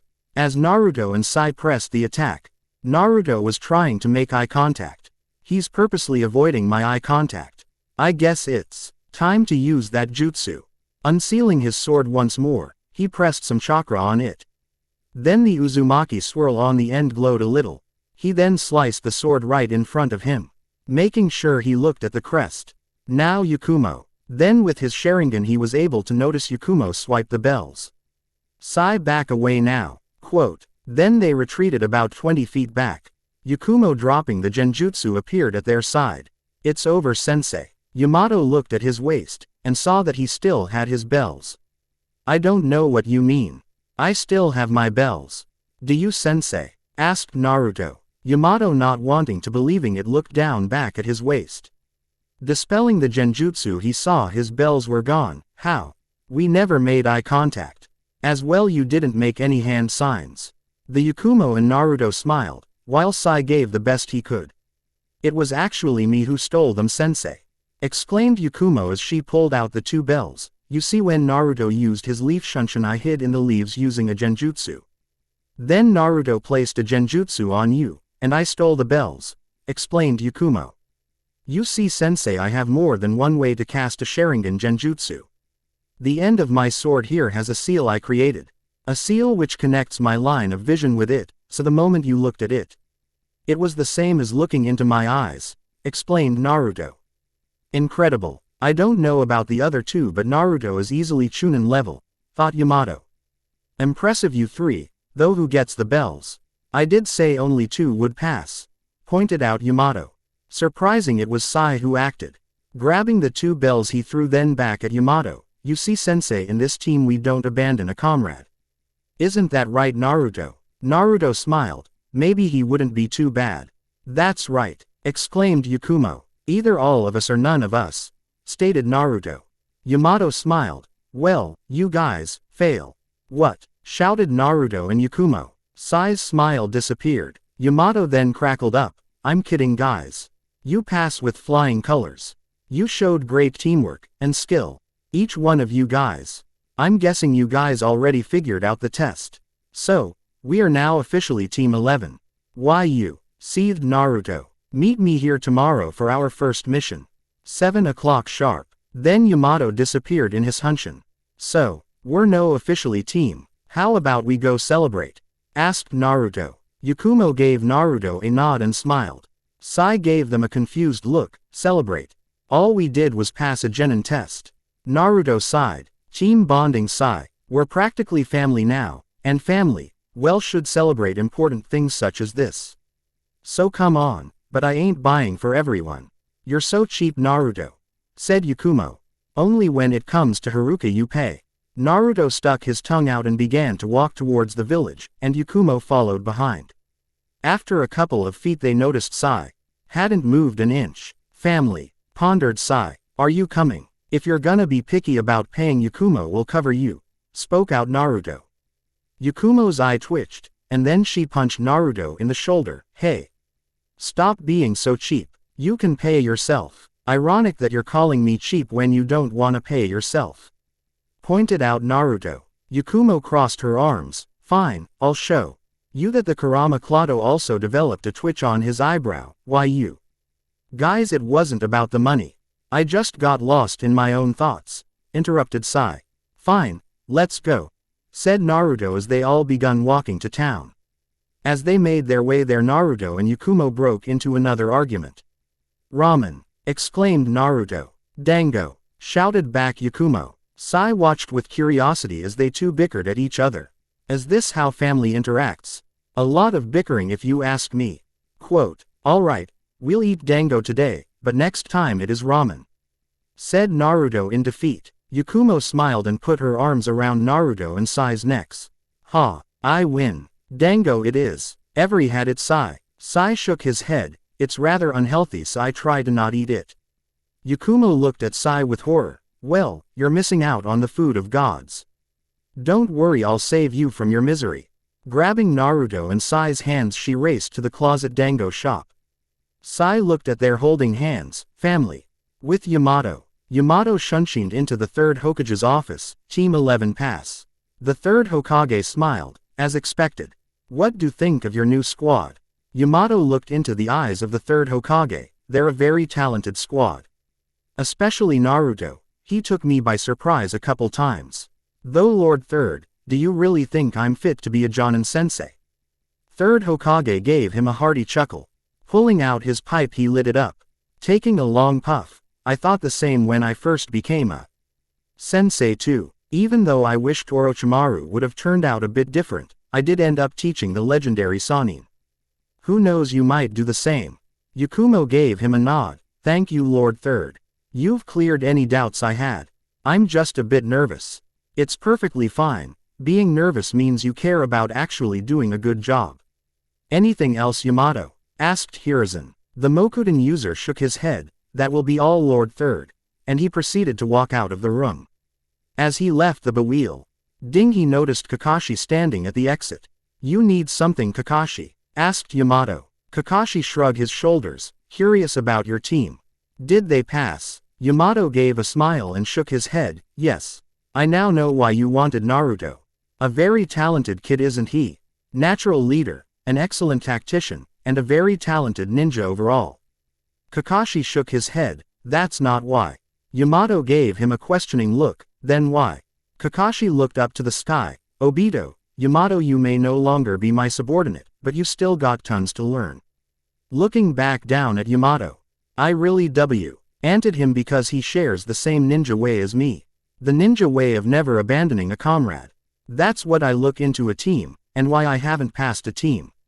Maybe this time will be different. I'll just have to wait until tomorrow. Yamato nodded at his old captain's response. Then he smiled. So, consider me your equal then.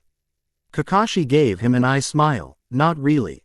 Yamato deadpanned, but you're getting closer. Next morning. UGHH. Why can't we do something more interesting? This is like our third D-rank mission this morning. Complained Naruto. Naruto, Sai, and Yakumo apparently had trash bags tied to their back, as they picked trash out of the small stream. While Yamato was sitting on a tree branch sharpening his kunai. Well, Naruto, if you guys didn't do these so quickly, then maybe you wouldn't have to do as much. As well, I don't see why you're complaining. The more D ranks you complete, the closer you get to an actual C rank. At this rate you might get your first in 1 month.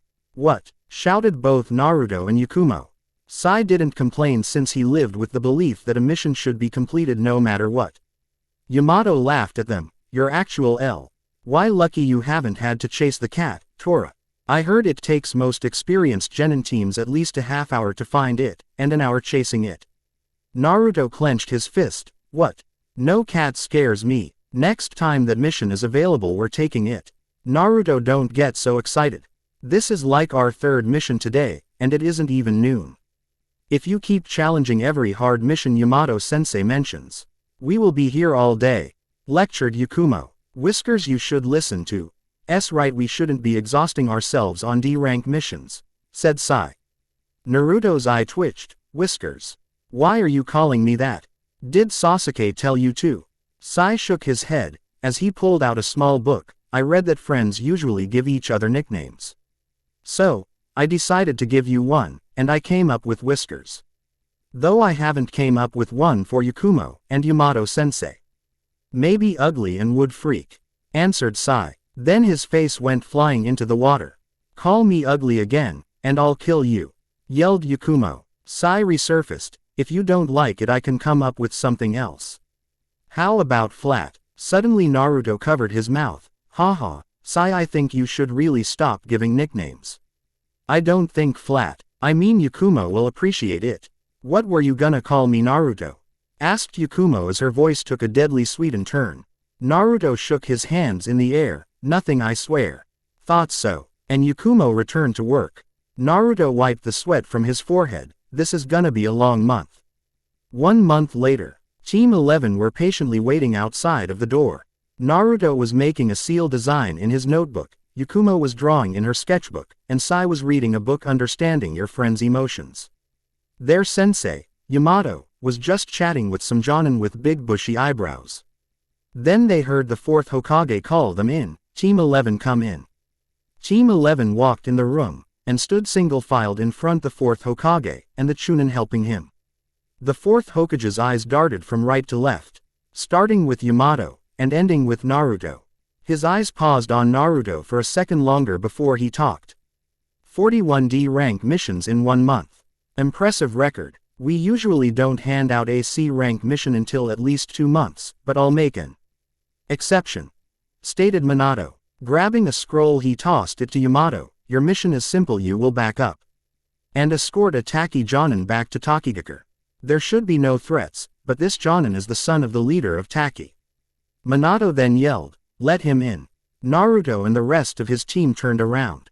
A man wearing gray pants, a green shirt, ninja scandals walked in. As Naruto took a better look at the man, he noticed he had long brown hair, and he was wearing the Taki forehead protector. Hello, Shibuki. This is Team 11. They will be your escort, explained Minato to Shibuki. Yamato took the opportunity to introduce his team. I'm Yamato, the leader of Team 11. The rest here are, from right to left, Yakumo, Sai, and Naruto. Shibuki nodded. The name is Shibuki. A pleasure to meet you. When do we leave, Lord Hokage? Tomorrow at 7 a.m. Seem fine. Team 11 will meet up with you at the front gate. It should only be a day's travel, replied Minato. Shibuki nervously replied, it's fine.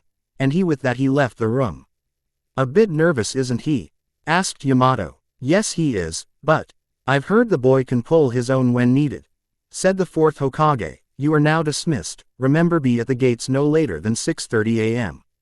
This will be your first C rank, so be careful. Hi, replied Team 11. Then one by one Team 11 walked out of the room. Though before Naruto walked out, Minato spoke out. Naruto, could you stay a minute? Naruto stiffened but did what he was told to. After Yakumo gave him a reassuring smile and left, Naruto was left alone with Minato. Be careful out there. I know you don't usually take my advice, but take this one. Don't do everything on your own, you have your comrades after all. Spoke Minato. As well, you might want to tell your mother you're leaving. Don't want to get her angry. Is he trying to say a joke? Naruto chuckled mentally but wasn't gonna chuckle in front of his father. Okay, is that all? Minato grabbed something from his pocket and chucked it at Naruto as fast as he could. Naruto, not even flinching, grabbed keyed Naruto. In case things get too out of hand. Then use this as a last resort. I'll be there in a flash, explained the 4th Hokage. Naruto turned around and begun walking out. You should really drop the flash pun. They've seemed to have lost their zap. After Naruto had gone, Minato started chuckling to himself. Naruto, the only person I know that would use my pun against me. With Naruto. Naruto was walking down the road. Just walking randomly. He knew he would have to get home soon, but his mind kept bringing him back to the kunai. What exactly is he trying to do? Does he do the same with Mito? Tall. King, about Mito, I really haven't seen her. I guess she's too busy with her team. Sasuke did say that Kakashi was making them do the longest D ranks. Naruto then felt something jump on his back. Big brother Naruto, shouted Haruka, carry me back to the orphanage. Naruto shook his head and grabbed her off his back. You really shouldn't be so lazy, Haruka, or else you're gonna die when the academy begins physical training. Haruka stuck her tongue out. Whatever, the academy is so easy. It's just the dumb history learning I don't like. Though Haruka-sensei is kind of cool. Naruto agreed. Yeah, I really liked him. He always treated me the same as everyone else. He didn't care if you were the Hokage's son or just an orphan. Who cares about that? I'm talking about how he always makes things so interesting. He actually takes us outside and stuff. Not like other teachers, where we sit inside all day, exclaimed Haruka. Naruto shook his head. You'll understand when you're older. Hey, I'm grown up, pouted Haruka. Naruto just laughed at her pout, running his finger through her hair. If you're so grown up, I guess I can't really take you out for ice cream. It's bad for you anyways. No, I was kidding, big brother. Let's go get some ice cream, spoke Haruka as her eyes lit up. Naruto pinched her nose. Not today, I have my first C-rank mission tomorrow, and I'll be leaving early. But brother RRRRR, you're always busy. You don't take me out as much, said Haruka as her smile faded. Naruto also frowned at her little sister's dilemma. She's right, I've been so focused on getting an actual mission. I've spent less time with her. Maybe I can be a little late tomorrow, said Naruto as he rubbed his chin. Haruka's eyes lit up. Really? Naruto nodded as he grabbed Haruka and put her on his shoulders. Since I'll be gone for a few days, why don't we make it a triple scoop? Haruka clapped her hands. Yes. Then we can have a contest who can finish faster. Then the loser has to do a dare. Naruto then listened to Haruka state a list of dares Naruto would have to do. Naruto just chuckled at how ridiculous each one was. Naruto and Haruka walked towards their favorite ice cream stand. They failed to notice a blonde watching them, her blue eyes watching every single interaction between the two. Mito couldn't help but really envy the girl, and she couldn't understand why. Sorry it took a bit longer. I'll try to make the next chapter quicker. Comment, fav, and follow. I was thinking of giving Naruto a new Mangekyo Sharingan technique, but the first one he uses won't be. I would prefer it to be a type of Genjutsu. I have though about one, but I feel like it would make him too OP. Name: Tokatsu. Classified: Ninjutsu, Genjutsu. Tokatsu is similar to Itachi's Tsukuyomi. Itachi's technique will stop time and control space mentally.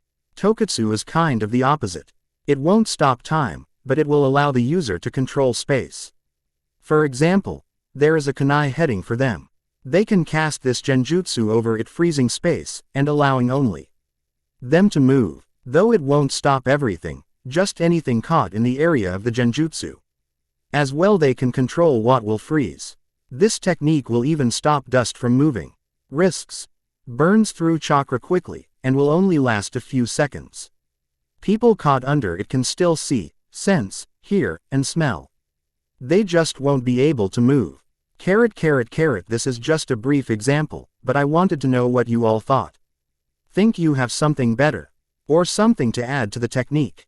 Comment, or PM me ASAP. CH7 mission cleared. The overlooked Prodigy. CH7 mission cleared. Team 11's first C-rank mission. Naruto, person talking. Naruto, person thinking. Naruto, summons Biju talking. Naruto, summons Biju thinking. Shadow clone jutsu. Jutsu author's note. Flashback no jutsu. Time skip. Naruto was quickly walking toward the gates. Even though he was gonna be there just on time, he actually wanted to be there early. It was only C-rank mission, but he wanted to go over formations with his team. There was a little chance they would actually have to use them, but he couldn't shrug off this bad vibe. Naruto turned a corner, and saw the gates in view. As he approached it, he saw his sensei leaning against one of the gates, while Yakumo and Sai were chatting with his mom. Mom? Asked Naruto as he approached the group. Suddenly the redhead was engulfed in a bear hug from Kushina. Releasing Naruto, she started to check all over him. Mom, I'm all packed, exclaimed Naruto as a huge blush covered his face. I'm just making sure my baby has everything. I couldn't live knowing my son died on a C-rank mission, teased Kushina. Mom, said Naruto as he tried to cover up the blush. Yakumo, Sai, and Yamato all laughed at Naruto's dismay. Don't worry Lady Kushina, nothing will happen to Naruto. Even if I can't look after him, he can easily hold his own, said Yamato. Kushina puffed her chest. I know. He's my son, and we never give up. Even if we lose, we still win. Everyone's sweat dropped at the logic of that last statement. Oh Mom, thought Naruto. Are we going or not? Butted in Shibuki. Yamato turned his attention back to the mission. He's right Yakumo, Sai, Naruto. We're going. Hi, exclaimed the three as they followed behind their sensei. Walking out of the village, they waved their goodbyes to Kushina. Outside of village, Naruto walked point, Sai and Yakumo walked behind him, Shibuki in the middle, and Yamato walked at the very end. They walked in total silence, until Yakumo broke the ice. So, what's Taki like? It's a beautiful city, but I doubt you will get a chance to look at it," explained Shibuki.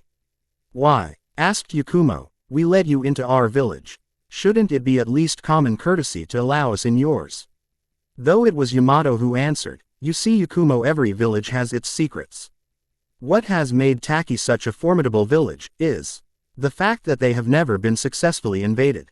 The reason is because the waterfall that surrounds our village provides us a natural maze, which completely hides the entrance of our village, therefore making it almost impossible to infiltrate our village without knowing the exact route. It would take days to get in," proudly stated Shibuki. "Whatever," stated Naruto, not even turning his head around. "Whatever. It's what makes us so formidable," exclaimed Shibuki, irritated. Naruto stopped walking and turned around. "You're right about having an excellent defense, but it's not impenetrable. There is always a weakness. It might not happen anytime soon, but one day someone will find a way to get in, and when that happens, will you be strong enough to protect your village? Like that will ever happen? As well, why would I have to be the one to stop such a foe?" asked Shibuki. Naruto started walking again as he talked. "Well, you are the son of the village leader, right? Therefore you would be his successor. Being the leader of a village means you must be strong enough to defend it from any foe." Shibuki was a bit taken back. He's right. They walked for a few moments in complete silence until Sai asked a question. "Naruto, who told you that everything has a weakness?" "Itachi, Uchiha," quietly replied Naruto. Suddenly everyone gasped. Even Yamato was taken back by the response. "Itachi?" asked Yamato. "You mean the S-rank ninja in the bingo book, Itachi Uchiha?" asked Shibuki. Naruto just nodded. "His whole he have to do with you?" asked Shibuki. Naruto turned around with his Sharingan active. "Everything." Shibuki quickly understood what he meant, by just simply showing him the Sharingan. He knew about what happened to the famed Uchiha clan. After that last meant everyone once again remained silent. They continued to walk until Shibuki let out a yelp, and pointed to their left. "There's no way they got past me," thought Naruto as he turned to the direction of the yelp. Pulling some shuriken, he threw them at the small movement his Sharingan had been able to track. Sai and Yakumo also took defensive positions in front of Shibuki. Yamato just stood unfazed, having already analyzed the situation. Then suddenly 3 birds with shuriken embedded in them fell out of a tree. The 3 genins' forehead all grew a big tick. "Are you serious, Shibuki? Aren't you supposed to be a respected shinobi from your village?" asked Naruto. "I guess each village's standards of a respected shinobi is different." Shibuki clenched his fists. "Don't diss Taki. We have produced the finest shinobi. Even ones that have fought your first Hokage, and still be alive."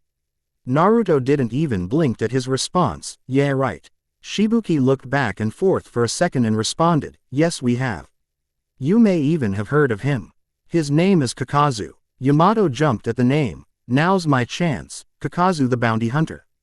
There is no way he can still be alive. He's like ancient history." Shibuki shook his head. "As you may know, he is missing nin from our village, but the reason he left the village was because he stole a forbidden jutsu which prolonged his life." Yamato didn't want to press on in fear of being convicted of trying to steal information. "What's this jutsu?" "He could steal other people's hearts, and use them as his own," stated Shibuki. "So the more hearts he steals, the longer he lives." Yamato nodded at the information. "Leave it to Naruto to get the information we wanted."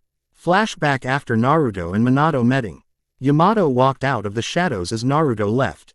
"Yes, Lord Hokage. The scroll you gave me was a diff. Yes, I assigned this mission to you for 2 reasons. First, as you know, this is supposed to be a simple escort mission, perfect for a new genin team. The second reason is because I want you to gather some intel. This is an A-rank intel gathering mission for you," stated Minato. "Why would we want intel from Waterfall?" asked Yamato. "We don't want information specifically on them, but a former shinobi.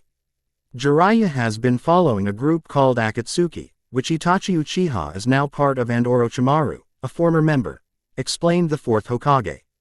"Itachi Uchiha and Orochimaru, they're both S-rank ninjas," exclaimed Yamato. "Why would a group of S-ranks come together? We don't know, but I have my suspicion." Said Minato as he looked at the picture of his wife and daughter. Yamato not noticing where he was looking, he asked, so my mission is to gather intel on Kakazu. Who exactly is this man? Minato looked at Yamato. That's what we want to know. We just know a few things. He was a former Taki shinobi, who was ordered to kill the first Hokage. Though he failed, and somehow managed to escape with his life. We know that he has collected big bounties on big-name ninjas, though none of them over A-ranked missing nin. We have reason to believe that he may very well be an S-rank ninja recruited into this group.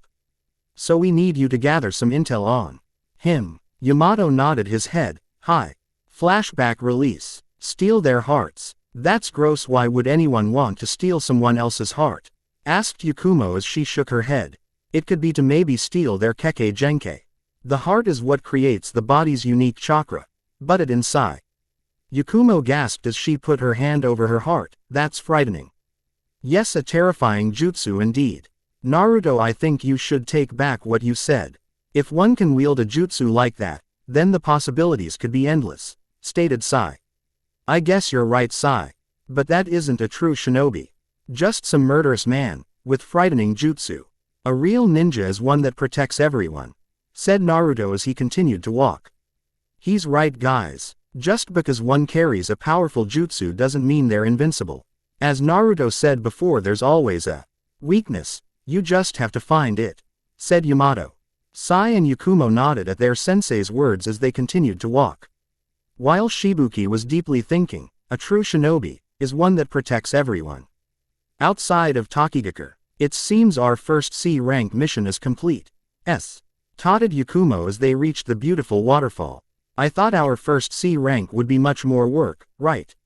Whiskers, said Sai. Naruto sighed. He had tried to stop Sai from calling him that, though he has had no success.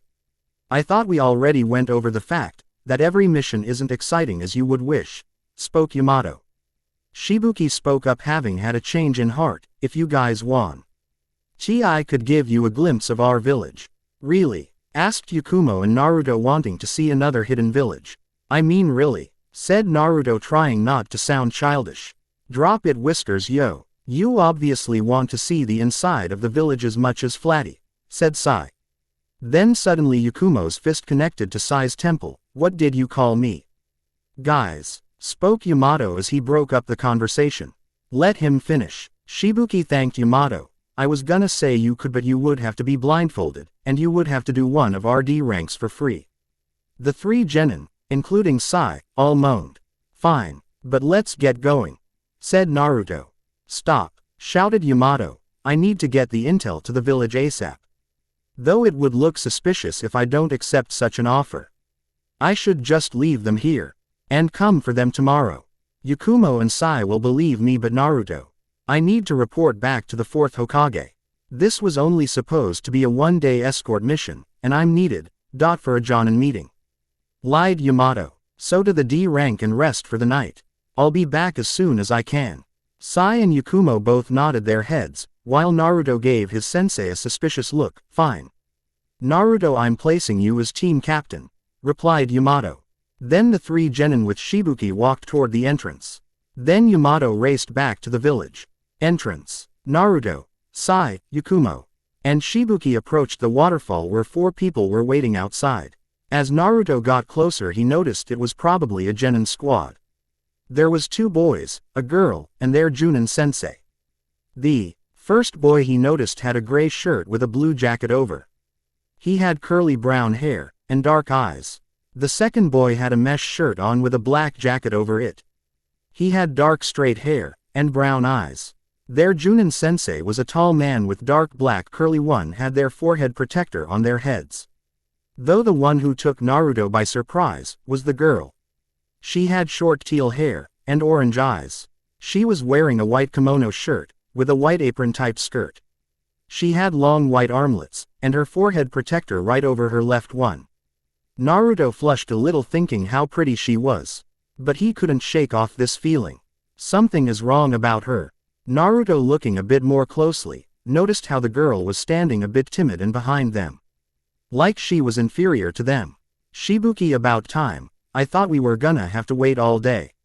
Who are the kids? Asked the Junin. Daiki, These are the ones who escorted me here, and they will be doing a D-rank mission for us," spoke Shibuki. Daiki raised an eyebrow. "Why?" Shibuki chuckled. "They wanted to see the village, so I decided to let them for a price." Daiki laughed with Shibuki. "You're cruel, Shibuki. I think my team just might join them." The two boys protested. "Sensei. Don't sensei me. You haven't done a mission in a while, and it's time for you guys to pull your weight. Look at these guys no older than you. And already on AC rank," spoke Daiki. "Okay. My name is Hoared Kid. Guro," said the other boy. "Yakumo," said Yakumo. "Sai," replied Sai. "Naruto, and what's your name?" asked Naruto as he pointed at the girl. "You don't wanna know her name," stated Hoki. Naruto glared at the boy. "Why not?" Naruto then watched as both Shibuki and Daiki gave him a glare. She's too shy, and will only make a fool of herself," nervously replied Hoki. "Whatever, so what's your name?" "I'm Naruto Uzumaki," said Naruto as he extended his hand. The girl was a bit taken back. "He wants to know who I am." I'm Fu," softly spoke Fu as she shaked his hand. "Nice to meet you. So Shibuki, are we going?" asked Naruto. Then Shibuki pulled out some blindfolds. "Put this on. Inside the village, your job will be to clean up some trash around that big tree over there," said Shibuki as he pointed at the large tree in the middle of the village. "Our 3 genin here will be your escorts. I'll meet up with you tomorrow. So stay out of trouble." "Hi," said the leaf genin. Naruto and the rest of the genin all headed to start their mission. Arriving at the tree, they begun to clean up. There were some kids playing on the side. Sai begun to talk to the Hoki, while Yakumo talked to Guro. Naruto didn't want to talk to either, already not liking them, since how badly they treated their teammate. In fact, Naruto had noticed that most of the village was the same. He noticed the glares they received when they walked down the street. Though it wasn't at them for being foreign ninja, but at the girl. Something here is really off. What could the girl have done to receive so much hate? Did her family do something? Naruto, wanting some answers, approached her. "So, Fu, why aren't you liked in this village?" He watched as the girl put her head down. "Because I'm a monster." Naruto was a bit taken back. Then he laughed. "You a monster? I've seen monsters, and you're definitely not one. But that's what everyone says," replied Fu as she looked down at her feet. Naruto shook his head. "Fu, you shouldn't believe what people saw." "But I'm a G, never mind," said Fu as she went back to cleaning up. Naruto's eyes went wide. "Of course, a Jinchuriki. I understand now. So you're the Jinchuriki of Taki," said Naruto as he looked up to the sky. "Yeah, are you gonna call me a monster now?" asked Fu angrily. Naruto looked into Fu's eyes. "Why would I do that? My own mother is Jinchuriki." Naruto looked at the other genin, making sure they didn't hear anything. "As well I believe that being a Jinchuriki should be considered a blessing, not a curse." Fu replied. "No, it's a curse. These tailed beasts are just demons, who would destroy everything if let out. I'm just a mere vessel to keep it at bay, and maybe one day to control its power. So I may become the village's secret weapon." Naruto shook his head. "Do you like how people treat you? Just because you're a Jinchuriki?" Fu looked away. "Of course not. So think about the tailed beast. They can also touch, speak, feel, and hear like a human. I don't think they like the way they are treated either. An insect-looking beast slowly awake from his sleep. He spread his 7 wings in the air. As he looked through his cage, he heard the words of the boy. "Did you know that tailed beasts were created to protect the world? But look at them. Weapons of destruction. If you keep thinking the way you do, then nothing will ever change. I can see the hatred in your eyes. Don't let it take over, Fu. Prove people wrong, and show them that you're worth more than them," said Naruto as he gave her a smile. "That's the only advice I could give you. In fact, if you want, we could even become friends, because Fu, I don't see you as a monster, but a beautiful young girl." Fu's eyes went wide, and she allowed a tear to escape. "Thank you, Naruto." The beast had heard every word the boy had said. This boy, he understands the pain of a tailed beast. A blue-eyed boy, huh? Interesting. Could he be the one that father spoke of? Naruto Uzumaki, I will look forward to seeing your path unfold. Then the tailed beast went back to sleep. Boom. An explosion erupted from village leader's house. "What's going on?" yelled Hoki. Suddenly they watched another explosion in the distance. "Sai, Yakumo, Manji formation," shouted Naruto as they rushed into formation. Then suddenly a piece of debris went flying towards the playing children. Naruto quickly took action and jumped in front of them. Water release, water wall jutsu. Naruto spit out a bunch of water and created a giant wall of water to protect them. "Get out of here. Go to your parents," Naruto told the children, though the kids just remained frozen in fear. Thog. Each one of them was amazed at Naruto's cool jutsu. "I don't know where my parents are, but you can protect us." "Hoki, Guro, we need to get them out of here. What is your emergency protocol when the village is under attack?" asked Naruto. "Why should we tell you? You could be the enemy," asked Hoki. Sai then decided to speak up. "If we were the enemy, you would be dead right now. So don't be silly." "He's right, Hoki. We're supposed to retreat to the waterfall, where we evacuate all civilians. Then await orders from Lord Shiba, Shibuki's father," explained Guro. Suddenly Shibuki and Daiki arrived on the scene. Team 11. "Team Daiki, we're under attack, and we fear Lord Shiba may have fallen," said Daiki. "What? But I thought you said no one could infiltrate Taki," asked Naruto. Shibuki shook his head. "It's impossible for a foreign ninja, but a former missing Ninsuian infiltrated our village. He knows the way in, and him and a few of his followers invaded." "Then how did he defeat your father?" asked Yakumo. "He used to be my sensei before he defected, so he was very close friends with him, but a dispute over the hero's water is what made him detect," replied Shibuki. "Hero's water?" asked Sai. "Yes, that probably why Lord Shiba was taken down so easily. You see, the hero's water gives the user a major boost in chakra, and allows them to grow much stronger. The only fallback is that the user's life is greatly shortened. Lord Shiba has used it in the past, but it's forbidden for its drawback," explained Daiki. "It most likely weaken him." Then suddenly a giant water dragon erupted from the lake. "Watch out," shouted Guro. Naruto and Sai grabbed the kids and jumped out of the way. The rest except Daiki managed to get out of the way. Daiki wasn't hit completely, but it hit him hard enough to break his leg. "Ah!" shouted Daiki as he was flung into the tree.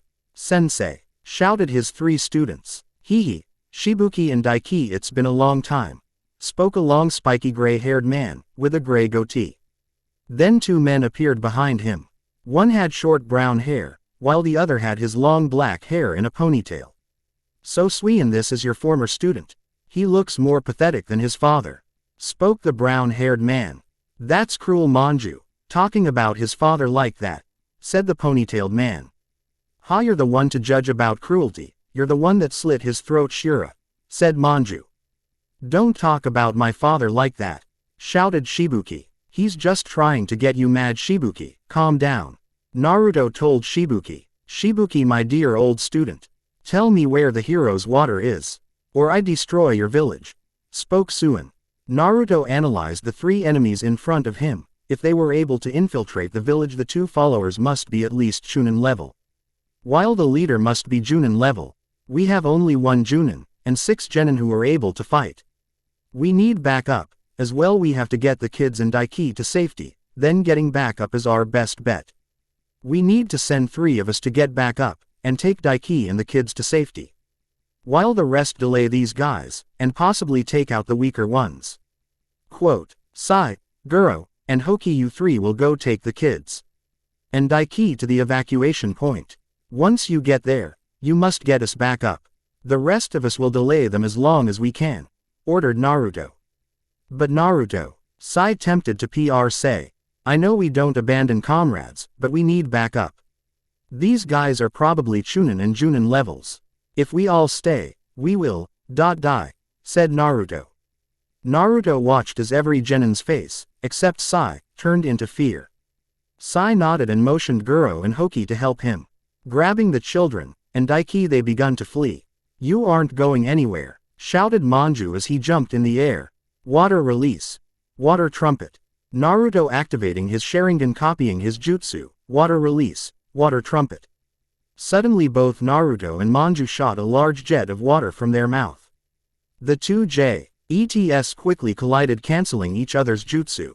Naruto, spoke Shibuki. What? Asked Naruto. I need you to stall him. I'm going to get the hero's water, said Shibuki.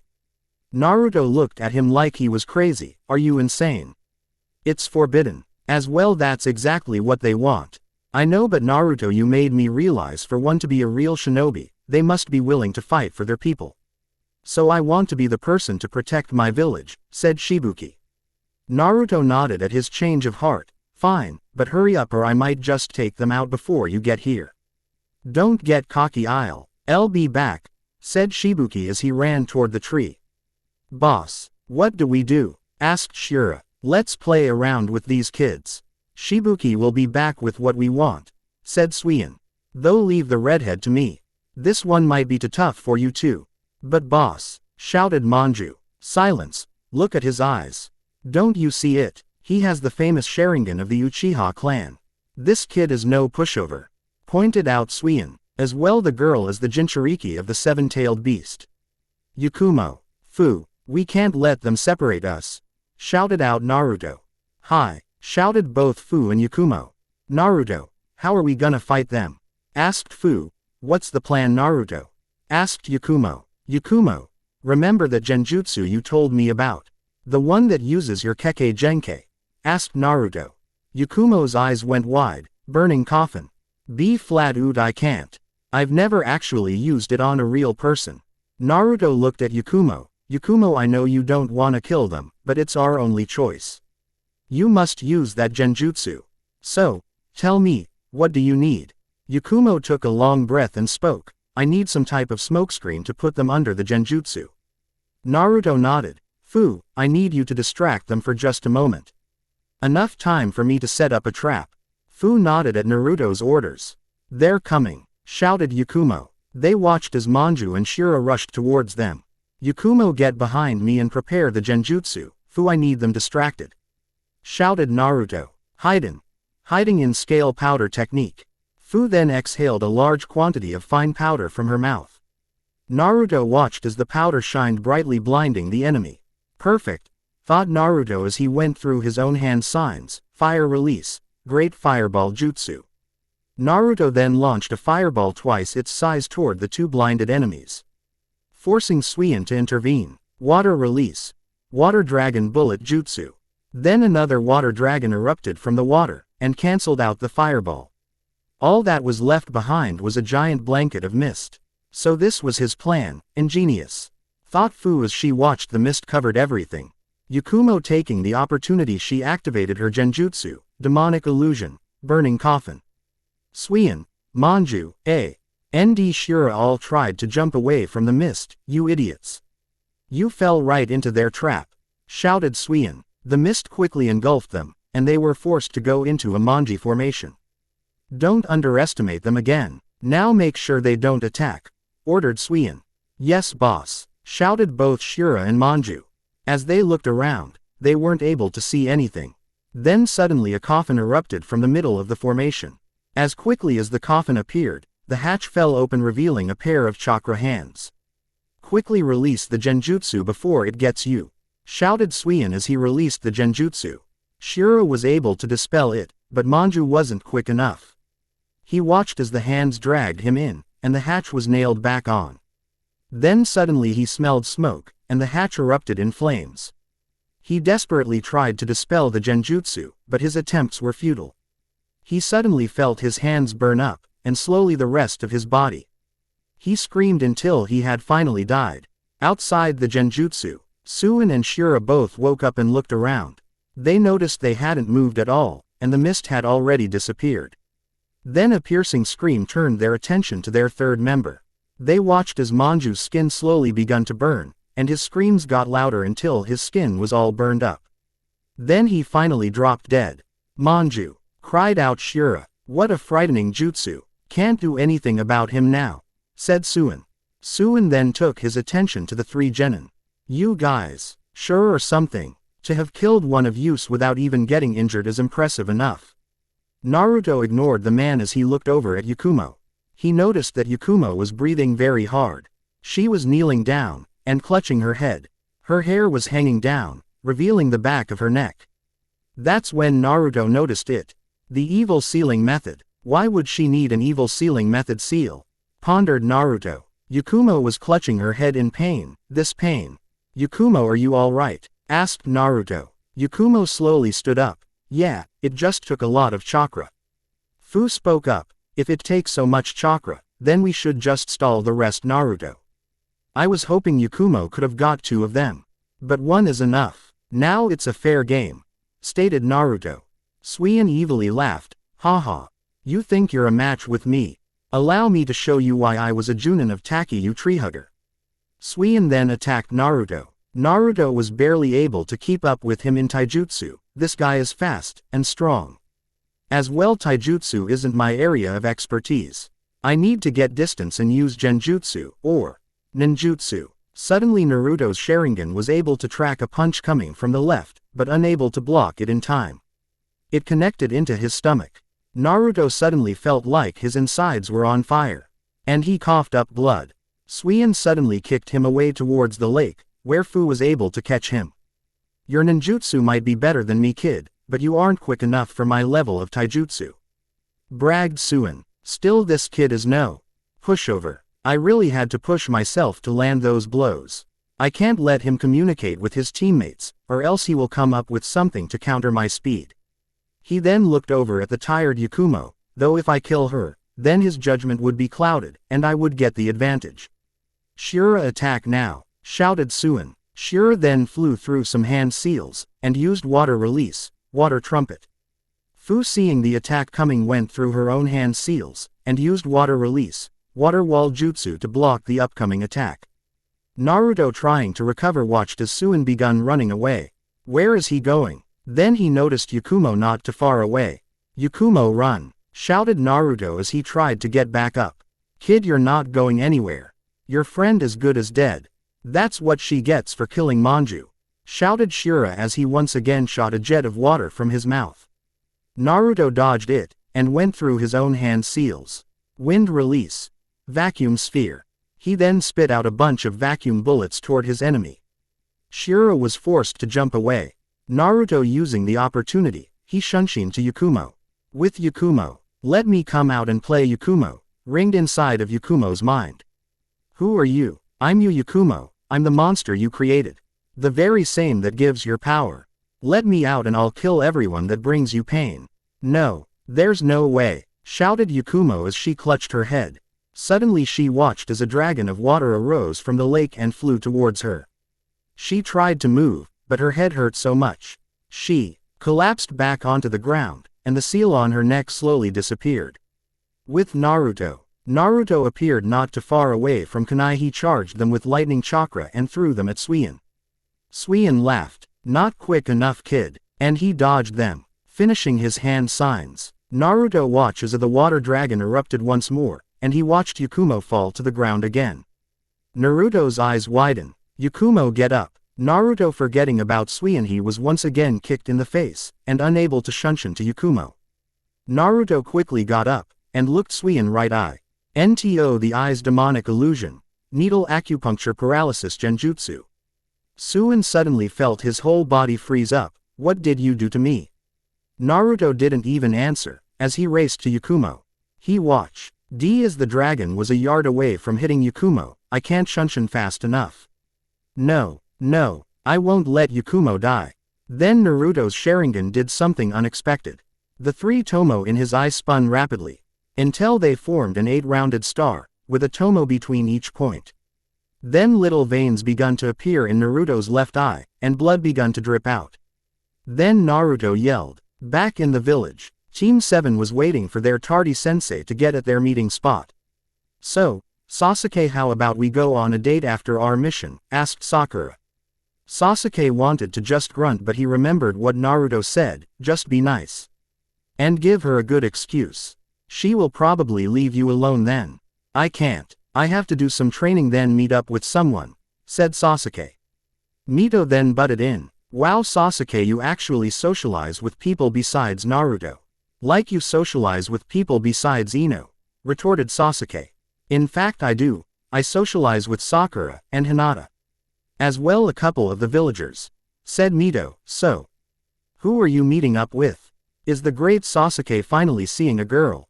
Or are you still crushing on Yakumo? Sasuke blushed, which infuriated Sakura. Sasuke wouldn't see another girl. Mito sighed. Sakura, if you actually put a bit more effort in training then Sasuke might pay attention to you.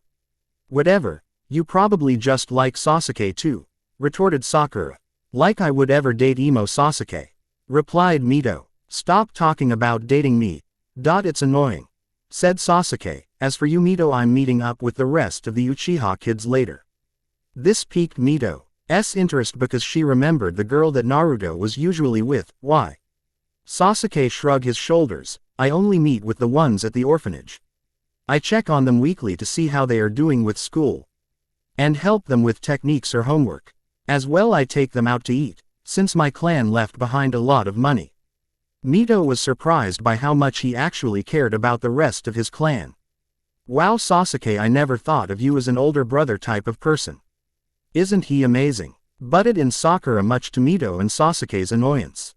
Sasuke then responded, yeah, me neither, but it was thanks to Naruto. Sasuke then watched as Mito's face took a sour one. What does Naruto have to do with it?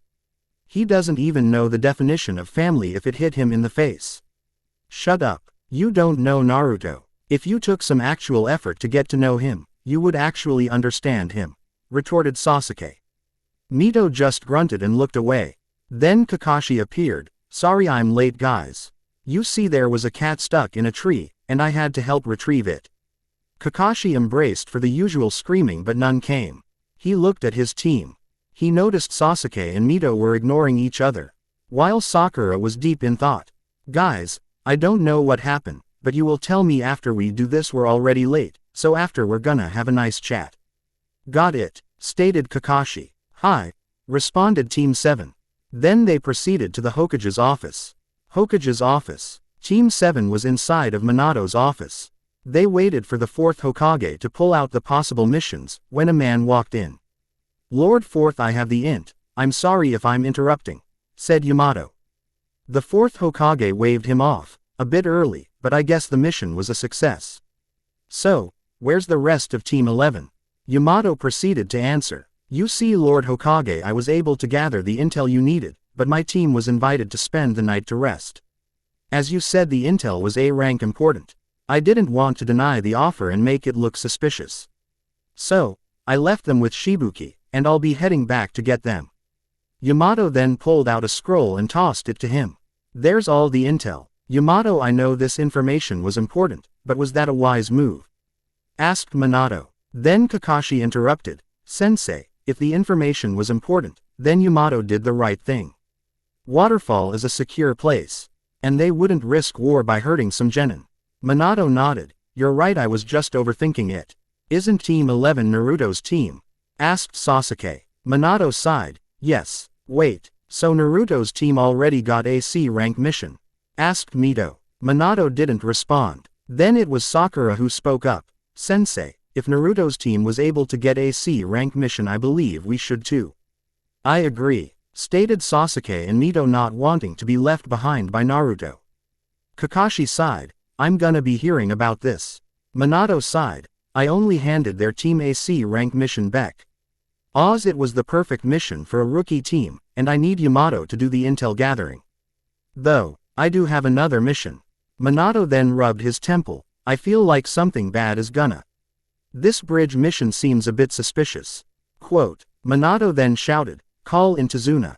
As for you Yamato, I'm want you to get something to eat, and head back for your team. You reach your team, you will go ahead and back up Kakashi's team. Mission details in this scroll. Yamato caught the scroll and nodded.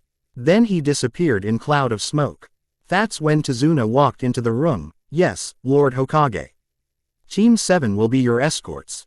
And another team will be sent to back you up, replied Minato.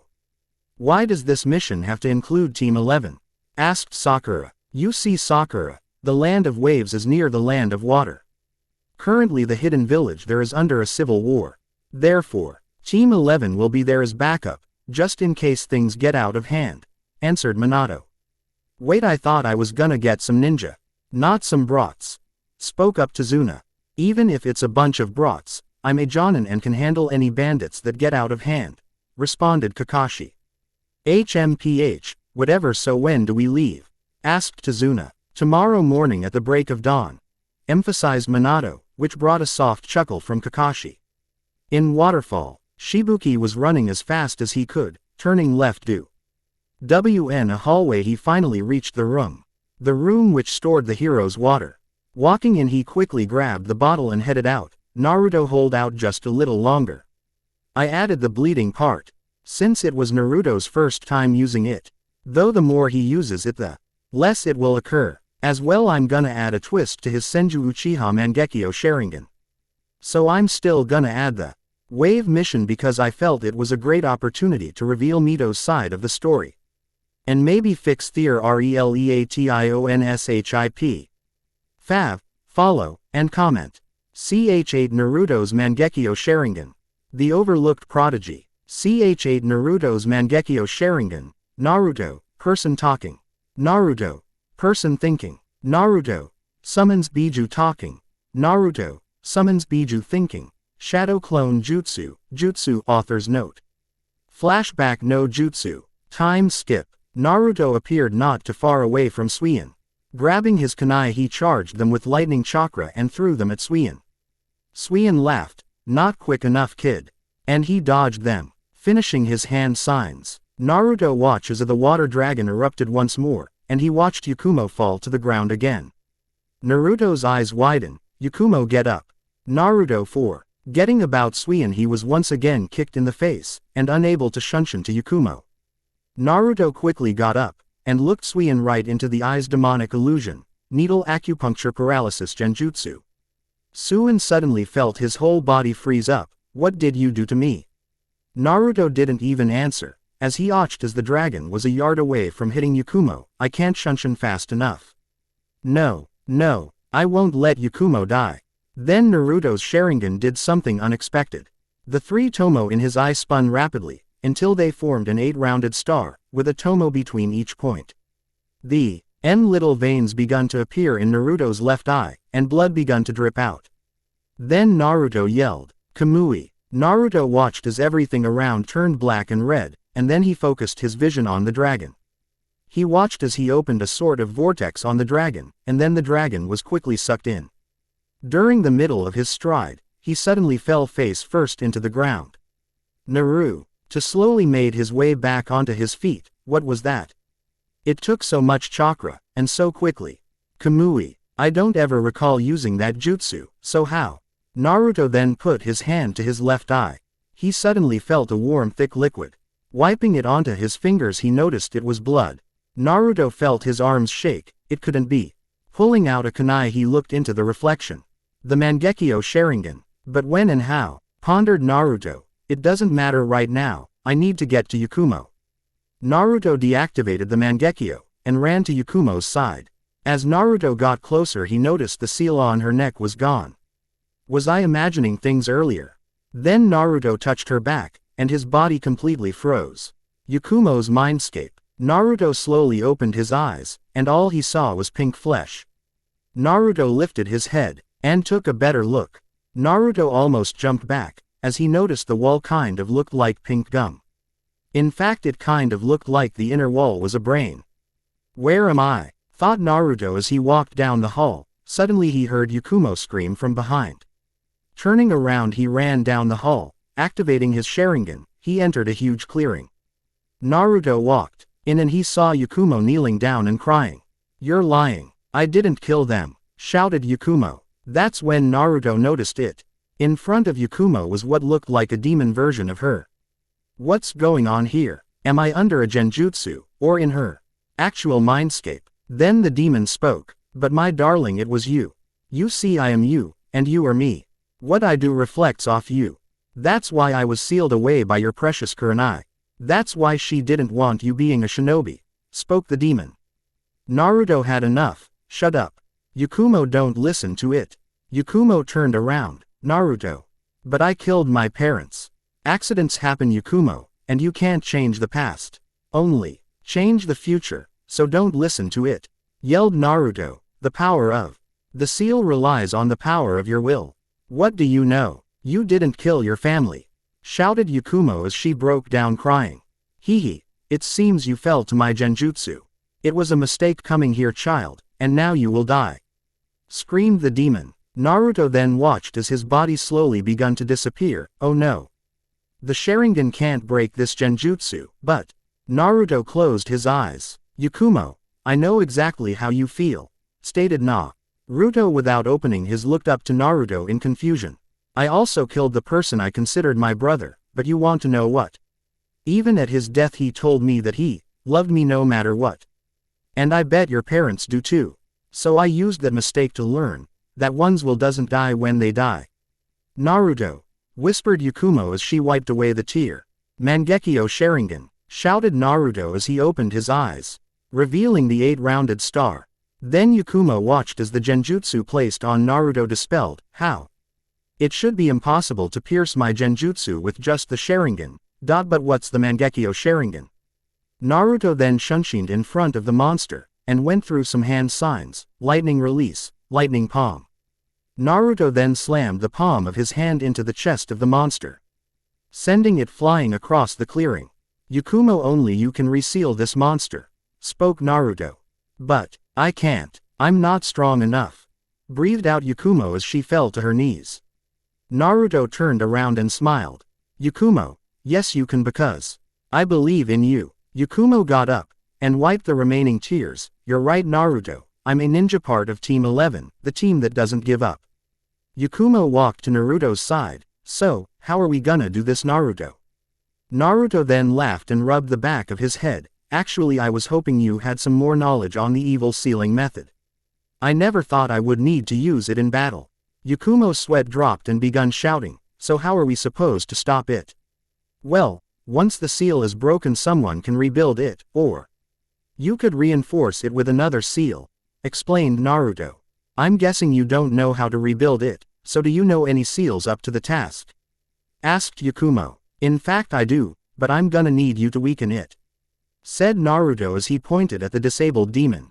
You do? Asked Yakumo surprised. Yes, my mother was gonna teach me the 8 trigrams sealing jutsu, just in case Mito ever lost control. So I'm learning the basics. And one of those include the 2 symbols seal. That should be more than enough to seal this, explained Naruto. Fine, so what do I need to do? Asked Yakumo. Naruto unsealed the last weapon he had. You need to stab it right into the heart.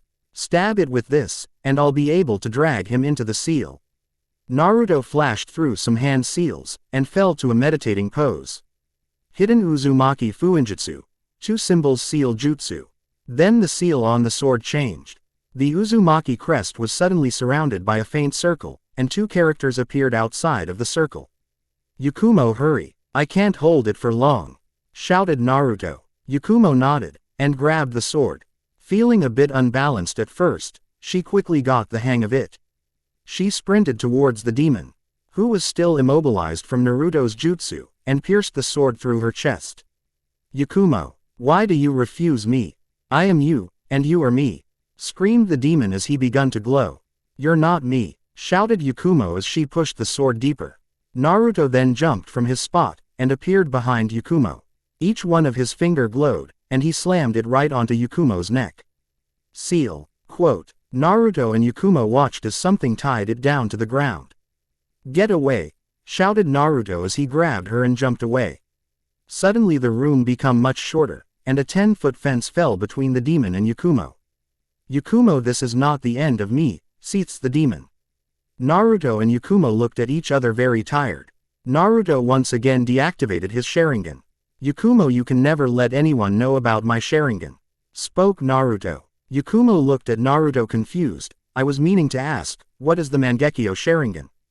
Naruto stood back up, and shook his head. It's a forbidden stage of the Sharingan. For several reasons, which I will not explain to you to keep it a secret. Though I beg you Yakumo, you can't tell anyone. You can't tell Sensei, Sai, the Hokage, your family, or anyone. I'm putting a lot of trust in you, so please don't let me down. Yakumo was still confused. I don't understand though. There is lots of forbidden jutsu in the world, and lots of people know about them. Naruto grabbed Yakumo by the shoulder. Yakumo, if you tell anyone, people will begin to find out. If people find out, they will come after me. They will kill me, and steal my eyes. I have developed my eyes to a stage where only 5 people before me have achieved. Right now I'm not strong enough to defend myself from such foes. Yakumo nodded, realizing how serious her friend was. Seriously? They would steal your eyes? Yes, replied Naruto. So, how do we get out of here? Yakumo then released the situation they were in. Oh, that. I just released the Genjutsu. Kai. Back to Taki. Naruto stumbled back, and watched Yakumo get back up. Naruto looked around, noticing that not a second had passed, a Genjutsu that can control the perception of time. That's similar to Tsukuyomi. Naruto suddenly fell to his knees, and was panting, lose all my chakra, but I lost it too quickly. Yakumo saw the situation her friend was in. Naruto. She helped him back up, and that's when Shura appeared by Suion and helped him release the Genjutsu. Suion fell to his knees after being released from Naruto's Genjutsu. Fu then appeared by Yakumo's and Naruto's side. Are you guys alright? Asked Fu. And how did you stop his jutsu?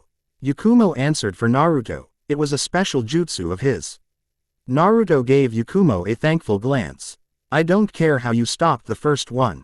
But you aren't getting away from the second. Screamed Suion. Shura, you too. Then both Suion and Shura both went through the same hand seals and both used water release, water dragon bullet jutsu. 2 dragons both erupted from the lake, and went rushing towards the 3 genin.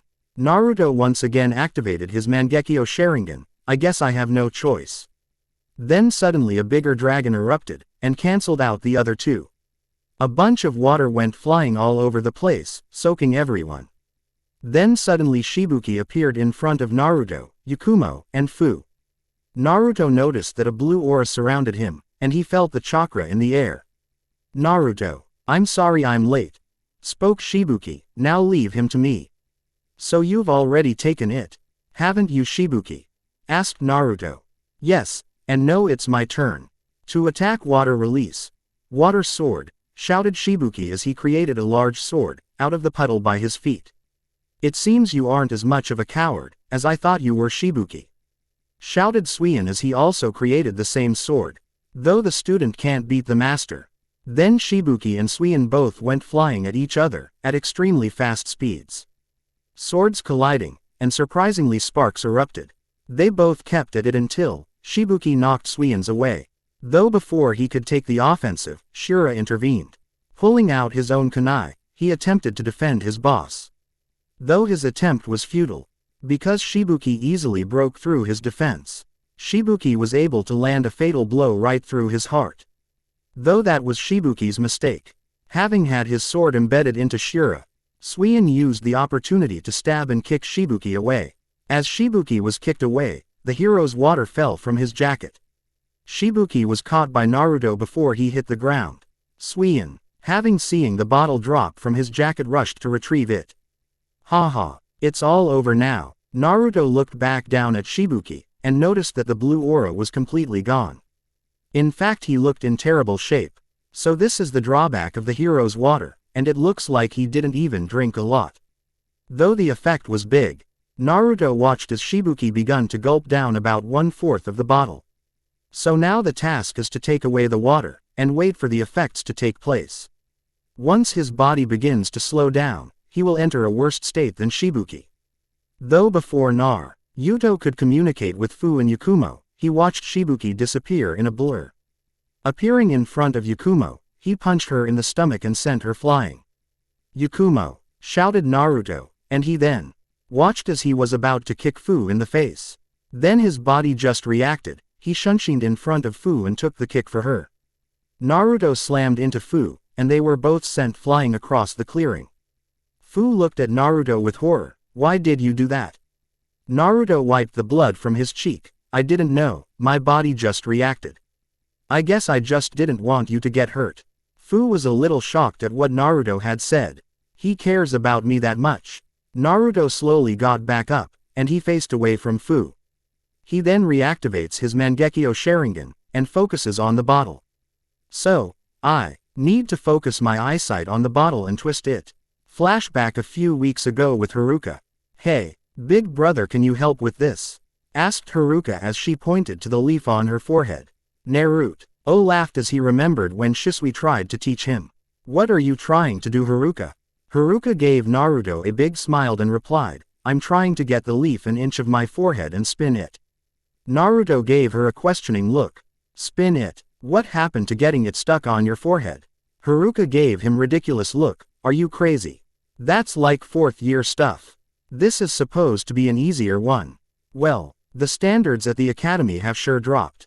I learned that when I was like, 0.7. Replied Naruto. Brother, I don't have time for your ancient history. Are you gonna help me or not? Asked Haruka a little irritated. Naruto pinched Haruka's nose. I'm not even that old, Haruka. I'm like 7 years older than you. Haruka knocked Naruto's hand away, and stood up. She then made some dramatic hand motions. But that's a lot of years. Therefore you are old, big brother. Naruto sighed. So, what exactly do you need help on? Haruka responded. Oh yeah. Well, I'm having trouble spinning the leaf. Show me, asked Naruto. Then Haruka proceeded to sit back down, and put the leaf on her forehead. Naruto watched as she got it an inch of her forehead, then tempted to spin it from right to the leaf just got very unbalanced, and fell off. Naruto then spoke, You're doing 2 things wrong, Haruka. The first is that, when you spin it, you're going to quickly calm down, and allow the chakra to take its flow. As for the second, you're spinning it the wrong way.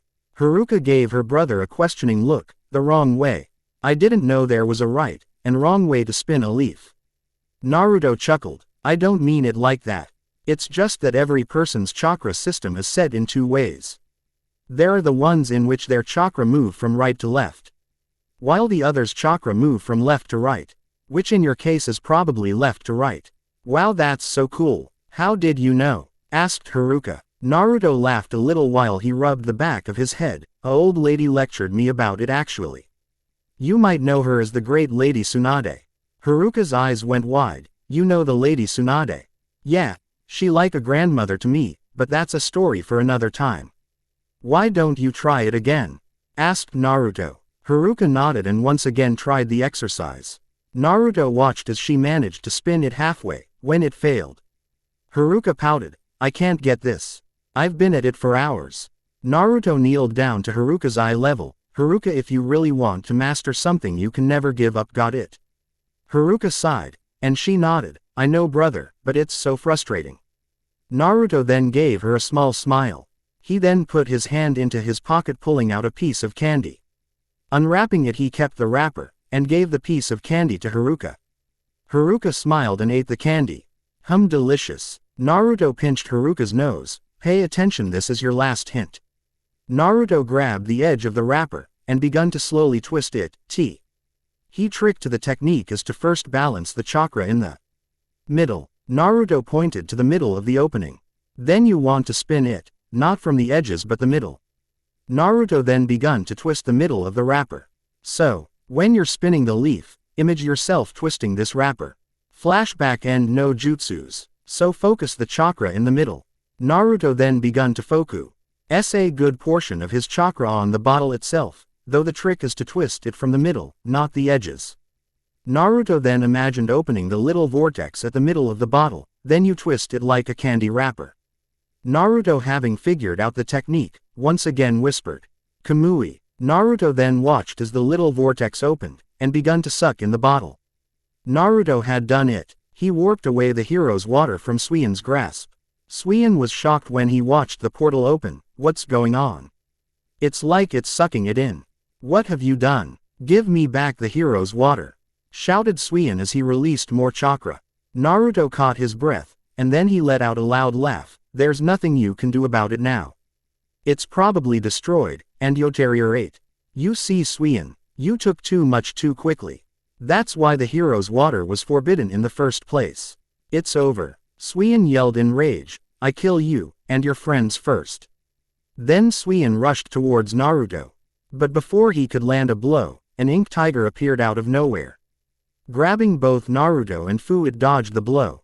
Then a second tempted to battle Suian, which Suian easily was able to destroy. Naruto and Fu were suddenly let go in front of a smiling Sai. It seems you were in quite a bind, Whiskers. Then 5 Anbu appeared behind him. Thank you for helping us in our time of need. We will take care of the rest. Then the Anbu proceeded to take care of Suian. Suian was able to hold his own for a while, but as soon as the hero's water effects wore off, Anbu was able to easily bind him down and arrest him. Then Yakumo and Shibuki walked up to Naruto, Fu, and Sai. Shibuki placed his hand on Naruto's shoulder and spoke, "Thank you Naruto, Yakumo, and Fu." Fu was a bit taken back that someone else thanked her, but then she smiled, "You shouldn't thank me, I'm a shinobi of this village too." "You're welcome Shibuki, though we could really use some place to rest," replied Yakumo as she sat down very exhausted. Naruto hadn't responded, but he then turned around and gave them a smile. Then he fell onto the ground. The last thing Naruto heard before he slipped into unconscious was Fu screaming his name. Hospital room. Naruto woke suddenly. He exploded from the bed. Looking around frantically, he was trying to figure out where he was. Then he came face to face with Yamato. "Sensei, when did you get here?" asked Naruto. Yamato looked Naruto into the eye. "I'm sorry Naruto, I left you in such a bind. I got here not too soon after you collapsed from minor chakra exhaustion.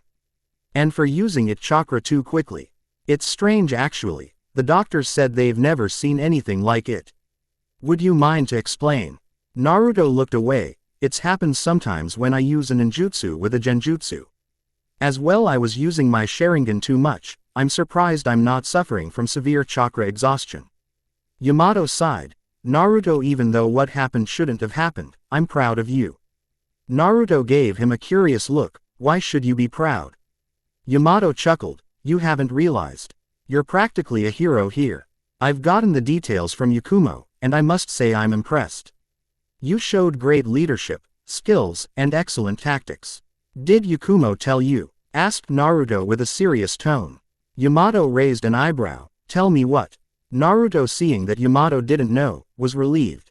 "It's nothing important. I was just wondering if she told you about Taki's Jinchuriki." Yamato's eyes went wide. "You know who it is? It's such a well-kept secret." Naruto looked at the door, making sure it was closed. "Yeah, but I ain't telling you here. Maybe when we leave in the morning and get to Konoha." Yamato nodded. "Fine, but Naruto, I need to tell you something." Naruto gave him a questioning look. "What?" "We aren't returning to Konoha," said Yamato. Naruto suddenly asked, "Why not?" "We've been assigned another mission. We're gonna back up Team 7 on their mission, which is an escort guard mission. The mission will probably take about 3 weeks. We're gonna meet up with them tomorrow at noon, at the border of the Land of Waves," explained Yamato. "Yakumo and Sai have already been informed, and are resting. So rest up as best as you can, because we're leaving tomorrow at dawn. I'm sorry about not allowing you to rest up completely, but once we get to Wave, I'll make sure you get plenty. We won't all be needed, it's just as precaution. So I doubt we will run into anything. Though if you feel you can't handle it." Naruto protested. "It's fine sensei. Though I would like to go back and rest, I really don't want to get stuck with my mother all day, especially if she finds out the state I'm in." Yamato suddenly deadpanned. "Remember, he promised nothing would happen to Naruto. Hehe, maybe you're right." Naruto nodded at his sensei and went back to sleep. Yamato, having seen his student go back to sleep, left the room to go to his own room. Once Yamato left the room, Naruto cursed out loud, and he rubbed his eyes. "I really wanted to visit the Uchiha shrine, as well. I told Haruka I would be back by today. Though it would look suspicious if I was in a rush to be home." Naruto sighed and went back to sleep. 30 minutes before Naruto leaves Taki, Naruto was gathering the last of his stuff before he met up with his team at the entrance of the hospital. As Naruto put away his last scroll into his bag, he put it on. Though suddenly he felt someone jump through the window. Pulling a kunai, he proceeded to attack the intruder, pinning the intruder into the wall. He noticed he was staring into orange eyes. Taking a better look, he noticed it was Fu. "Fu, I'm sorry," apologized Naruto. Fu just giggled. "It's okay Naruto, I just wanted to say goodbye." "And thank you." Naruto raised his eyebrow. Though why did you want to do it in private? Fu gave him a smile. I wanted to thank you for the confidence, Naruto. In fact, everyone heard about me helping defend the village. Some of the villagers actually treated me nicer. Even though it isn't enough, it's a start, and it made me realize that I can change my own destiny. So, thank you. Fu engulfed Naruto in hug, leaving him blushing. You're welcome, Fu, that's what friends are for. Fu gave him a smile, and handed him a piece of paper. That's right. I wanted to give you my address, so we could maybe write. Since you were my first friend. Naruto gave her a goofy smile. Of course, Fu. Though you didn't have to sneak up here to tell me this. Is it maybe that Fu is a bit shy? Fu gave him a sweet smile, and then she gave him a kiss. It wasn't a long one, but just a quick peck on the lips. I wanted to thank you for taking that blow for me yesterday. Bye, Naruto, spoke Fu as she jumped out the window, leaving behind a speechless Naruto. Naruto was blushing like crazy when suddenly his door flung open, revealing a laughing Team 11. What are you doing? Yelled Naruto, trying to hide his blush. Yamato between laughs answered, Yakumo saw someone jump through your window, and we came to investigate. Imagine us when we came upon such a romantic scene. Wow, Naruto, I didn't know you had the hots for the girl. I guess I should have seen it coming, since you've been with her ever since we entered the village, laughed Yakumo. Though it was Sai who really irritated Naruto. Wow, Whiskers, you really surprised me there. I thought for a moment that you played for the other team. Though it's still the same, when the girl figures out you have such a small package. This caused the team to laugh even harder. Naruto just left the room blushing even harder from before. In fact, he started to even look like a tomato. Whatever, let's go. With that, Team 11 walked out of the room with some of them laughing, and the other in complete embarrassment. Hidden Leaf Village, Haruka Uchiha. It was early morning right before the academy started. Haruka was walking down the street really worried. I haven't seen Big Brother Naruto since he left for his mission. He said he would return yesterday, but did something happen to him? No, Big Brother Naruto is too strong. Haruka suddenly gasped. What if he ran into Itachi? Haruka felt like crying. She didn't want to lose her brother Naruto. He was the only person that cared about her. The only person that would buy her what she wanted. Took her to the park, played with her, and even read her favorite stories for her. Haruka was walking down the street not knowing what to do. Maybe if I ask Haruka-sensei. No, he wouldn't know about another ninja's missions, and big cousin Sasuke is out on a mission for 3 weeks. Wait, why don't I ask the tomato lady? Haruka stopped walking, though I don't know where she lives. In fact, Naruto has never taken me to his house. I wonder why. Haruka looked around until her gaze stopped on the Hokages. I'll just go to old man Hokage Big Brother spoke of. Naruto said he was like really nice. And to go to him for help if I needed it. Though what about the Yondaime? I heard he is the current Hokage though. Haruka debated with going to the Sandaime or the Yondaime. I guess the Yondaime would probably overlook all the missions, since he is in charge. Though Big Brother never talks about him. I wonder why. I heard he's a great guy. In fact, Big Brother has a lot of secrets. Haruka, having made her decision, raced to the Hokage Tower to get some answers. Hokage Tower. Haruka walked into the tower. When she walked in, she was surprised to see that there wasn't a lot of people. All she saw was the Hokage's secretary furiously writing away. Walking up to her, Haruka spoke, "Can I see the Hokage?" The secretary looked down at the girl and asked, "And why would you need to do that, sweetie?" Haruka ran through her hair nervously. "Well, my big brother was sent on a mission 2 days ago, and he was supposed to be back. I haven't seen him, and he always visits me. So, I got a bit worried." The secretary pitied the little girl. The life of a ninja was a tough one, and it was always sad to see family members' grief. "I don't really handle mission reports, but you're actually in luck. The Hokage right now is free, and you can probably go ask him. Though don't tell anyone else I let you in without an appointment." "Okay." Haruka gave the girl a big smile, and gave her a good guy pose. "It's a promise." "Thank you, nice lady." Then Haruka dashed down the hall to the Hokage office. The lady chuckled at the girl's antics. What a cheerful little girl. Hokage's office. Minato was having a terrible morning. He had just got word from Yamato about Team 11's little problem in Taki. He was glad Naruto was safe, but he felt awful for putting him in such a position. This was supposed to be a simple escort mission, and had he not given Yamato the extra mission, none of it would have happened. Minato wanted Yamato to return immediately, but he explained in his TTER it would be better to have Naruto rest in Wave. Since they aren't really needed, just him for precaution. I guess it would be better to have Naruto rest in Wave.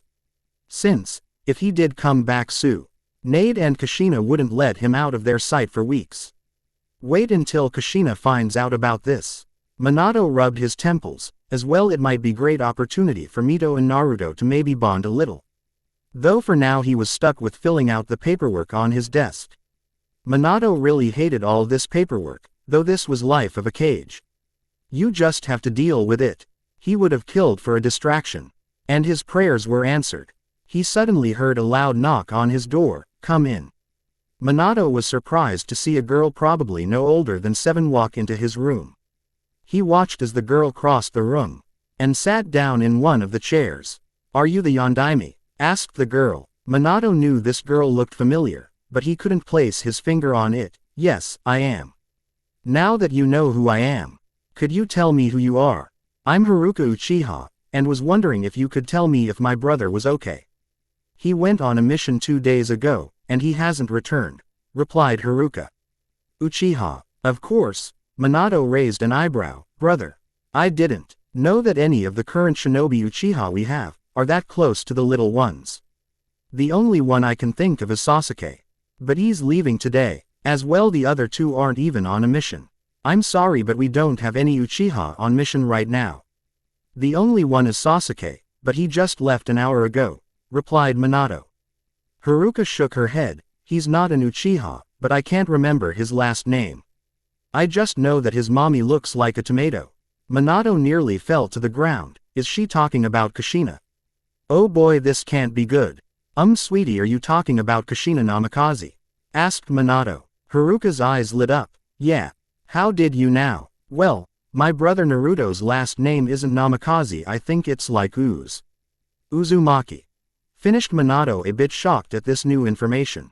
Haruka was marveled by Minato. Wow, Mr. Blondime, you sure are good. Well, now that you know my brother, can you tell me where he is? Minato ignored the, only if you tell me about how you Naruto met.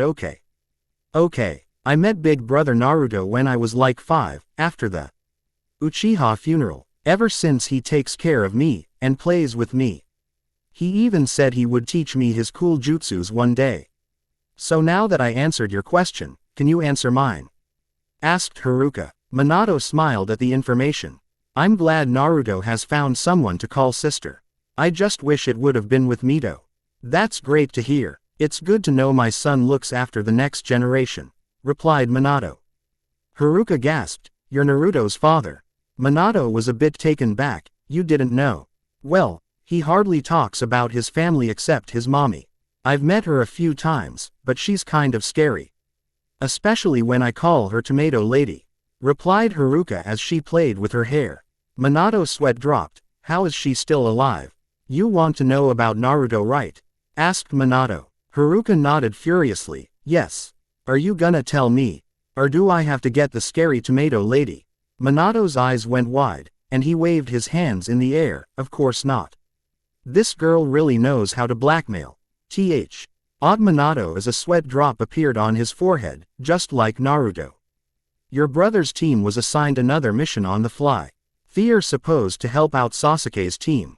So, he'll probably be gone for a couple weeks. I'm sorry. Quote. Haruka put her head down. I really wanted to see big brother Naruto. Minato sighed. If you need anything, you could come to me, you know. I am Naruto's dad. Haruka's face lit up. That's right. So could you help me with my school work after school? Minato gave her a smile. Sure, if you want you can have dinner with me and Kushina. Since it will probably be lonely without Naruto or Mito.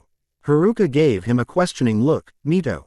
Minato replied. Oh, you don't know her? Well, she's on Sasuke's team, and is Naruto's twin.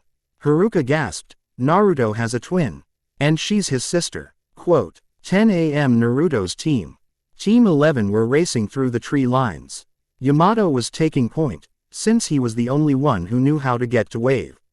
As they ran to the meeting point, Naruto's breath got really shallow. So tired. Suddenly Naruto stopped in mid-jump, and fell to the ground. Yakumo, who was behind him, shouted to their sensei, Yamato-sensei. Yamato turned around, and saw Naruto falling. Forming one-hand sign, he thrust his arm and a wooden stake appeared. The stake then extended and broke into more stakes, catching Naruto. Yamato jumped onto a tree branch, and used it to catapult himself back. Reaching Naruto, he began to talk. Naruto, are you alright? Naruto was breathing heavy. I don't know. I'm just really tired. Yakumo watched Naruto from the side. Is this the effect of the Mangekyo Sharingan? Maybe I should tell sensei. Naruto, having read her thoughts, grabbed her arm. I'm fine, Yakumo, I'm just really tired. Sai then spoke up. Sensei. If Naruto is unable to continue, I think we should head back to the village. We wouldn't just be putting the mission at risk, but also Naruto. Yamato was gonna speak, but Naruto beat him to it. Sai. This mission doesn't really need us. It's probably more for Yamato-sensei. The fact that we were sent for backup was in case Kakashi's team encountered any missing nin. If that was to happen, then it would be Yamato-sensei who would help, not us genin. That's the whole point of the backup.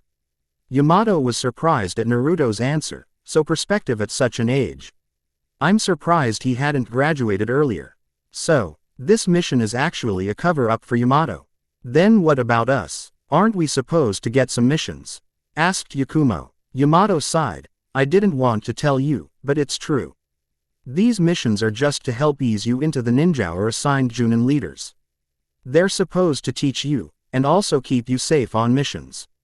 Sai then spoke up. Don't take it personal, Yakumo. I know you want to do your own things. But sometimes you gotta learn to walk before you run. Look what happened in our last mission. If it hadn't been for Naruto, then things would have turned out a little different. Yakumo nodded at Sai's response. I guess you're right. Yamato grabbed Naruto and put him on his back. Let's go. Then once again Team 11 headed out to the meeting point. Team 7 and Tazuna. Team 7 was walking with Tazuna in the middle of the forest. Why can't we go faster? Asked Mito. Kakashi answered her question. Tazuna isn't as fast as us, Mito.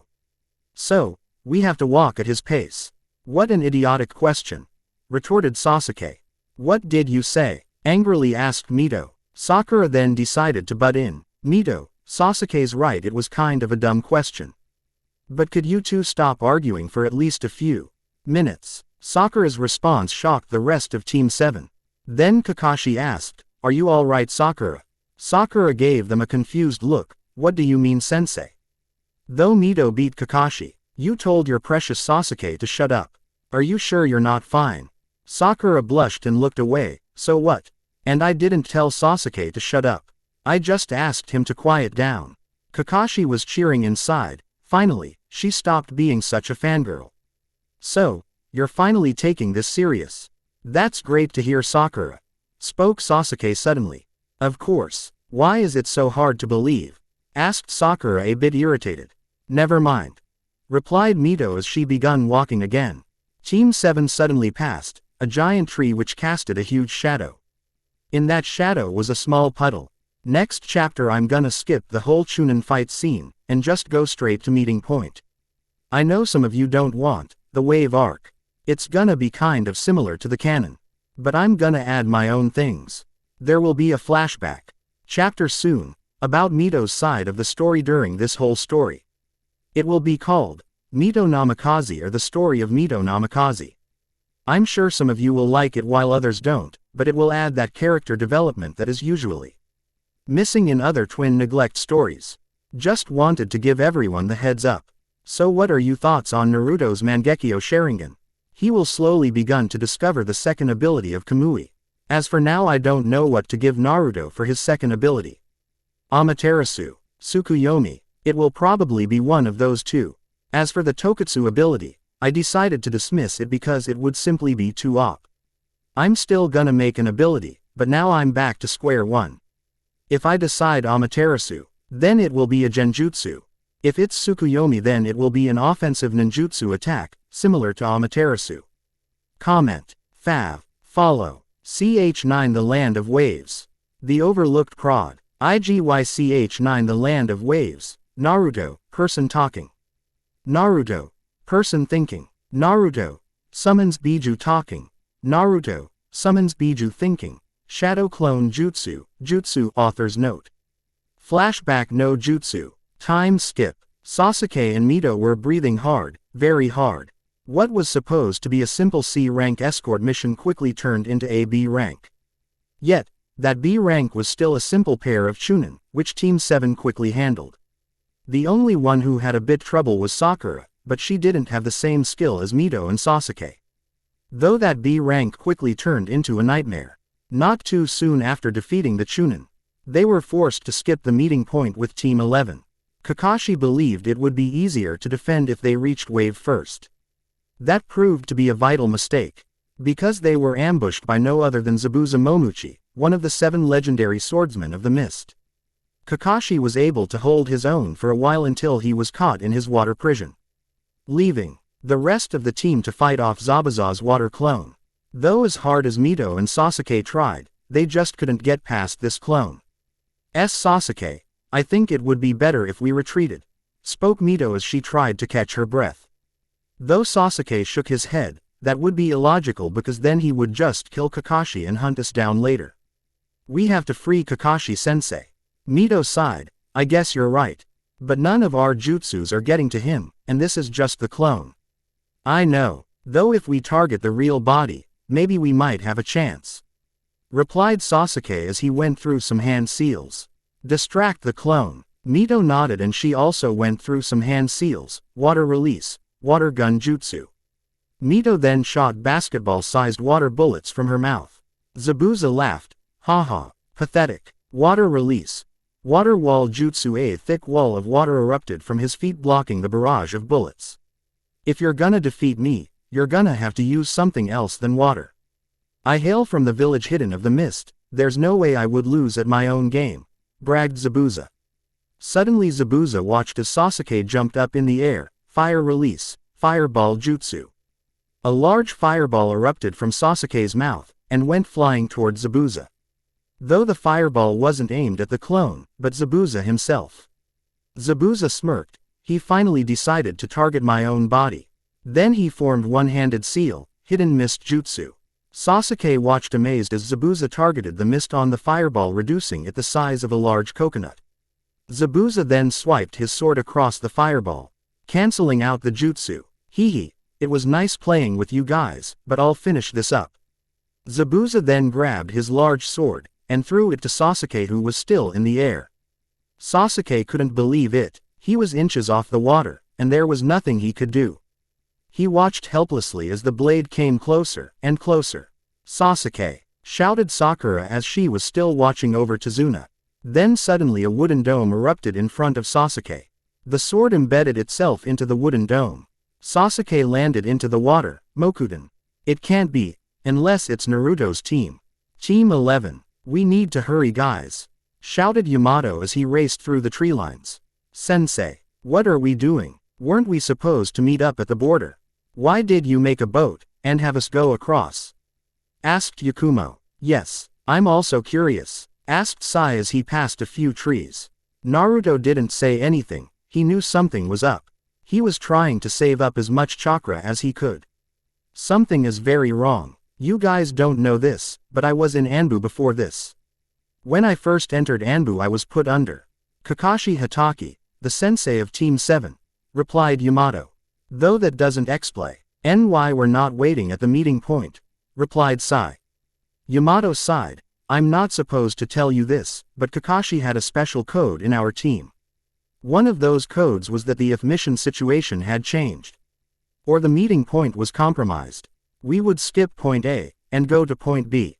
Naruto had finally spoke up, that means that something went wrong, and the most likely scenario is that they were attacked. Therefore the best strategy would be to get to point B, or get the client to safety as soon as possible. In this case it would be getting the bridge builder to his home. Why? Well, it's an unexpected move. which would usually catch the enemy off guard. As well, it would be easier to defend in a safe location than the middle of the road.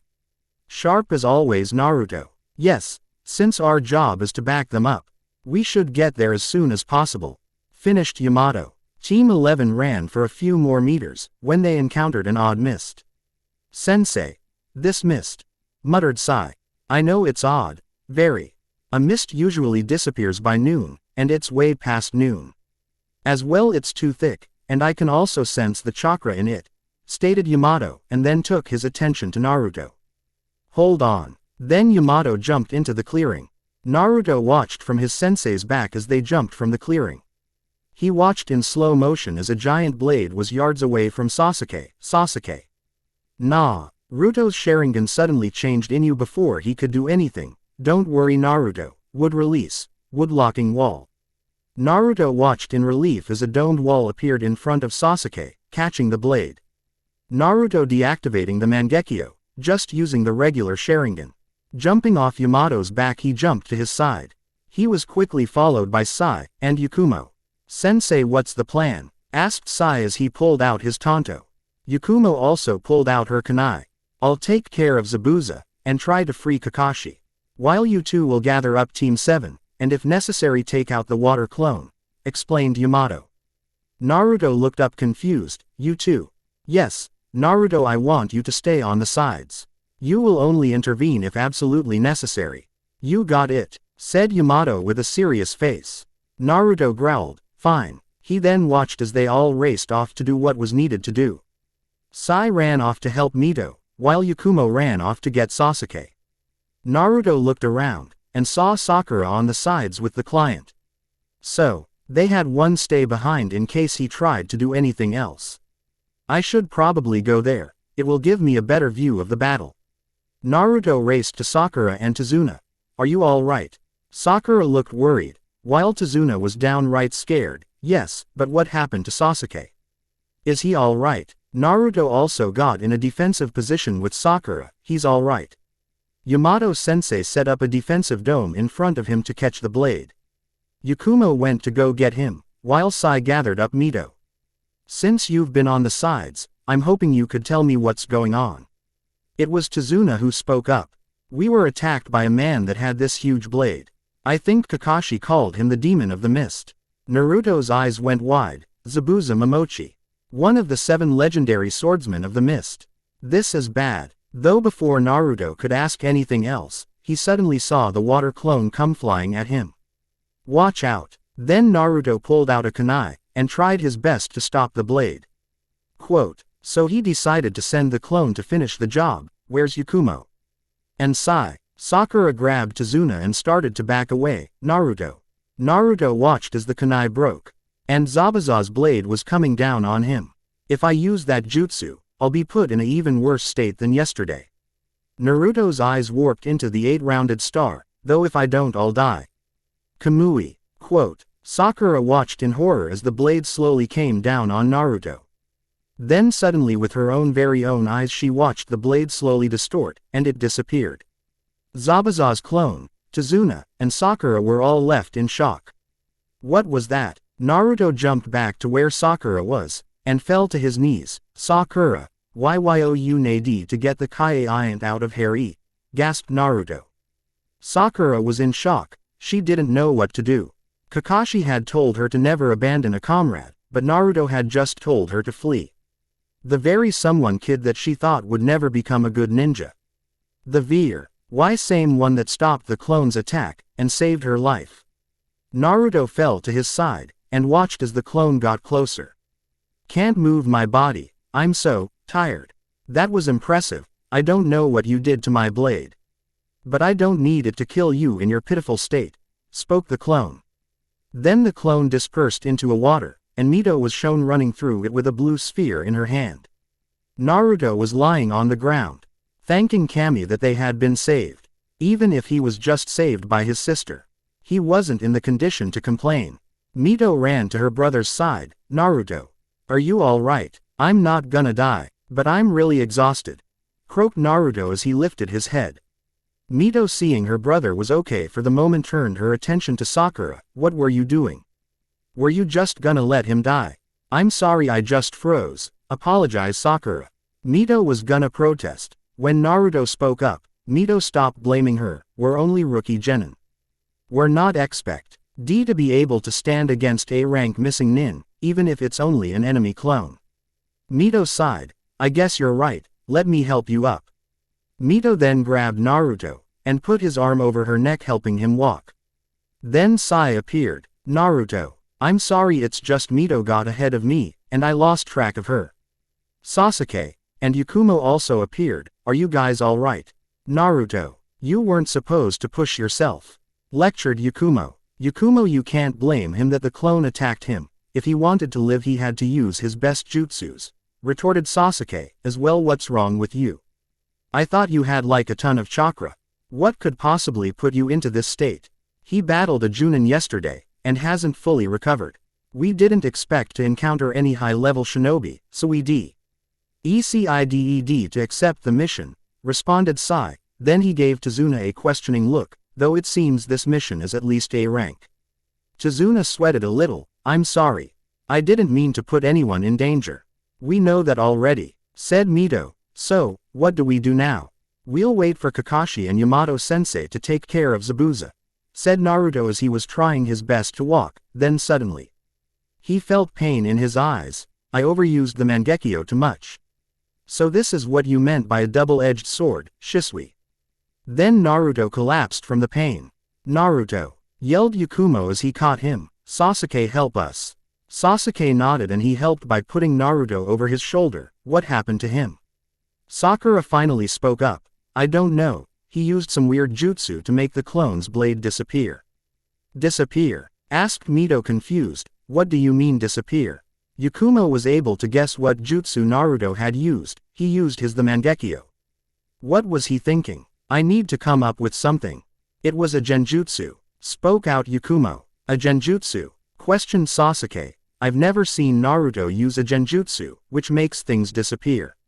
Yeah, me neither, said Sai, a bit suspicious himself.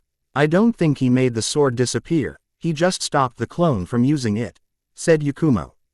What do you mean? Asked Mito. Yakumo was trying her best on remembering about everything she knew about a clone. I'm not sure.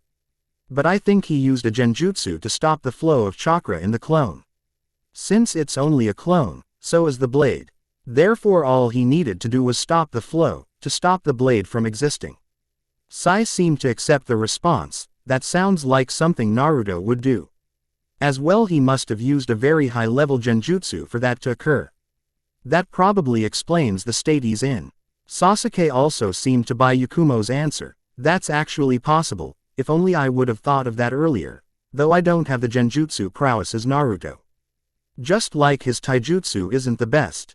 That's why he didn't try to fight it. Sakura was amazed. So, that was only a genjutsu.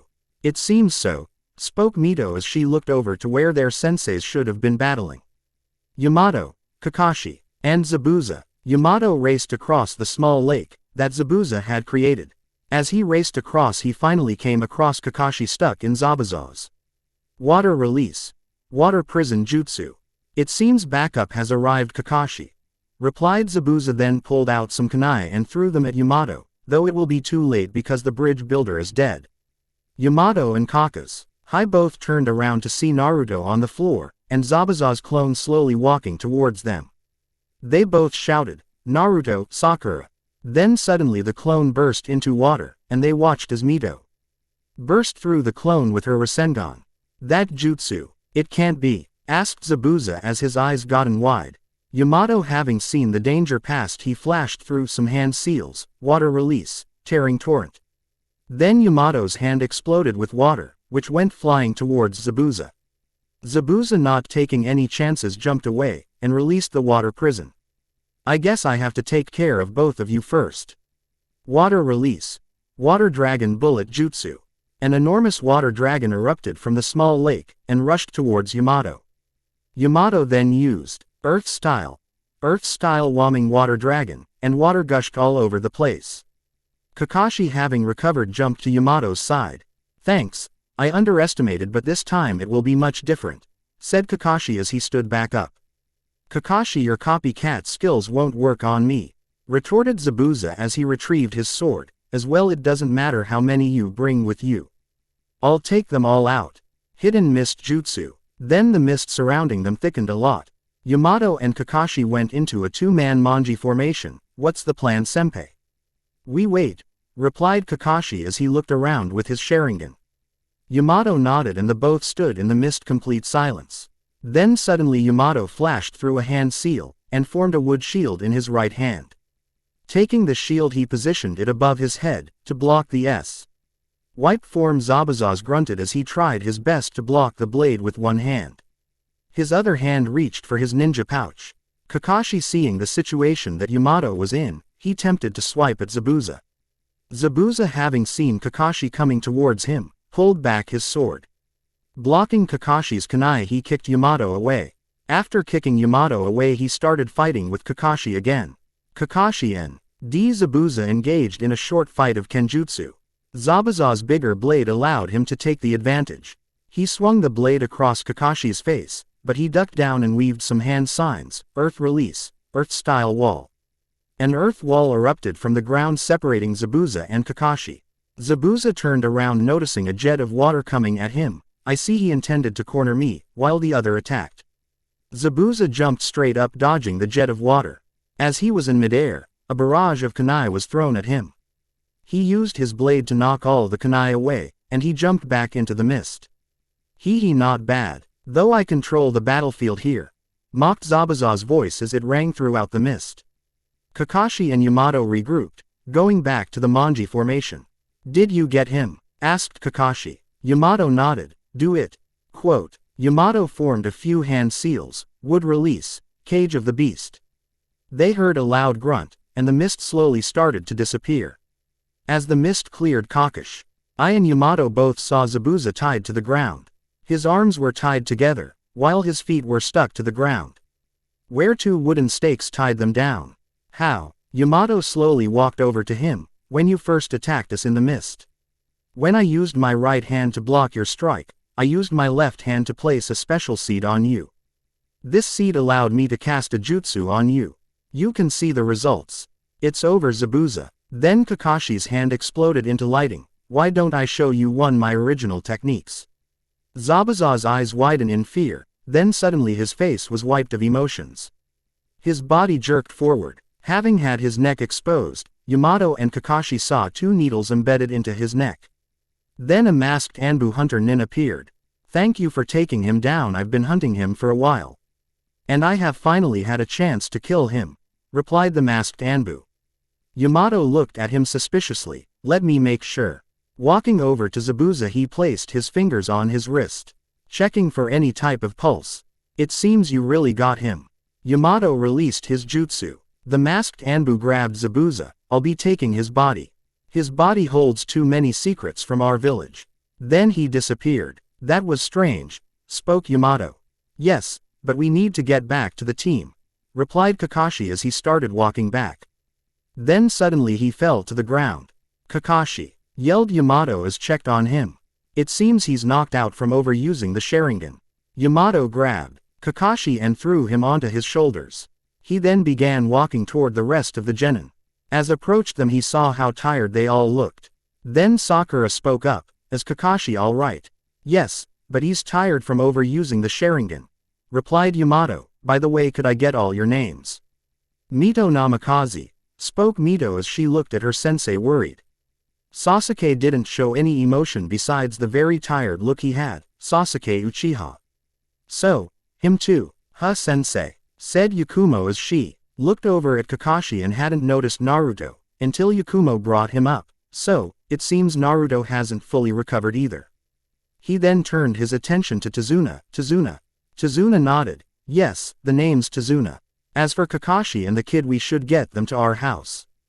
They can rest there. Alright, let's get going, spoke Yamato as they started to walk towards the bridge builder's house. Kushina and Haruka back in the leaf. Haruka was sitting inside the Hokage's kitchen. She was furiously writing away at her homework, as Kushina was washing some dishes from the dinner they had. As Kushina looked over at the girl, I see why Naruto took such a liking toward the girl. She's so energetic, and innocent. Just like he was. Kushina looked at the plate she was washing, and noticed a strange spiral on it. Washing it away, she suddenly felt like something was wrong. It's probably just my nerves. Hey Lady Tomato, can you help me with number 18? Asked Haruka as she annoyingly tapped her pencil.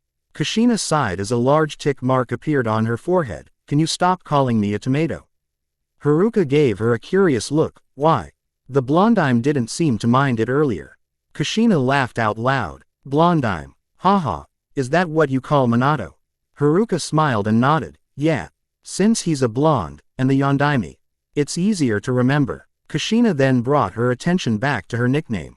What did you mean by he didn't seem to mind it? Haruka shrugged her shoulders. When I went to Blondime's office today, I didn't know your name. So, I just referred to you as the tomato lady. And he totally recognized you. Kushina cursed Minato silently, promising to ask him about it later. So why are you calling me Lady Tomato now? Well, Big Brother told me always to respect your leaders. You're the Hokage's wife, so it would be disrespectful to just call you Tomato Lady. Kushina's sweat dropped. So, it's okay to call me Lady Tomato. Haruka smiled. You're not as dumb as you look. Kushina crossed her arms. I guess you really don't need my help then. Haruka furiously waved her hands in the air. I'm just kidding. I really need help. Kushina smiled. I can't say no to you. You're so adorable. Let's look at number 18. Haruka pouted for a second, but she then accepted the help. Kushina took a look at number 18, and noticed it was based on history, grade my worst subject.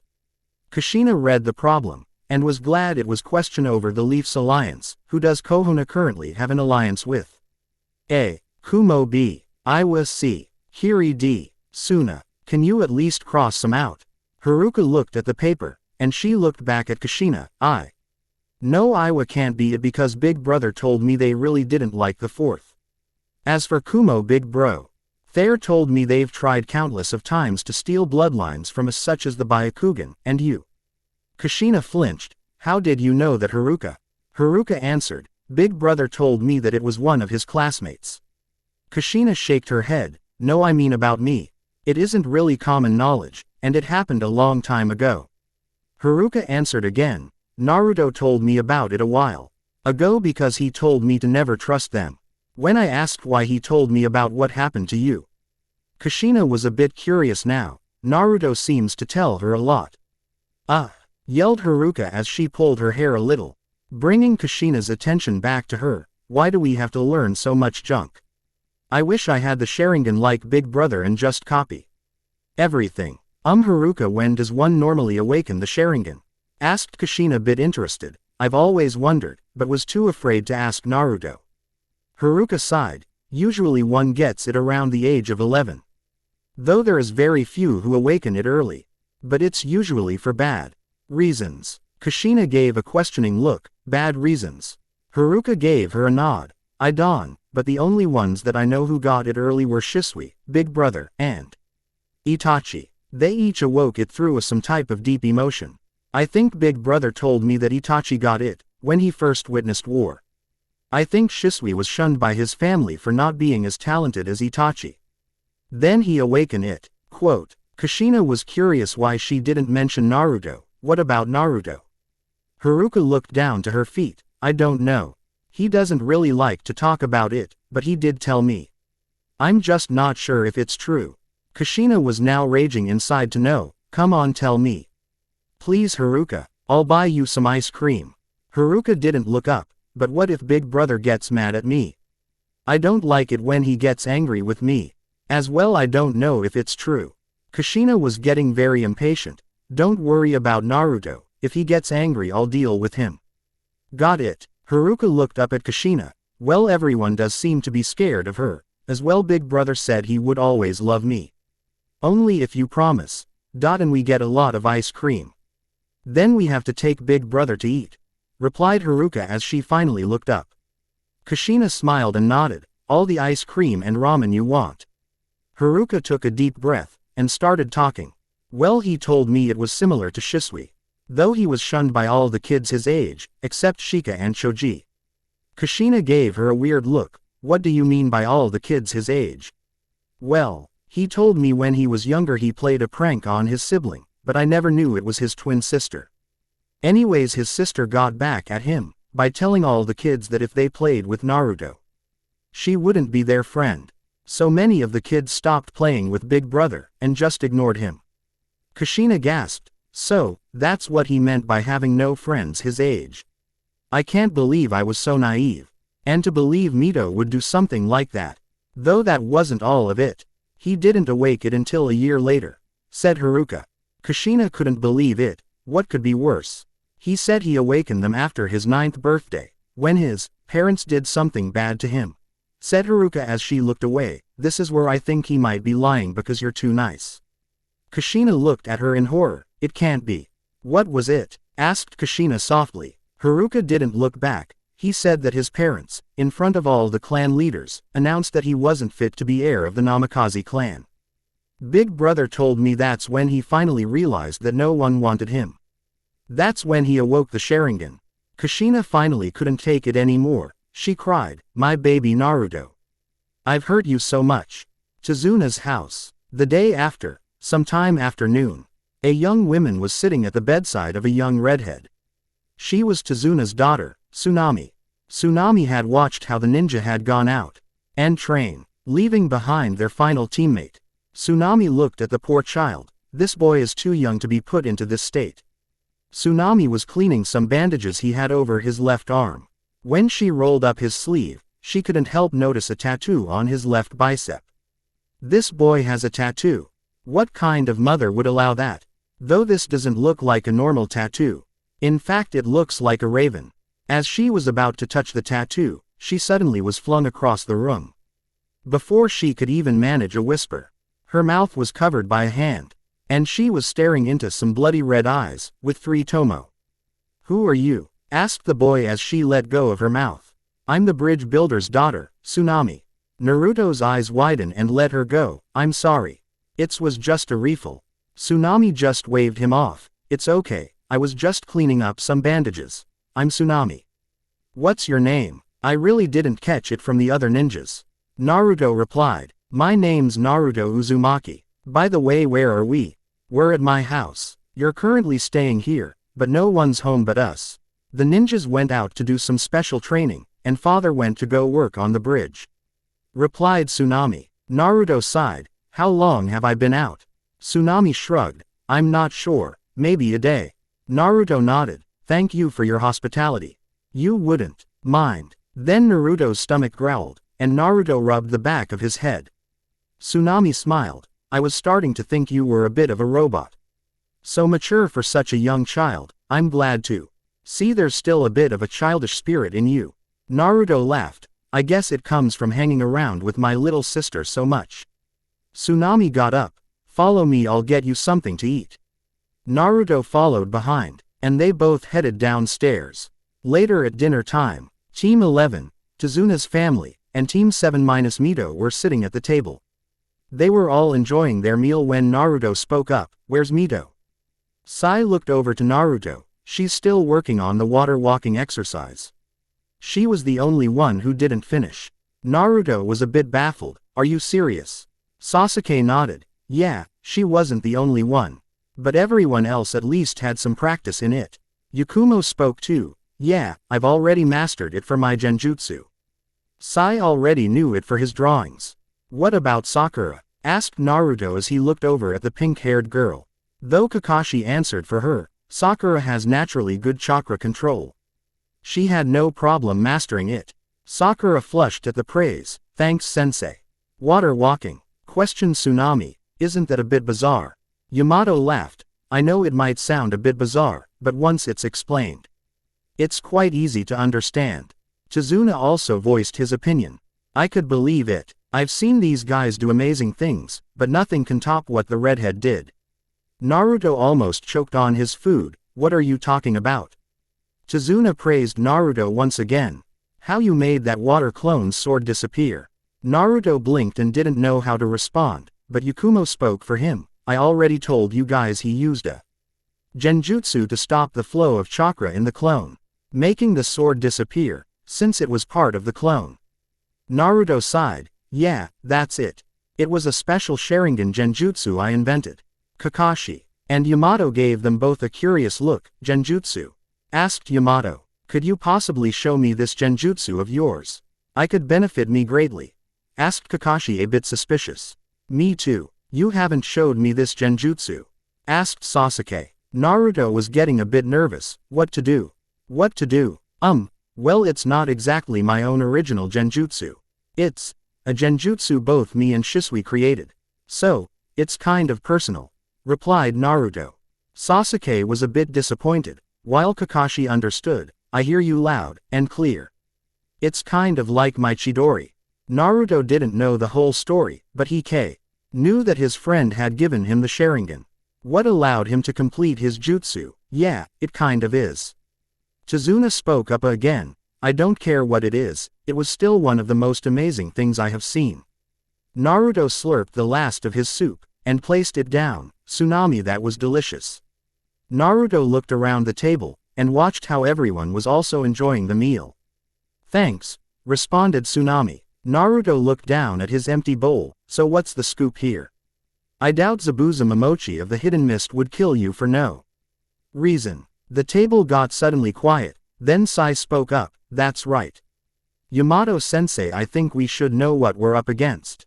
Yamato sighed, but Kakashi answered for him. Zabuza was hired as a mercenary ninja. He was hired to take out Tizuna. So Tizuna wouldn't finish building the bridge. We have already told everyone else, but Naruto Zabuza isn't dead. He managed to escape. Naruto nodded. Why would someone not want the bridge finished? Asked Yakumo. Tizuna answered this one. It's a man known as Gato. He runs a big shipping corporation. Thus having the bridge built would put a hinder on his sale. As well, if the bridge is complete, then it would help the economy of this land. If that was to happen, Gato would out here. That's why he's so desperate in not having the bridge complete. Hasn't anyone tried to do something? I mean, it's just one man. Asked Naruto. Tsunami spoke up. Well, the only one who ever tried to was my late husband Kaiza. She then pointed to the picture up on the wall, where everyone was able to catch a glimpse of a black spiky-haired man, who had a small X scar on his chin.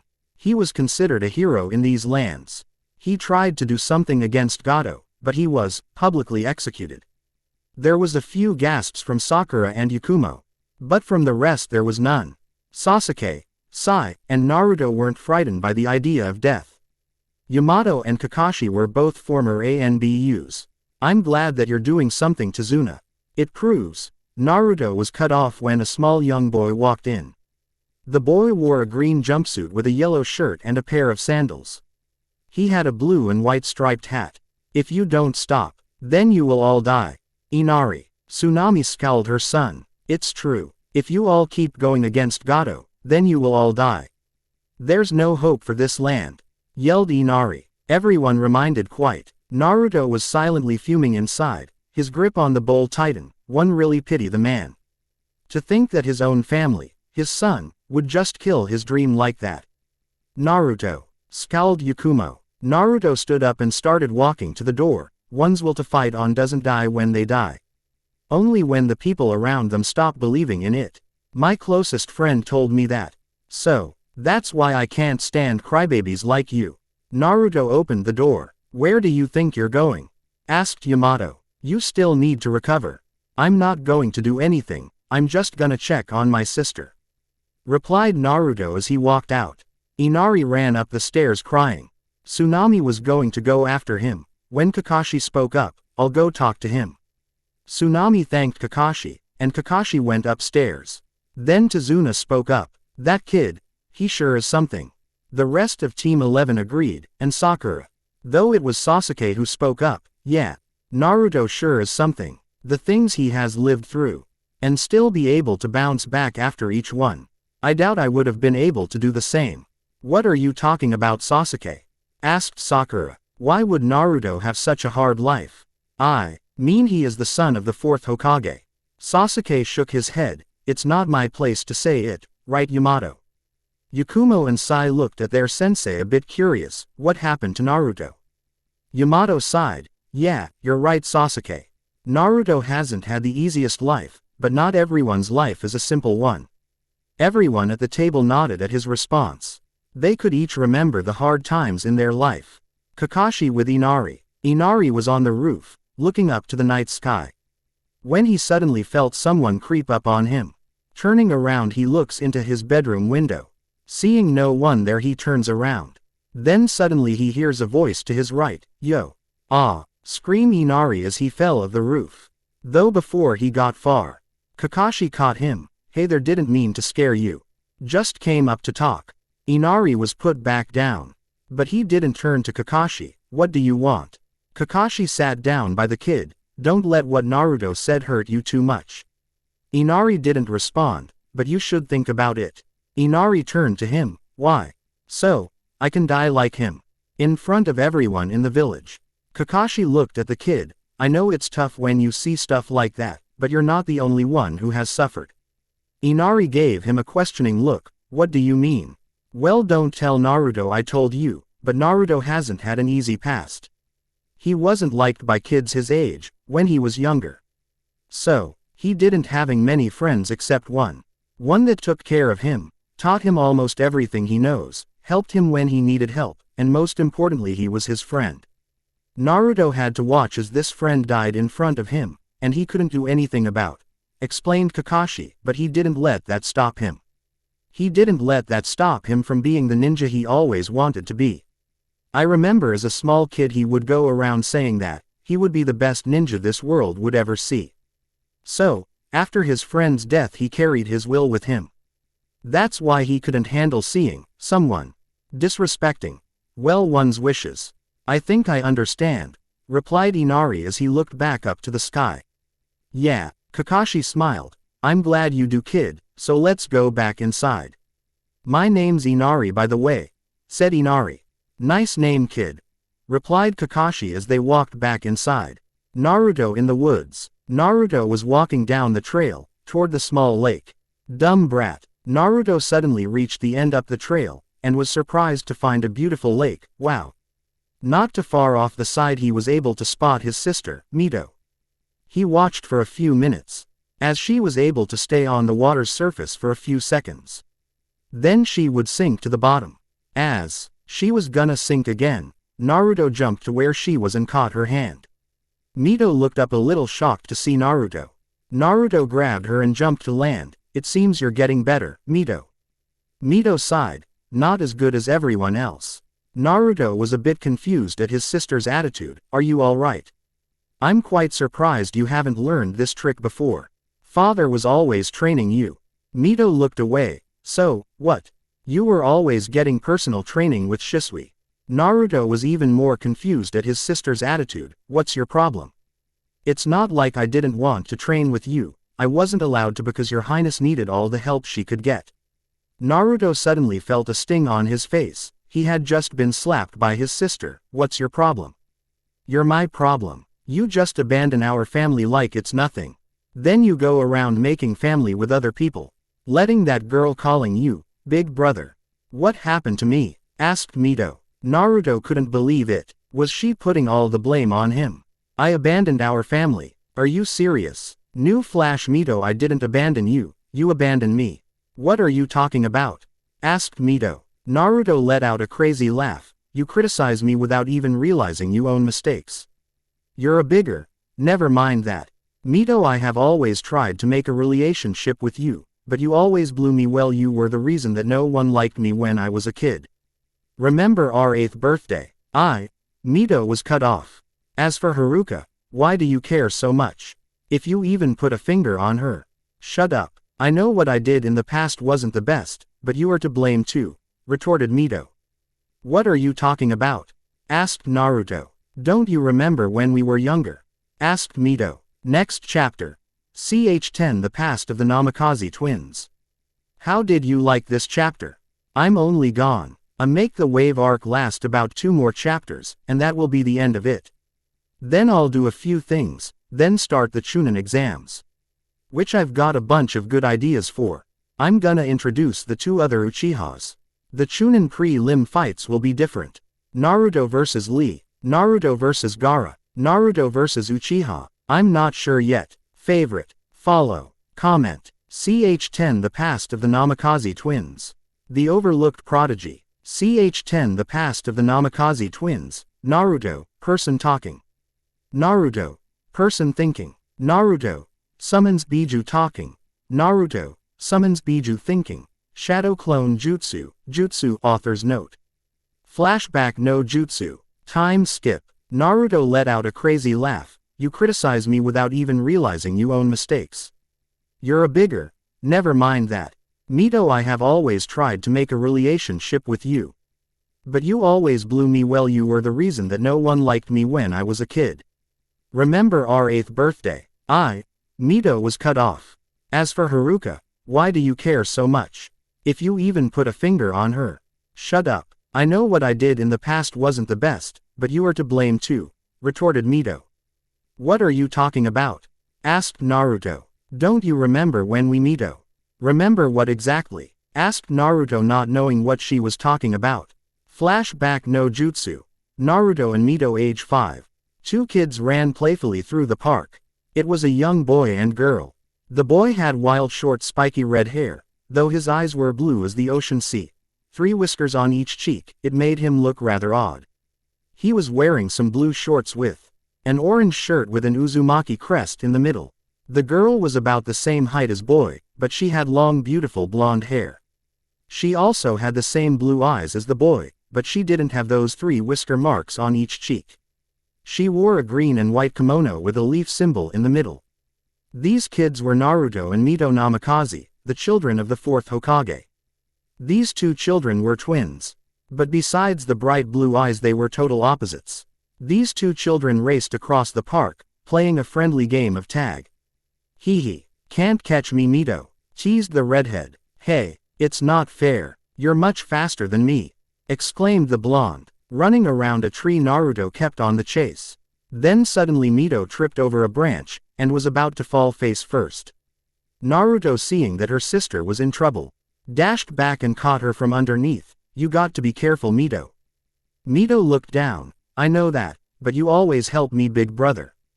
Naruto sighed. Mito were practically the same age. I'm just older by a few minutes. Mito gave him a smile. So, you're still older than me, so that makes you my big brother. Naruto gave her a smile. I guess so, then when I become the best ninja ever, I'll have to protect you Datbeo. Mito crossed her arms. That won't matter. I'm gonna be a good ninja. That's what Daddy said. Naruto didn't show it, but he was fuming inside. Always her. Why doesn't father ever tell me that? Not wanting to upset his sister. Let's go Mito. Mom and dad are probably waiting for us to go eat. Don't want to make mother angry. Naruto grabbed her hand and started to run home. As they turned the corner, he saw something move in the corner of his eye. Anbu. Why are they watching us?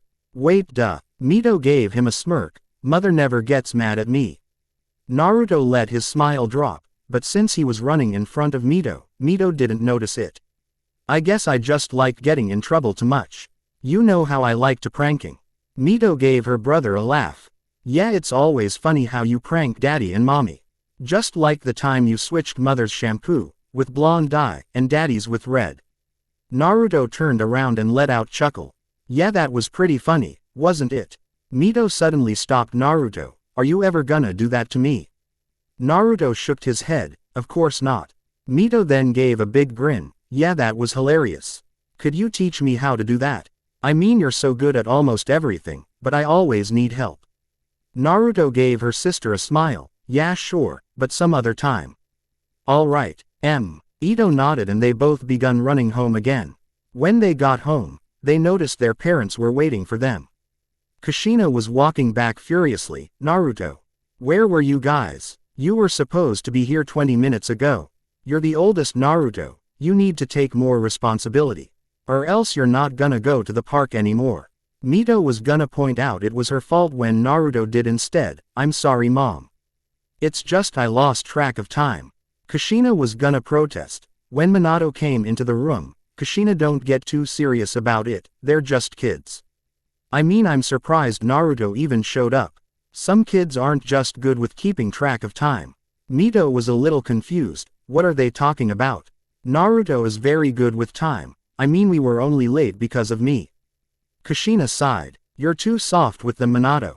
Though I have to agree Naruto really isn't the best with time. I guess he gets it from me. Naruto didn't say anything, he just waited for his parents to finish. So where are we going to eat? I was hoping to. Mito honey, where do you want to eat? Asked Minato as he cut off Naruto. Mito hadn't noticed Naruto speak because she was too stuck in her thoughts. How about some barbecue? Quote, of course. I've been wanting to go there for a while, exclaimed Kushina. Naruto tried to speak again.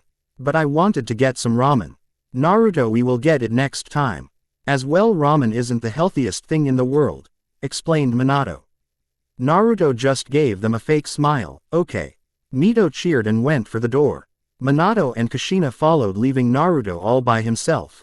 I'm starting to see a pattern. Next time Naruto. Next time Naruto. When is that next time? Are you coming? Asked Mito as she peeked back in. Naruto just gave her a fake big grin. Sure thing, Datbeo. Naruto heard his mom grunt, but he just ignored it. At Yakiniku BBQ, the Namikaze family were pretty much done with their meals, except Mito. Kushina had told her to take her time, and that they would all wait. Naruto of course wasn't too happy with all this, so first they take her place, and she is like the last one done. Naruto's face then took a big grin. I wonder if I can inspire her a little bit. Hey, Mito, chanted Naruto. Mito looked up from her bowl. Yes. Naruto chuckled a little, and then he threw some pepper into her face. Don't sneeze. Mito was surprised by the little prank, and sneezed right into her food. Haha. Naruto, exclaimed Kushina as she put her fist down. We're going home right now. Kushina, please calm down, asked Minato as he tried to calm Kushina. It isn't anything serious, we'll just order another plate. No, Naruto, we're going home right now. You and me are gonna have a nice chat about your pranks, eathed Kushina as she grabbed him by the arm. Naruto just gave his mom a smile. So, you're gonna pass some tips to your son. About time, Mom. Kushina froze in place when she heard a few snickers around the room. What? Well, Dad told me how you used to do this a lot when you were a kid, explained Naruto as innocently as he could. Kushina turned around and gave Minato a death look. What? Minato waved his hands in the air. Then he noticed Naruto was gone. Where did he go? Kushina looked down and noticed Naruto was gone. Why? That rascal, when I get my hands on him. Kushina then raced after Naruto. Mito just looked down to her plate. I thought. Flashback, no jutsu release. Though that was just the beginning. You were the one who pushed me away, and pranking wasn't the only way. Spoke Mito as she recalled another memory. Naruto hadn't said anything, and just stood in silence. Flashback, no jutsu. Mito and Naruto both 7 years old. Mito was furiously working on her kunai and shuriken throwing. She had finally managed to hit the target dead center 100% of the time, and boy was she proud. Her mother and father both were crazy proud of her, but the only one who hadn't said anything was her brother Naruto. She watched as he just watched from the window. Mito didn't understand why her brother couldn't practice too, but father said it was because she was a Jinchuriki. Therefore needed special training. Daddy is always right though. But what if he isn't this time? Maybe I should teach him too. Mito, having stayed to practice more, saw how her brother had come out of the house. Using the opportunity, she called him out. Hey, brother, come over, I could teach if you want. Naruto was about to secretly go out and train, but he didn't like to ignore his sister. Mito, you don't have to. Mom and Dad will probably get mad. Come on, please, I'll be a great teacher, exclaimed Mito as she begun to pout.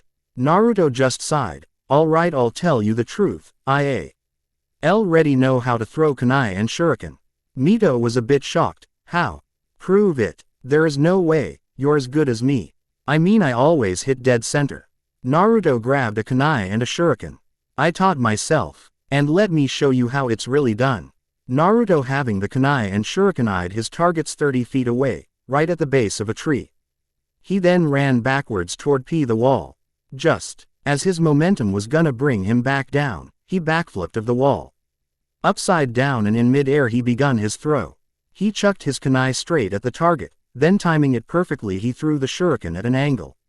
The kunai pierced the shuriken dead center, and right into the bull's eye of the target. Landing on the ground, he watched Mito's mouth drop to the ground. "How was that?" asked Naruto, feeling a bit proud of himself. Mito didn't want to acknowledge, but she was so jealous. "Naruto, how did you do that?" Naruto began walking to the gate. "Lots of practice, I suppose." Mito's eyes then lit up. "Then teach me." "I mean, you're almost as good as Dad and Mom, and they're like real ninjas." Naruto chuckled a bit. "Well, I did say I was gonna be the greatest ninja, right?" Mito ran to her brother. "I know. But are you gonna help me or not?" Naruto shook his head. "I'm sorry Mito, maybe some other time." "I mean, you already have father and mother helping you. They will probably teach you later. And it would be rude of me to mess with the training schedule they have set for you." Mito was gonna protest, but she knew he was right. "But you're always so good. How do you do it, brother?" "How do I do it?" Naruto walked towards the gate, but before he walked out, "You need to figure that yourself, Mito, as well. Everyone has a different method." Flashback no jutsu end. "That wasn't the only time you blew me off. It was every single time. Why did you do it? Why did you ignore me, and always played pranks on me? You promised when we were little you would always be there to help me, but you never did," asked Mito as she let a tear roll out. Naruto closed his eyes and took a deep breath. "I was jealous. I have always been jealous of you, Mito. As for the reason I ignored you was because I didn't want to let that jealousy get the best of me. So I just decided to put distance between us, and when I realized it wasn't the way to go, it was too late." Mito was confused. "Jealous of what? I don't get it. What do you mean too late?" Naruto shook his head. "I always tried to shield you from it, and that was my mistake. You may haven't have noticed, Mito, but you've always been the favored one. The one that both Mom and Dad loved the most. As far as I could remember, you've always got all the attention, whether it was who got the toy, who got more presents, who would get more hellos from the villagers, who was gonna pick the restaurant we would eat at, and most important of all, our parents' love. You always got the attention, and I hated that, though I eventually learned to let it go." Mito couldn't believe it. "No, that can't be it." Then she recalled every moment in their childhood, and was starting to recall every single one. Mito fell right onto her bottom. As for why it was too late. Flashback no jutsu. Mito and Naruto, age 9.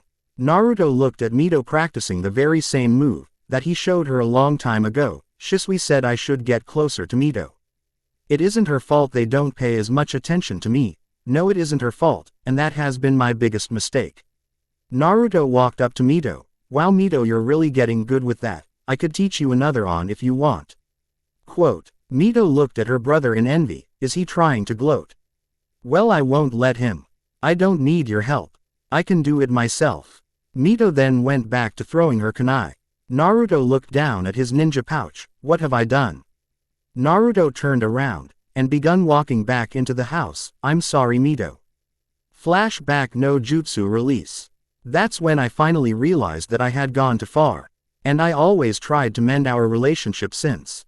Naruto reopened his eyes. Though for a relationship to be fixed, both sides have to be willing, and you weren't. I admit that it was me who started to push us apart, but I always did it with the intention to protect you. Protect you from the neglect that I was receiving, not just from Mom and Dad, but much of the village too. I always had the intentions to fix it, but it was you. You were the one who pushed me away. Not just that, but you also added to the load.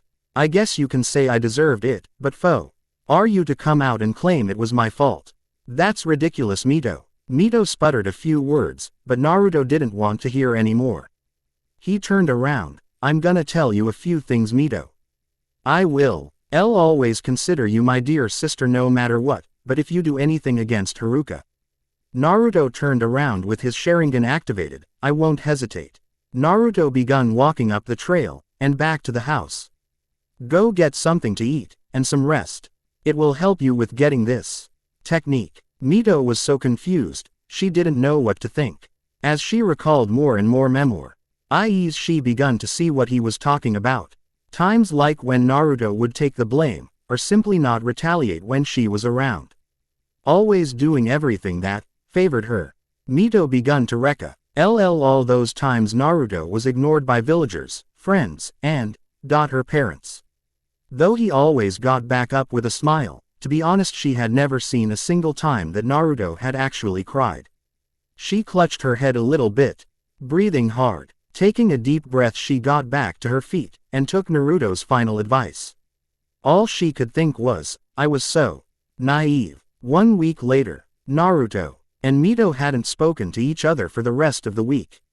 Everyone had seen the tension, but decided not to get in. Today was the day that Kakashi believed Zabuza would try to attack. Since it would be one day after he would be completely recovered. Kakashi was assigning positions. Alright Sai, Yakumo and Sakura, you three will be assigned to protect the house, just in case Gato decided to send anyone to attack Tazuna's house. The three nodded, and Kakashi took his attention to the rest of the genin. Naruto, Sasuke, and Mito, you three will go with Yamato, Tazuna, and me to the bridge. We will most likely end up facing the enemy, so be prepared. The three also nodded, and followed Tazuna and Yamato out the door. Kakashi gave Sai, Yakumo, and Sakura their final orders, and went off to the bridge. The bridge. The six of them were slowly walking onto the bridge when they felt a cold thick mist roll in. It seems you were right, Senpai. Alright, protect the bridge builder, ordered Kakashi toward the three genin. The three genin nodded, and got into defensive positions in front of Tazuna. Is SEVV Eerie 1 Diad? Asked Tazuna frightened as he tried to look for some of his workers. Kakashi shook his head. I don't know. Kakashi was cut off as two figures appeared from the mist. Haha. It seems you did come after all. I guess we can finish our last fight from before. Kakashi gripped his kunai. If you promise not to run away if you lose. Zabuza laughed harder. That won't happen this time because I won't lose. Then the Anbu-dressed figure spoke. Zabuza, should I take them out? Zabuza looked toward the three genin. Take care of the kids. It seems that one of your kids are shaking from fear. Kakashi looked back and noticed it was Sasuke, but before he could reassure him, it isn't from fear, but excitement. Go, spoke Zabuza as the Anbu raced toward Sasuke. Kakashi was gonna interfere when Zabuza stopped him. Let them fight. Sasuke also raced toward Haku, Sharingan active. They were easily able to counter each other's moves, Haku because of her speed, and Sasuke because of his Sharingan. Naruto then turned his attention to Mito. Go help him. I'll look after the bridge builder. Mito nodded, and she went to go aid Sasuke. Kakashi and Yamato watched as they tried to overpower the Anbu, but the kid was just too fast. Amazing speed. I've only seen Naruto move as fast, exclaimed Yamato as he watched the genin and masked Anbu fight. Zabuza laughed. These brats won't stand a chance against Haku. Haku suddenly kicked Mito away, and grabbed Sasuke's punch. Everyone watched in amazement as she wielded signs with one hand. Kakashi, is that even possible? Kaka, we have come across a Kekai Genkei user. They watched as ice needles were formed above Sasuke's head, and they went flying toward him. Yamato and Kakashi were about to move, when Naruto acted.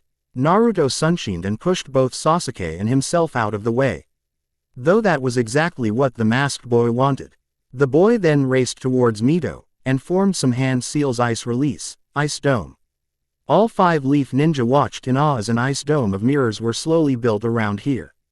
Though Naruto was able to slip in right before the last mirror went up. Sasuke tempted to follow, but when he got close he barely dodged a bunch of Senbon thrown at back. He heard Naruto shoot, Sasuke. Watch the bridge builder. We'll hand this guy. Kakashi and Yamato were about to interfere when Zabuza spoke up. If you interfere you will leave me one-on-one with the brat, and we all know that will not end well.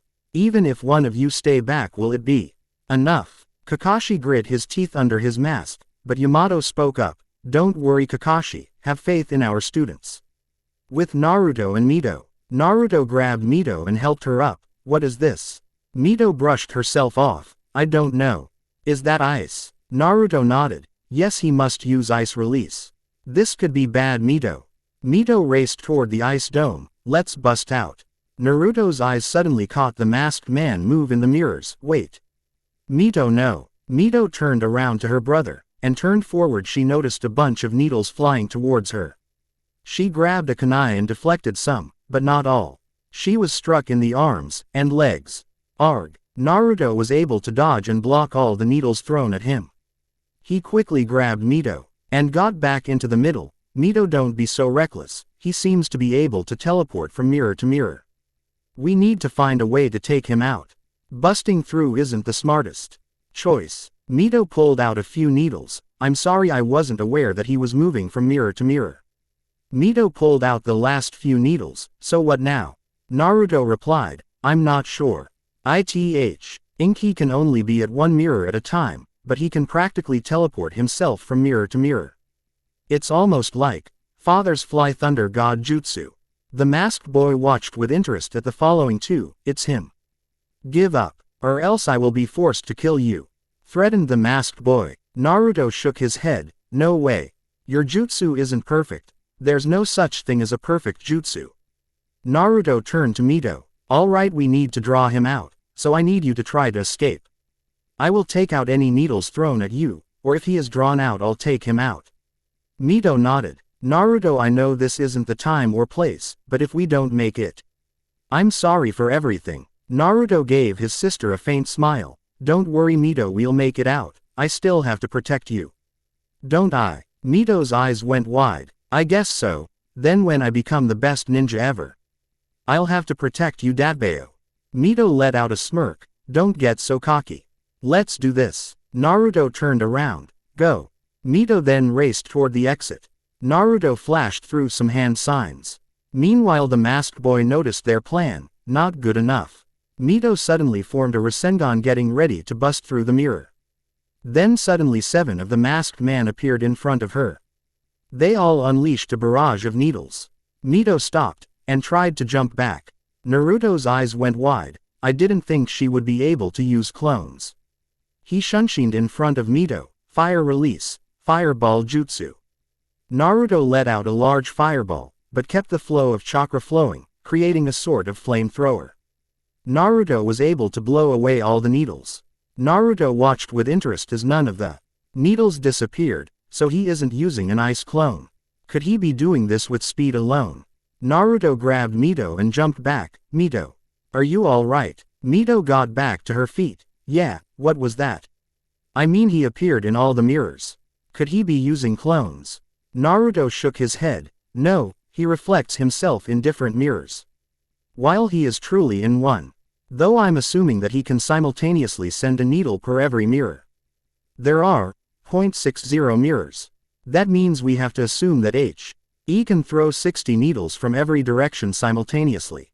Quote, Mito was amazed at Naruto's speed at analyzing the situation. So, what do we do? Naruto looked over at Mito. We have 3 options. Bust out. Outlast his technique since it seems to take a lot of chakra, or catch him under. The last one would be the hardest because of his speed. I can't make eye contact fast enough. As for outlasting him would be pointless. So our best bet is to bust out. So who's gonna go? Asked Mito, a bit nervous. Will he abandon me? We both are. We tried to get one out, and that was pointless. We need to work together and get out, replied Naruto. If it has to come to one, then it will be you. I can handle him for a while until you can attack him from the outside. The masked boy looked at the boy in interest. He's already analyzed my technique, and found a way to counter it. I need to take him out first. He pulled out some 7, and placed them over Mito, so I will have to draw him out, by attacking the girl. Naruto saw as the masked boy drew out some needles. Mito, do you know any fire jutsus? Mito nodded. The fireball and phoenix fire jutsu. Naruto flashed through some hand seals. Use phoenix fire jutsu. Mito nodded. Fire release. Phoenix fire jutsu. Mito unleashed a volley of small fireballs from her mouth, all aimed in front of her. Naruto tracked down the fireballs and unleashed his own jutsu. Wind release. Vacuum sphere. The wind bullets combined with the fireballs, creating a blue fireballs flying at faster speed. The masked boy looked shocked. What a combination. My mirrors won't hold. The fireballs were able to destroy about 10 mirrors, creating a huge opening in front of them. Mito, let's go. Naruto raced toward the entrance with Mito. Why isn't he attacking? Naruto scanned the ground and almost missed a frozen puddle not too far away from Mito. It can't be. Mito, look out. screamed Naruto as Mito looked down. Mito gasped and tried to jump away. Suddenly the masked boy jumped from the frozen puddle and attacked Mito with a kunai. Naruto once again shunshined in front of Mito, but he couldn't teleport out of the way. Naruto's eye warped into the 8-rounded star. I can't kamui the kunai fast enough. Naruto stood in front of Mito as the masked boy inched closer and closer. Then Naruto's right eye began to bleed. Kamui. Mito. Naruto. And the masked boy watched in shock as the masked boy passed right through Naruto and Mito.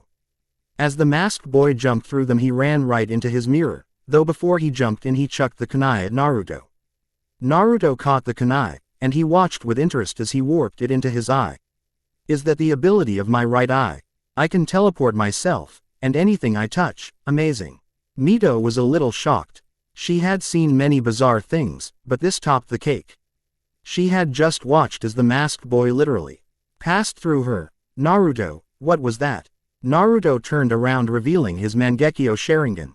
Mito gasped. Naruto, your RR Sharingan. It changed. Naruto nodded. I know we'll talk about it later, so don't tell anyone about it until then. It's a big secret, so I'm asking you to not say anything. Mito nodded. Okay. But what was that? It's like we passed right through him. Naruto got onto one knee, and took a deep breath. That was my technique kamui. I won't explain the technique now, but I can't use it a lot. Mito gave him curious look. Why not? I mean, we can just pass right through him, can't we? Naruto shook his head. I don't have he full understanding of the technique, so it can be risky, as well I'm not used to the toll of chakra it takes. That's why I was so tired this past week. Mito nodded. We don't need it, we just need to get out. Why don't we try again? Naruto's time we'll both use fire jutsu. The masked boy shook his head. I won't allow you to escape, I'll take you out now. The masked boy flashed through some hand signs. Ice release. All directions ice needles. Then suddenly a bunch of needles were sent flying from all the mirrors. The needles took down both Naruto and Mito. Blood splashed everywhere, as they both fell lifelessly to the ground. Genjutsu won't fool me, Kai. The masked boy disrupted the Sharingan Genjutsu, and watched as the lifeless bodies were replaced with a perfectly standing Mito and Naruto. Naruto tried to catch his breath. I finally caught him under my Genjutsu, but he was able to dispel it so easily. I can't use wind or water, or he'll use it against me. I really don't have many lightning jutsus, just lightning elemental control for my sword, and I don't have a big arsenal of fire jutsus either, or at least any of them with such force to break through. Darn. If only I had control of earth release, then I could find a way out, but I don't. It's the only element I can't use. I had to get the worse opponent for me. Naruto looked over at Mito, also breathing a bit hard. She doesn't have many jutsus beside water release, and I can tell fire release takes quite the drain. If I recall, she can use a lot of shadow clones, but that would be illogical to use here. The Rasengan is useless when you can't come in close combat. Though the Nine Tails chakra, can she wield such chakra? I mean, she did train a lot for it, can she use it? Or better yet, can she wield Mother's chakra chains? If she can't do either, our best bet would be to use the Mangekyo. Mito, how much of the Kyuubi's chakra can you use? Asked Naruto. Mito looked down and mumbled, I can't use it. Naruto wasn't surprised. How about the chakra chains? Mito shook her head. I can't use them like Mom. I can only make small ones, though none of them strong enough to pierce any of these mirrors. Naruto sighed. I guess it can't be helped then. I need you to look after my body. Mito looked at him a bit confused. Why? Naruto closed his left eye, and begun to gather chakra. I'm gonna create an opening. Then we will both run through it. You will cover us, as we run out, okay? Mito nodded, and they both begun running toward the mirrors. The masked boy saw this and begun to throw needles at them. Naruto tracked them with his right eye, and called them out to Mito, left, right, behind. Mito flashed through some hand seals, water release, water wild wave. Mito knocked away all the needles with the water jet, shooting left, right, and turning around to block the ones from behind. Amazing that he can track everything. If it wasn't for Naruto, I would be running blind. Quote, Naruto was getting closer to the exit when he saw something he didn't like. he watched in slow motion as a giant ice dragon erupted from the mirrors above. It was twice the size that he had seen in Waterfall. And that dragon was at least 10 meters long, and 5 meters wide. Naruto and Mito both gasped as the dragon went flying at them at blinding speeds. Can't warp it fast enough. Naruto kicked Mito away. The thing is going so fast. My eyes can barely keep up. Naruto knew he couldn't warp it away quick enough. I wonder if. Naruto focused chakra into both of his eyes. Kamui. The ice dragon smashed into the ground. Boom. The ice dragon left nothing behind but a huge gaping hole in the picked herself up and gasped, both of her eyes widen in shock. Naruto. The masked boy was breathing hard. There is no way that the boy dodged that. The ice dragon is my fastest technique, it could even go on to rival cage level speeds. The masked boy looked at one of his mirrors. It's starting to melt. I need to finish this girl off. The masked boy confronted the girl from his mirrors. Is this the first time you have seen a comrade die? The boy was an honorable shinobi, to have given his life to save yours. I must be honest, had he survived, I'm not sure if I would have been able to defeat him, but you.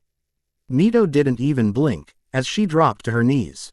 Eyes frozen in place, like a pond in the middle of the winter. Naruto. Why did you save me? I'm gonna tell you a few things, Mito. I will always consider you my dear sister no matter what, but if you do anything against Haruka. Naruto turned around with his Sharingan activated. I won't hesitate. Naruto. Why did you save me? Did you not say that you would choose Haruka over me? Mito suddenly blinked. I will AYS consider you my dear sister no matter what. A small cloud of smoke circled around her, and suddenly those frozen eyes flashed red. Mito stood up and screamed, I'm gonna kill you. Red chakra widely erupted from Mito, and were whipped all over the place. The weakened mirrors cracked slightly, and the mist surrounding the dome was pushed back. The chakra whips came together forming a small fox, that went flying up into the air. Mito had also changed. Her hair become much thicker, and she begun to move on her 4 legs. The whisker marks her brother had begun to slightly appear on her face. A cloak of thin red chakra covered her from head to toe. The masked boy put his arm in front of him, in attempt to see what was going on. What is she? Chakra can't be visible to the naked eye, but this, red chakra, I can clearly see it. How is that even possible? The chakra surrounding Mito suddenly disappeared, and so did she. The masked boy had no time to react as the mirror he was in was punched through. The rest of the bridge. Yamato and Kakashi were silently moving through the mist, trying to find the rogue ninja. While Zabuza was silently tailing them, waiting for the moment when they dropped their guard. When suddenly, boom, everyone had felt the bridge underneath them shake, and they heard a very loud splash. What was that? It couldn't be Zabuza, asked Yamato as he looked around. Kakashi shook his head, and looked in the direction of the ice dome. We need to hurry, and get to our students. Yamato nodded. Zabuza also looked over to the dome, so he used that technique. I was hoping to use it on one of these two. Though that red head was quite the handful, especially that technique of his. Sasuke was debating whether or not to rush over to the dome. You can't die, Naruto, you have to pull out of this. What will I tell Haruka? As well, I still have to beat you. That when they felt a huge surge of power explode from the dome, the 3-leaf ninjas gaped in shock. There is no way. Did the seal break? What is this evil power? Is Kakashi creating this? No. It's coming from the dome. Zabuza once again looked over to the dome, as he saw his mist start to clear a little. Haku, you better finish this off quickly. Senpai, we need to secure Mito, yelled Yamato as he looked at Kakashi. Kakashi just stood for a while before he shook his head. No, only a SL. Evere of the 9 Tails power slipped through the seal. So there is no real danger. This might actually be the turning point we need. Unknown location. A dark gloomy dimension, where the only things there were a series of many platforms. The only 2 items you could see was a medium-sized water bottle on one of the higher platforms. The other one was kunai on a platform below. Then suddenly on the one below a little portal opened, and spit out a Naruto. Naruto was breathing hard. Where am I? Naruto looked around, and had no idea where he was. What's going on? Though by using both eyes I woe. I'll be able to get rid of the dragon faster. But it seems I teleported myself somewhere else. As he looked around, he couldn't help but feel a bit uneasy. What a gloomy place. That's when he noticed the kunai. So this is where all the stuff goes. I thought kamui completely destroyed matter, but it seems to just teleport it into my eyes, or maybe another dimension. Naruto shook his head, too many questions that need answered. But all the answers are at the shrine. Naruto looked around, so how do I get out of here? Naruto sat down, and caught his breath. Logical idea hit him. I guess I just have to teleport myself back.